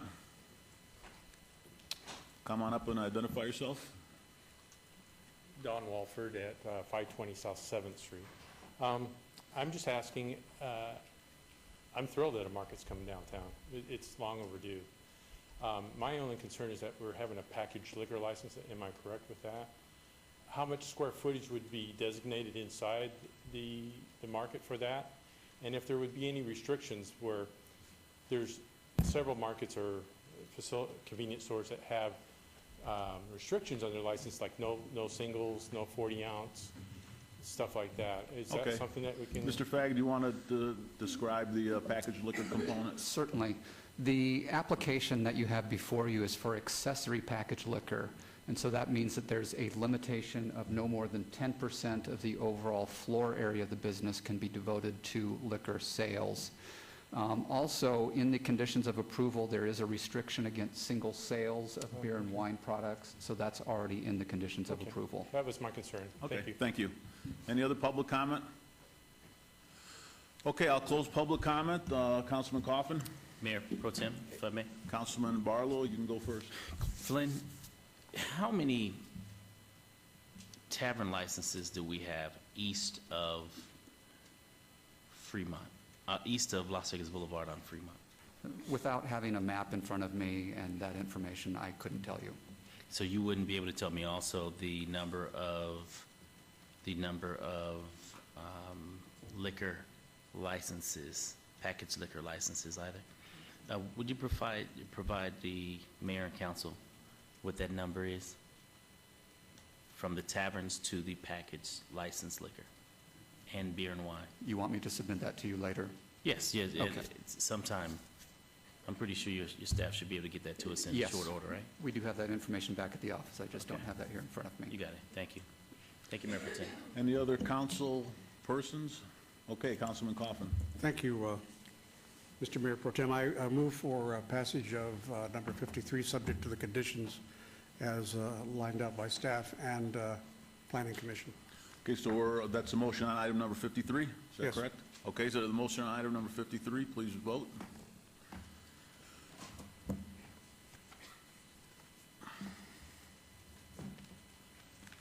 Okay, there you go. Go ahead and post. Motion carries. Item number 54. Councilman Coffin? Oh, were you doing? It's an open public hearing. I don't know. I think we should have a... No, we read those both into the record together. All right, so- then, very well. I will move for, under the same conditions as outlined by Planning Commission and our staff, and the rules and the ordinances, appropriate ordinances, I move for approval of item 54. All right, motion on item number 54, please vote. Objection as the last one, if you Thank don't you. mind, Mr. Councilman. Thank you, sir. Same Go ahead objection, and- same letter in the record, please.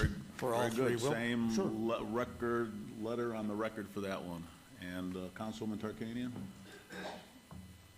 All righty, go ahead and post. Motion carries. Very good. Now we'll go on to item number 55. Item number 55 is an abeyance item. Public hearing, applicant Shipping Containers, owner 707 Fremont LLC for possible action on a request for a major amendment to Site Development Plan Review, SDR 45945, for a waiver to allow no screening of the mechanical equipment from the street level and surrounding building views on 1.29 acres at 707 Fremont Street, C2 zone, Ward 5, Councilman Barlow. No, it says correct APN number is 13934601007, so it's Councilman Coffin's ward. Staff recommends denial.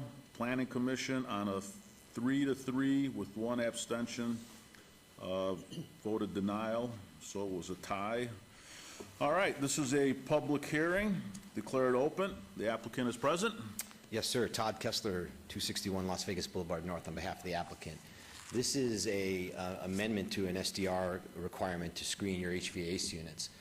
If you saw my justification letter, and I'll share some stories about the Planning Commission, but this is a very unique project, as you guys will know and have experienced, I hope. Just to give you the magnitude of it, since we've opened, we've had over 650,000 people through the door.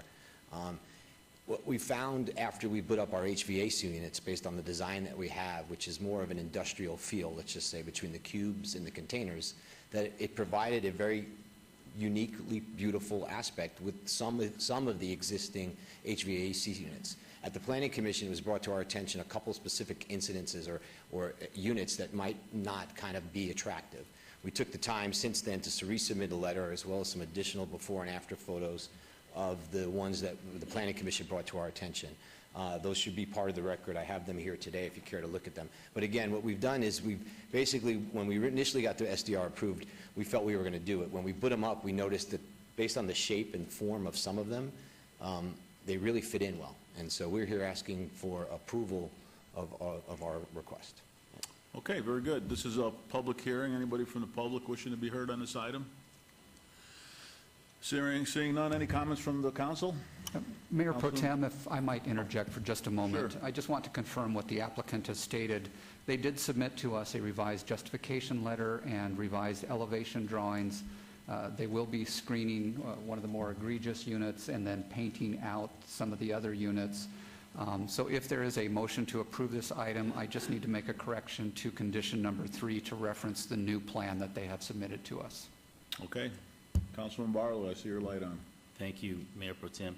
Mr. Kessler, the screening you all had agreed to in relation to when you all first started to communicate with me as it relates to this, because if you recall, if I take you back a little bit, that that was one of you all's main concerns as far as screening, making sure that none of that would be seen, and now that things are in motion, you all are up and operational and functioning and doing well, because I hang out there myself, you're coming back and now retracting on some of the main key points that you all sold to this council in relation to the screening and making sure that the issues that you all had with other buildings in the downtown that had HVAC units that were not screened and were looking horrible, that you all will basically come in to protect our downtown from that same element. And I can only see this 15, 20 years down the line, what is it going to look like if it's not screened today? And so I can't move forward with supporting the condition to remove the screening, because I believe that you all were correct when you first brought this plan before this mayor and council in relation to making sure that it would be screened off. And so you don't have my support as it relates to removing that condition that was in place. Let me just state that, again, there was no, I don't recall any specific lengthy discussion about the screening. It's a standard subject condition that we accepted at that time. Okay, any other comments from the city council? All right, Councilman Coffin? Thank you, Your Honor. As I understand it, from looking at it, the screening is being done on those units which face to the outside, to the public. The interior is fine with me. It's industrial chic, it's steampunk. I don't care what you want to call it. The longshoreman's, cafeteria for all I care. It seems to be exactly what people want inside the area. And I'm very sympathetic to the idea that we screen the outside as such on those units that are really large, and so, okay. I think it's okay with the exception of the, we want to make sure that the language of this motion, which I'm about to make to approve, that includes the conditions, the extra condition is outlined by planning? Yes, on condition number 3, I would just revise that to say that all development shall be in conformance with the site plan, landscape plan, and building elevations, date stamped April 16th, 2014, except as amended by conditions herein. Your Honor, that's my motion, and for approval, I leave it to you. Okay, we have a motion, please vote. Could I just ask, please, Councilman Coffin, could you show the way we wanted it to be and the way it would be instead? Did you show, was that shown in some of the pictures you showed us? I have some before and afters. I don't know if it meets your needs, but I'm happy to share them. Here's one now here that shows a before. You'd have to zoom in. They're part of the record. They could probably be brought up through the, I saw them on the video earlier, too. And the bottom one is screened? The bottom one is, that's currently existing condition on the top, and then the bottom one is screened. Screened, okay. And then there's one more I'll show you. What you're talking about, Mr. Bauer. This is not a screen, this one's not, this is a ductwork, so it was actually painted in to match the existing white facade-ish colors. It's an interior view. It's difficult to see in this picture the color difference, but the originals are submitted as part of the backup. Thank you very much for putting those out.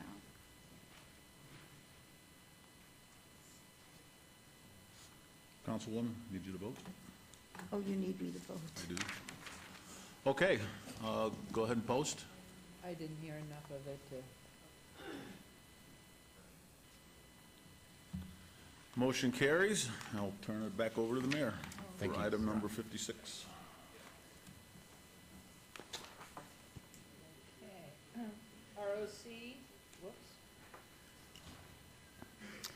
This is ROC 5324A, public hearing, applicant owner, City of Las Vegas. Possible action is a request for review of condition approved special use permit SUP 38866 to delete condition 5, which states the business shall be open Monday through Thursday 9 a.m. to 6 p.m., Friday 10 a.m. to 8 p.m., Saturday 8 a.m. to 6 p.m., and Sunday 9 a.m. to 3 p.m.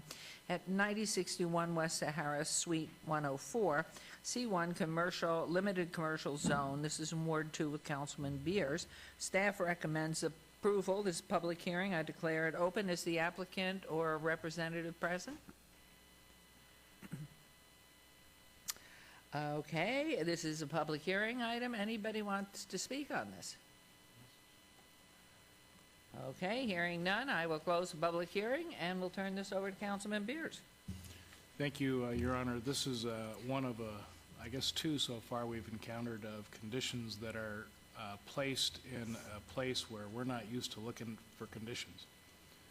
And so this is cleaning that up, and perhaps Mr. Bagg would like to correct anything I said wrong. I'll just add to that is that we do have hours of operation in our licensing code for massage establishments. In this case, these conditions were placed when the business was originally approved, and they would be subject to our massage establishment requirements anyway. So it's appropriate to remove these at this point in time. And so what we're hoping to do is, as we encounter these, eliminate them, and then everybody's conditions will be in the same place. That makes it easier on our staff to enforce them. That's much better on everybody. Yep.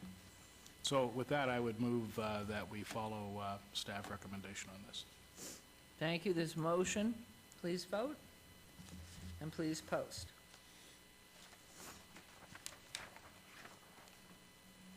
That motion carries. We'll go on to agenda item 57, ROC 53330, public hearing, applicant, owner, City of Las Vegas, possible action, a request for review of condition, previously approved special use permit SUP 51423 to delete condition A, which states all packaged liquor available for sale shall be kept behind the public counter and a lock cabinet door display place at 720 West ONC1 Limited Commercial Zone, Ward 5, Councilman Barlow. Staff recommends approval. It's a public hearing. I declare it open.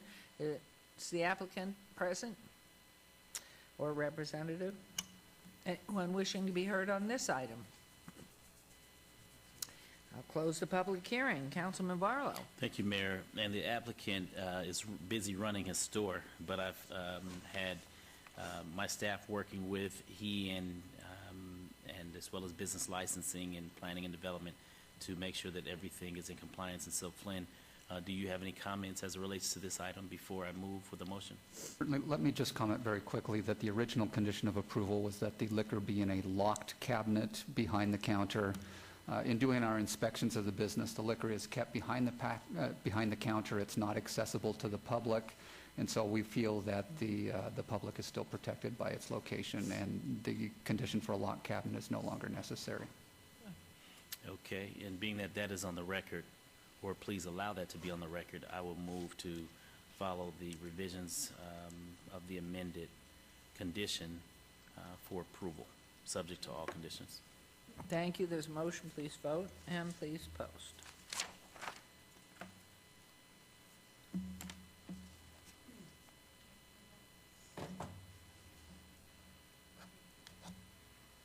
And that motion carries. Thank you very much. Agenda item 58, ROC 53347, public hearing, applicant owner Don Day Crossing Homeowners Association for possible action on a request for review of condition to amend condition number 3 of Site Development Plan Review SDR 4375 to allow no landscaping in Common Lot C, and to delete condition number 15, which states no lots abutting the equestrian trail shall be allowed to have walls adjacent to the trail that extend forward from the front of the house.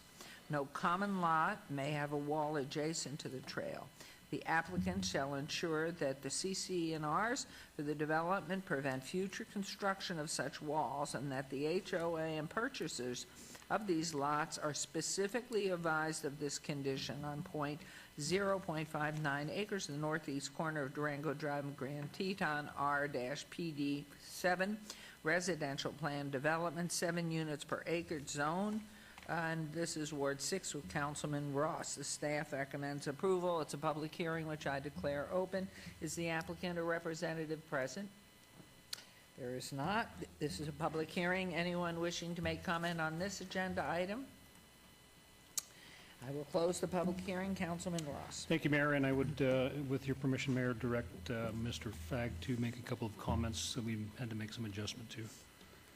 Yes, we would need to make an adjustment to condition number 3 and delete that, which requires view fencing along the trail frontage at the stub streets and also on the common lot.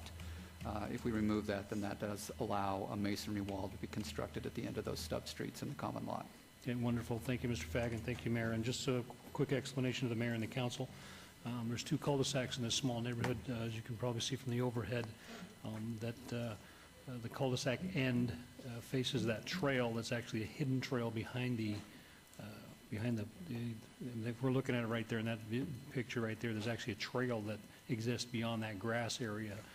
So that wall has not been erected yet, but it's a place for attractive nuisance for teenagers to cut through the neighborhood. So the neighbors in that location have contacted me. This is a picture of what the unfinished trail currently looks like. It will be, in fact, it's in progress right now, becoming a regular trail.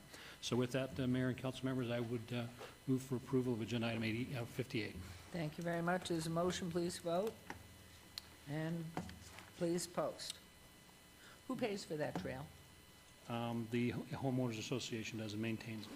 So, but once it's cleaned up, they clean that, clean all it, that out of there, that debris, and bring in soft earth? Yeah, actually, that's if that picture right there's a good picture. If they'll hold that, that's actually the trail. Farther to the west, you can see the trail. It has been improved, but it's up to the developer of the adjacent trails to build them, and then the HOAs or property owners adjacent to them maintain them.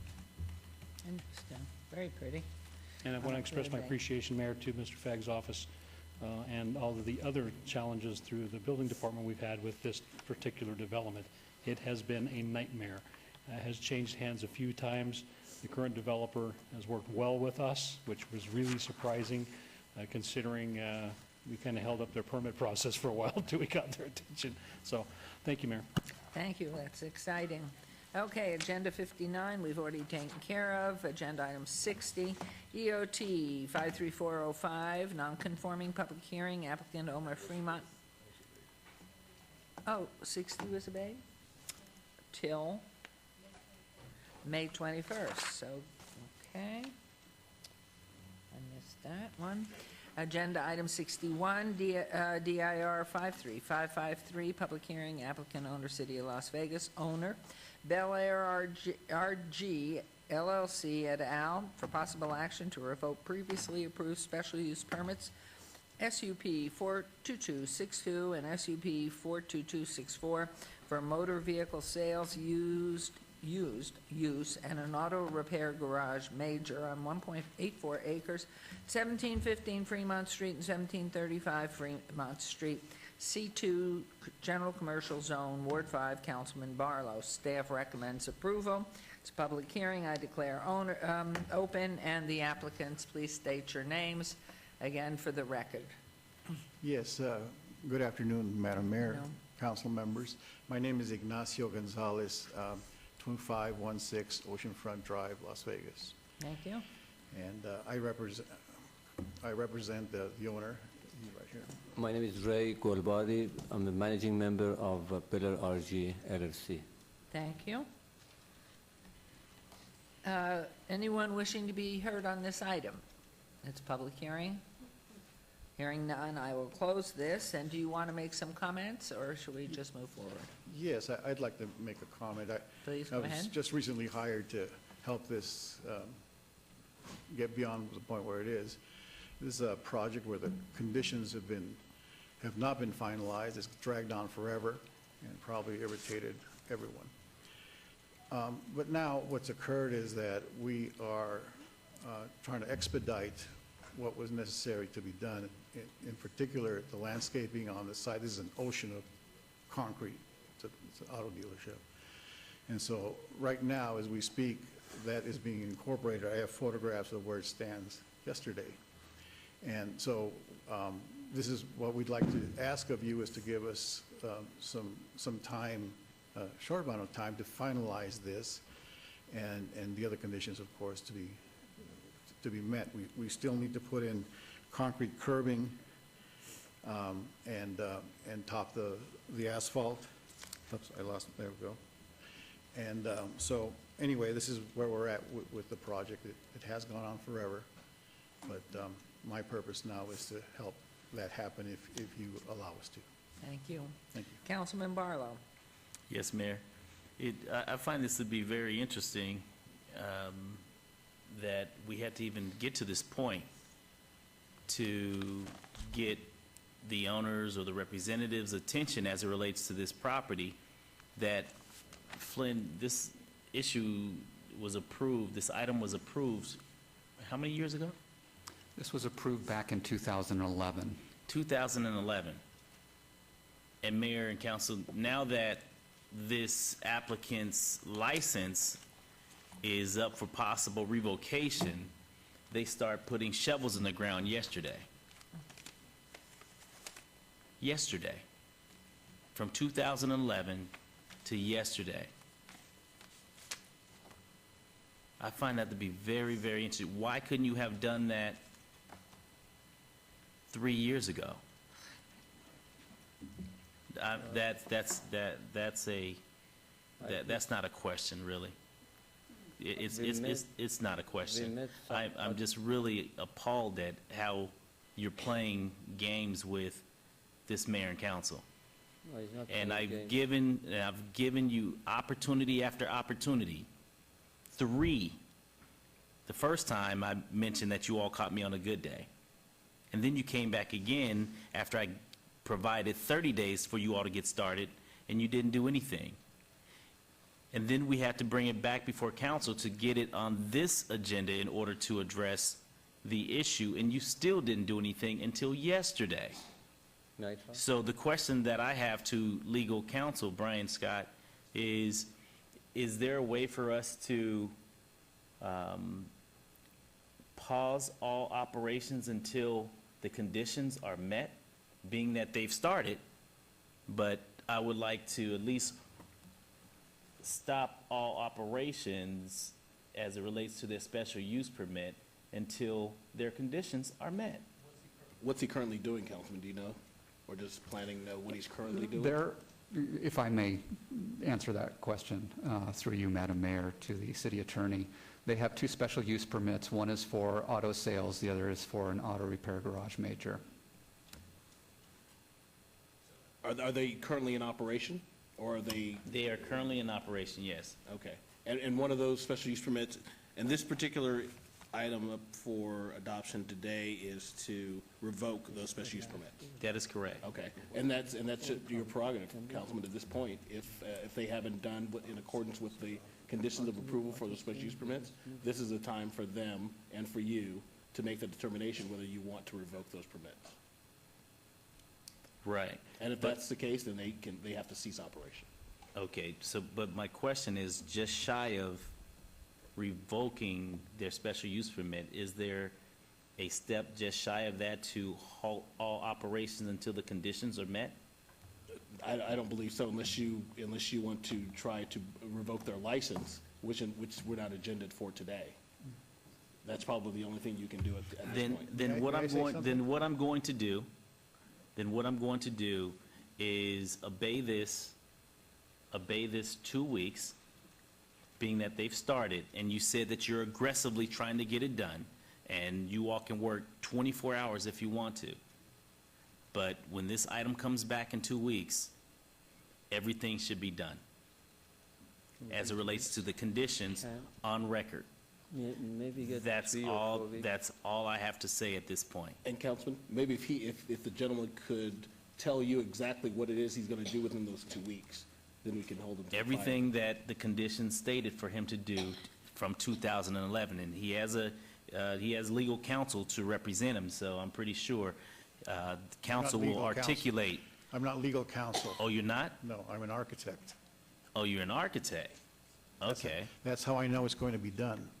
Okay, then he has a licensed architect in the state of Nevada that's going to help walk his client through the process of what he needs to get accomplished between now and when I see this application again on the 21st of May.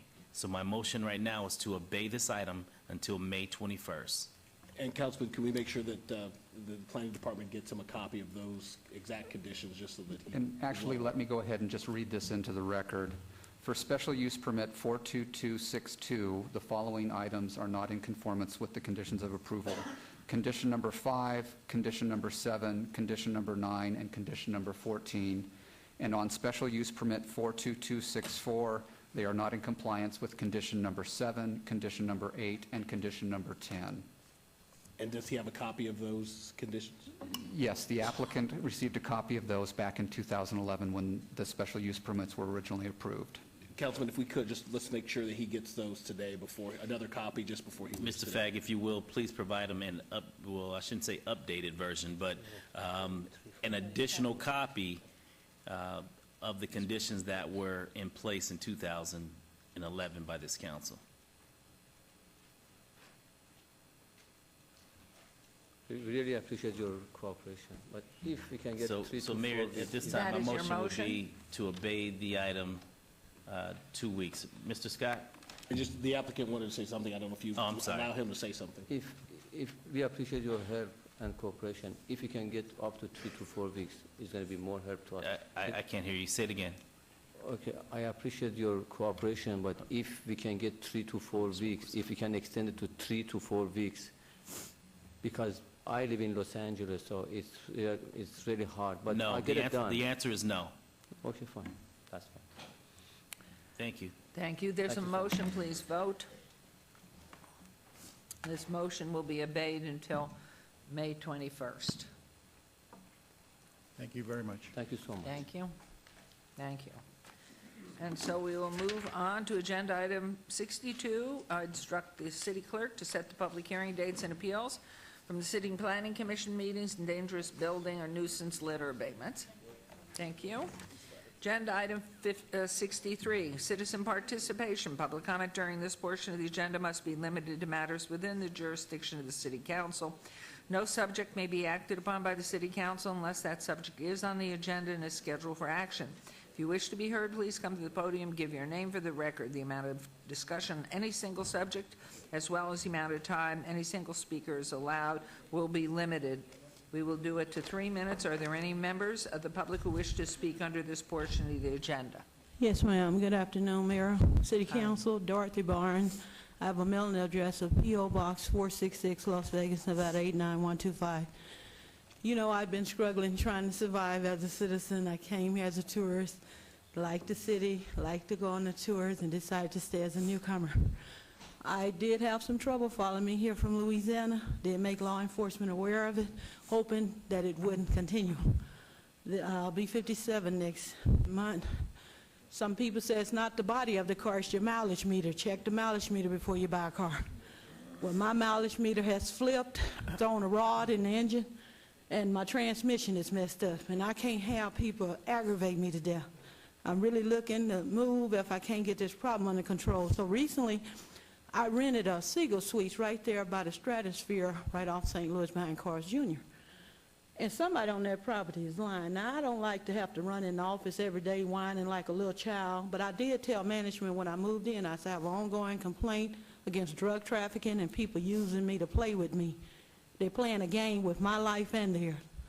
And I don't want to have to do like Mr. Bundy, hire my own police department and regiment and have flags flying, horseback riders. But that's what it looked like it's coming down to. I know the police seem like their backs against the wall, their hands are tied. I tried to talk to Narcotics Division.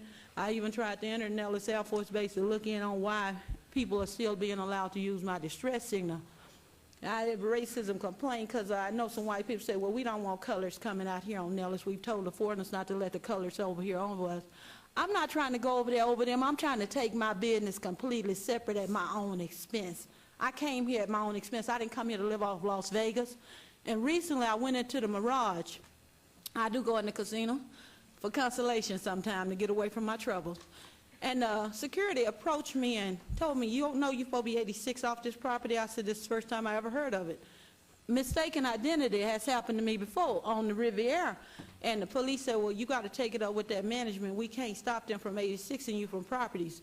Maybe because they know I don't like them lying and siphoning off me, robbing me without a gun or a gun or a knife, allowing their players to siphon off me. So the Mandalay Bay did the same thing, but this time that Lisa, supervisor of the security there, said, well, I want the M card. She took my player's card. I want credit for my points. I said, I want to go to your management. She said, we're it. I said, well, since, you know, y'all know that Barack Obama is the president, y'all have a nasty attitude toward free Negroes, I understand. I said, but you can 86 me off your property, but don't let your players use me to siphon and gamble on my ticket, because that's what it's boiling down to. I've been used, misused, and abused, and it's time out for the abuse process here. Now, I didn't come here to live off Las Vegas. I brought money to this city. Maybe it was my little disability check that my ex-husband lied me into getting, but I told Social Security quit playing with me. I'm a grown woman. I'm not here to play with grown folks. I'm here to take care of business. I'm not here to lie and steal from folks, and I want them to stop robbing me. 86 me from their properties, but I want the M Club people. I'm going to try to find out who own them properties and write them a letter, because I've been trying to get an appointment with Mr. Steve Wynn and Sheriff Gillespie on this. I can be abused and misused, but the military trained me with the M16, and I'm not trying to threaten nobody, but I'm tired of being threatened and misused and abused. Thank you. Thank you. Thank you. Anyone else wishing to speak under this portion of the agenda? Okay, I will close this, and we move on to agenda item 64. Council member recognition. Comments made by individual city council members during this portion of the agenda will not be acted upon by the city council unless that subject is on the agenda and scheduled for action. Is there any member of the council who wishes to speak under this portion of the agenda? Let's start right here with Mayor Pro Tem. Thank you, Mayor. I'd like to announce my 4th annual Ward 4 Featured Teacher Award Ceremony. This is where we honor the the best teachers during Feature Teacher Week in the elementary and middle schools in Ward 4. We've been going through the nomination process for the last couple of months between my office, City of Las Vegas employees, and the Clark County School District, and the specific schools. The awards presentation ceremony will be held tomorrow, which is Thursday, May 8th, 5:30 p.m. at Dorothy Eisenberg Elementary School, located at 7770 West Delphi Avenue. So if you want to come out and congratulate some great teachers who are receiving an award, the award is a glass apple that has their name on it and their school that they can put on their desk and let the kids look at it. So I'd like to read off the winners of this year. From Connors Elementary School, Mr. Russell Watrous. From Eisenberg Elementary School, Miss Heather Telford. From Gerheim Elementary School, Miss Jamie Bailey. From Mark Carey Elementary School, Miss Catherine Jackson. From Lummis Elementary School, Mr. Apollo Villarreal. From Ernest May Elementary School, Miss Catherine Shade. From Sheila Tarr Elementary School, Miss Pamela Borges. From Becquerel Middle School, Mr. Eric Lux. And from Myron Levitt Middle School, Mr. Andrew Van Bakov. So again, that will be tomorrow, May 8th, 5:30 p.m. at Dorothy Eisenberg Elementary School, 7770 West Delphi Avenue. This is my way of telling the teachers in the Clark County School District that they are doing a great job teaching our kids. Thank you. Thank you. Councilman Ross. Thank you, Mayor. My first item is we're having one of those world-famous Ward 6 document shredding events, of course, as many of us do in our respective council wards. This time we're doing it a little differently. We are accepting unused medications for disposal. Anyone that has unused medicines at home, whether it be prescription or over-the-counter, please feel free to bring it Saturday, May 10th from 10 to noon at the Centennial Hills Community Center. It'll be on the back side or the east parking lot across the street from the library. Bring your drugs and your papers and I will take them. That's the joke. We'll take them. Okay. That does not include marijuana. Or medical marijuana. So there's supposed to be a limit of 5 boxes per vehicle, but you know what? We'll do the best we can to accommodate everybody, and it's great. Councilman Anthony started this when he first got elected, and it's now a great big following. So looking forward to that event, again, Saturday, May 10th. On May 13th, I'm doing one of those citywide famous events, the Google Hangout. That will be on Tuesday at 3 p.m. I'm interviewing Michael Knight, the Assistant Director for Clark County Family Services, about Foster Care Month, which is this month. And did you know, council members and mayor, that at any given time about 1,000 kids in our community need a home? So we're going to give out some great information on becoming a foster parent and hopefully getting some kids connected to families. You do not need an account to watch this, and to follow it. It's if you look down at the bottom of that picture, google.com/the + City of Las Vegas, or you can follow the City of Las Vegas at any time on Facebook and Twitter, as well as me on Facebook and Twitter for more information about that. Another fun event, it is the summertime, so we have started our movie series at Centennial Hills Amphitheater. I'd like to invite everyone to come out on May 23rd, Friday night, 7:30 p.m., and it's still kind of early to me because it didn't get dark the last one until a little while after that. We're watching Monsters University, and a great community partner, Lexus of Las Vegas, is our sponsor. Again, that's 7:30 May 23rd at the Centennial Hills Amphitheater. Bring a picnic, bring a blanket, bring some folding chairs. Curbside Cafe will be there for food for purchase. Everyone knows how much fun the movies in the park are. I look forward to seeing everyone out there, and of course we will have our world-famous knock-knock jokes from children under 9 years old to get up on stage. On a more serious note, we continue our great partnership with Nevada Child Seekers. Unfortunately, we have a young lady who is missing, Tyler Fasolini. Her nickname is Joe. She's 5'1", 128 pounds, green eyes. She has pink hair, as you can see in this picture. Last contact was April 23rd. She has nose piercing, ears are pierced, and she has a tattoo. She was last seen in the area of Craig and Jones. It is unknown what she was last wearing, but she may be carrying a backpack with personal belongings. Again, Tyler has pink, short, pixie cut hair, wears it in a spike on top, nose piercings. So anybody has any information on the whereabouts of this young lady, we'd like to get her back to people who care about her and love her. Please contact the Las Vegas Metropolitan Police Department, 702-828-3111, or Nevada Child Seekers, 702-458-7009. And folks, if you're watching or listening and you want to volunteer with Nevada Child Seekers, this is a great opportunity to help a lot of these kids on the streets get back to families. So thank you, Mayor and Council. Thank you very much, Councilman. Councilman Beers. Thank you, Your Honor. This Saturday night at Tivoli Village, there's going to be an attempt to set a Guinness Book of World Records for the largest gathering of superheroes. I assume they're going to wrest that title from downtown Las Vegas on a Friday or Saturday night, because there's a lot of superheroes down in the Fremont Street Experience on the weekends. But yeah, if you'd like to participate, check out supermayday.com online. This Friday morning, May 9th, 7:30 to 9, we'll be doing coffee with the councilman. We'll be at the Coffee Bean and Tea Leaf that's just across the entrance road from the Summerlin Costco. Then on Thursday, May 22nd, it's time for Beers with Beers again. We'll be at the Roadrunner Saloon, right at the corner of Buffalo and Washington, across the street from the Lowe's. Then there's going to be an art and dog walk and run at Bruce Trent Park on Saturday, May 24th, giving people plenty of heads-up time on this.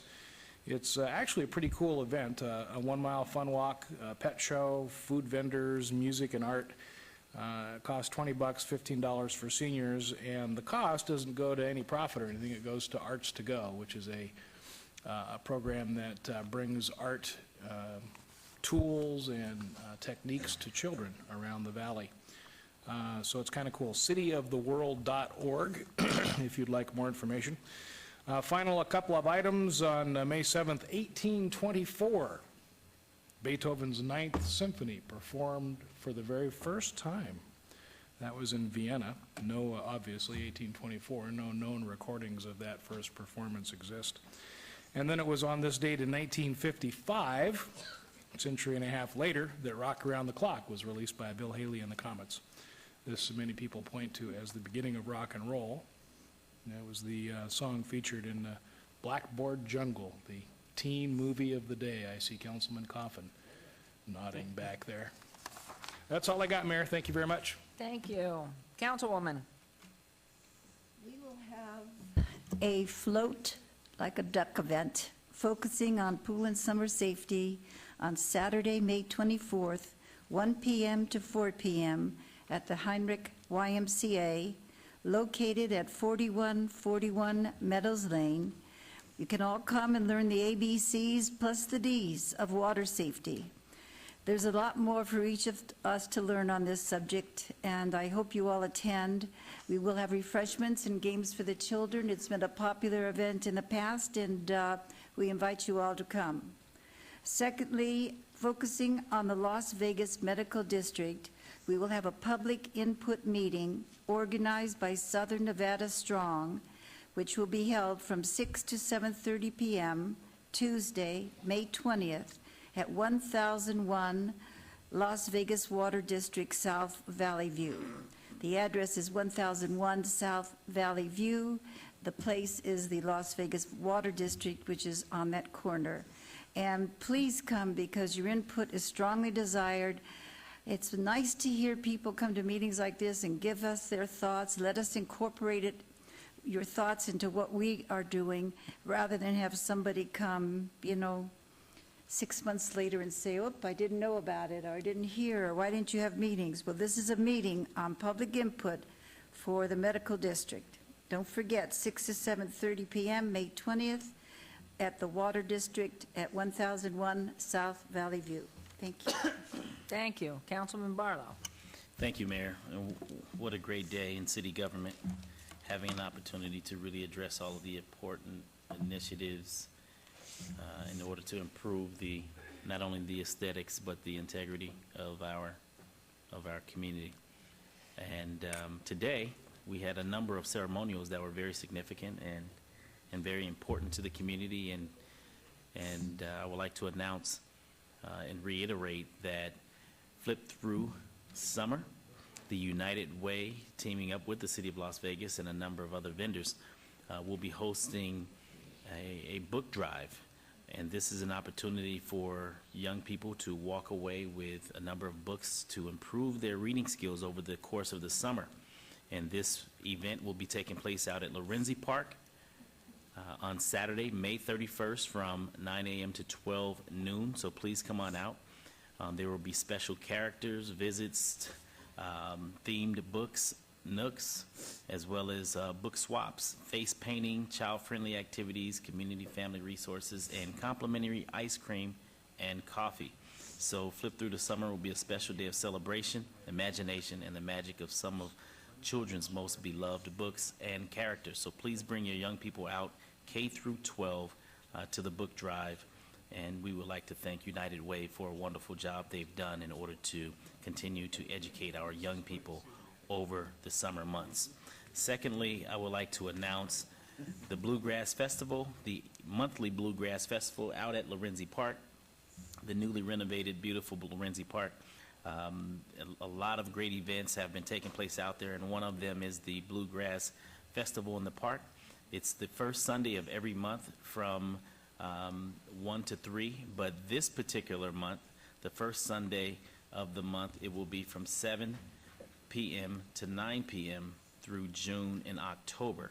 So please continue to follow the Bluegrass Festival on my website at www.lasvegasnevada.gov/Ward 5. So this is a fun, family-oriented event, the Bluegrass Festival. And in addition, the first Thursday of every month from 9 a.m. to 10 a.m., Coffee with the Councilman at Starbucks located at 751 Rancho Road. And please come out. We have a great time, and I have a wonderful time meeting new constituents and business owners coming out to share with me their ideas or asking advice as to what they can do in order to move their projects or developments through the City of Las Vegas. So Coffee with the Councilman, the first Thursday of every month from 9 a.m. to 10 a.m. at Starbucks located at 751 Rancho and Bonanza. And of course, in conjunction, I should say, with the United Way and the Flip Through Summer, we have a number of young people that go through the summer hungry. And so we have a summer program, a summer feeding program, giving the kids and teens in your life a healthy summer. We have the Find Free Nutritious Meals for kids and teens. And as you can see listed or posted on the screen, by dialing 1-866-3-HUNGRY, you will have an opportunity to find out where you can find nutritious foods for those who are hungry after school and over the summer months. So please continue to follow the various locations in which you can receive those meals on my website. And of course, social media is the big thing now, so I ask that each one of you please stay current with myself, your councilman in Ward 5, and you may follow me on Facebook, Twitter, YouTube, as well as email. And should you choose, you can go the archaic way, and that's by dialing my telephone number at 229-5443. Thank you so very much, Mayor. Thank you. And Councilman Coffin. Thank you, Your Honor. A lot's happening in Ward 3, but I think rather than talk about all the events that are happening there, I think we'll talk about just briefly one event that happened Sunday, and that's Mother's Day. And it's always good to get a reminder, because everybody tends to forget that that there are a lot of people who have been the mother of millions of youngsters, and you're married to one probably, and maybe if you're fortunate, your mother is alive now and you can honor her in person. My mom died 25 years ago. I still miss her, but we translate that love to all the other ladies who have done this wonderful chore, raising us, the rambunctious men of the world. God help us. This was the last meeting for Todd Farlow. Todd's been dead for 3 months, but in a sense, not dead, because he's been on our minds. And Your Honor, you presided over a great ceremony this morning that is not in the record for this day. It is not in the video record, but in fact was a wonderful idea of yours to purchase a monument, and all the members of the council chipped in under your leadership, and you raised $200 or $300 for paying for that monument. Well, I want the public to know that it's on display next to a tree, next to City Hall, on the Main Street side of City Hall. And people come by and understand that when we do something like this, it's so extraordinary that people need to know this was not an ordinary person. Todd Farlow, having undergone terrible injuries, had taken the advice of his psychiatrists and his medical doctors and his psychologists and became actively involved in local government and rarely ever missed a meeting. And his family in Nebraska, they took his remains back there, but they felt that really Todd belonged in Las Vegas, that he had made such an imprint on our city, and we agreed that it's the place for him. So his cremains are right here with me. He's attended this meeting. I felt the bag vibrate. And by the way, he is not in the bag. He is in the container from the mortuary because I would have golf balls in there normally. So Todd, I've had him with me all day, and I know that he's vibrated a number of times, and the bag almost fell over, particularly on Fremont Street. And he can't tolerate this much longer, so we're going to have to find a final resting place for him. So I think that I'll dedicate my efforts today in honor of Todd Farlow and all other people who think they can measure up to the citizen activist that Todd Farlow was. Thank you. Thank you. I mean, we laughed at your presentation. He was a great man, and he certainly was at the council meetings all the time back in the old City Hall, going back at least another 12 years prior to my having the honor of serving here. And I know he was at so many of the county commission meetings, but he really was, he learned an awful lot, and we always gave him the attention. But to know that you have brought him today for that memorial that we held outside, all of this council appreciated him so much and did contribute to that marker, and we're just know that he is smiling, and he certainly was someone we miss. Mayor, And yes, I just wanted to announce and remind everyone that Councilman Ross and I contributed $100 each to that 300, so we appreciate it. The check hasn't been cleared. The check hasn't cleared. Todd always laughed too, so I'm sure this joking around would sit well with him. Now, for my announcements today, what's very interesting, and I hope this is a fact, that I am Coffee with the Mayor on Wednesday, May 14th, 8 to 9:30 at the Starbucks on Rancho at Bonanza. It's Ward 5 Councilman Ricky Barlow. He will be having back-to-back coffees, I guess, but on my schedule, Wednesday the 14th, 8 to 9:30. Goodness, he must own half of that. So we look forward to hearing from anyone who's in attendance there. Tomorrow, there's a scouting luncheon at the Plaza from 11:30 to 1:30. Proceeds going to benefit Boy Scouts, and if you're interested and need some information, Oscar and I are very fortunate to be honored at that luncheon. And the tickets will benefit the Boy Scouts, and please call 702-736-4366 if you have any desire to attend. Please give them a call. They would love you to be there, as Oscar and I would be honored to have you. Mark your calendars, as was announced early on, for El Dorado Days. Our festival parade takes place downtown at 5 o'clock on Saturday, May 17th. Bring the entire family for the rodeo events, the treats, the fun-filled carnival atmosphere at our new location at Symphony Park near our fabulous Smith Center. It's going to be to the north. A terrific way to get acquainted with our fantastic new downtown and celebrate our city's wonderful Western heritage. And of course, as Councilman Coffin mentioned, and for girls too, This is on Sunday. It is Mother's Day. And to all the magnificent women whose commitment and love makes such a difference in the lives of others, thank you. Hope you have a great day. And our next city council meeting will be held right here Wednesday, May 21st at 9 a.m. in council chambers. And we thank you for attending. The closed session, I gather we really do not have a need for. That is scheduled. So we will adjourn as of right now.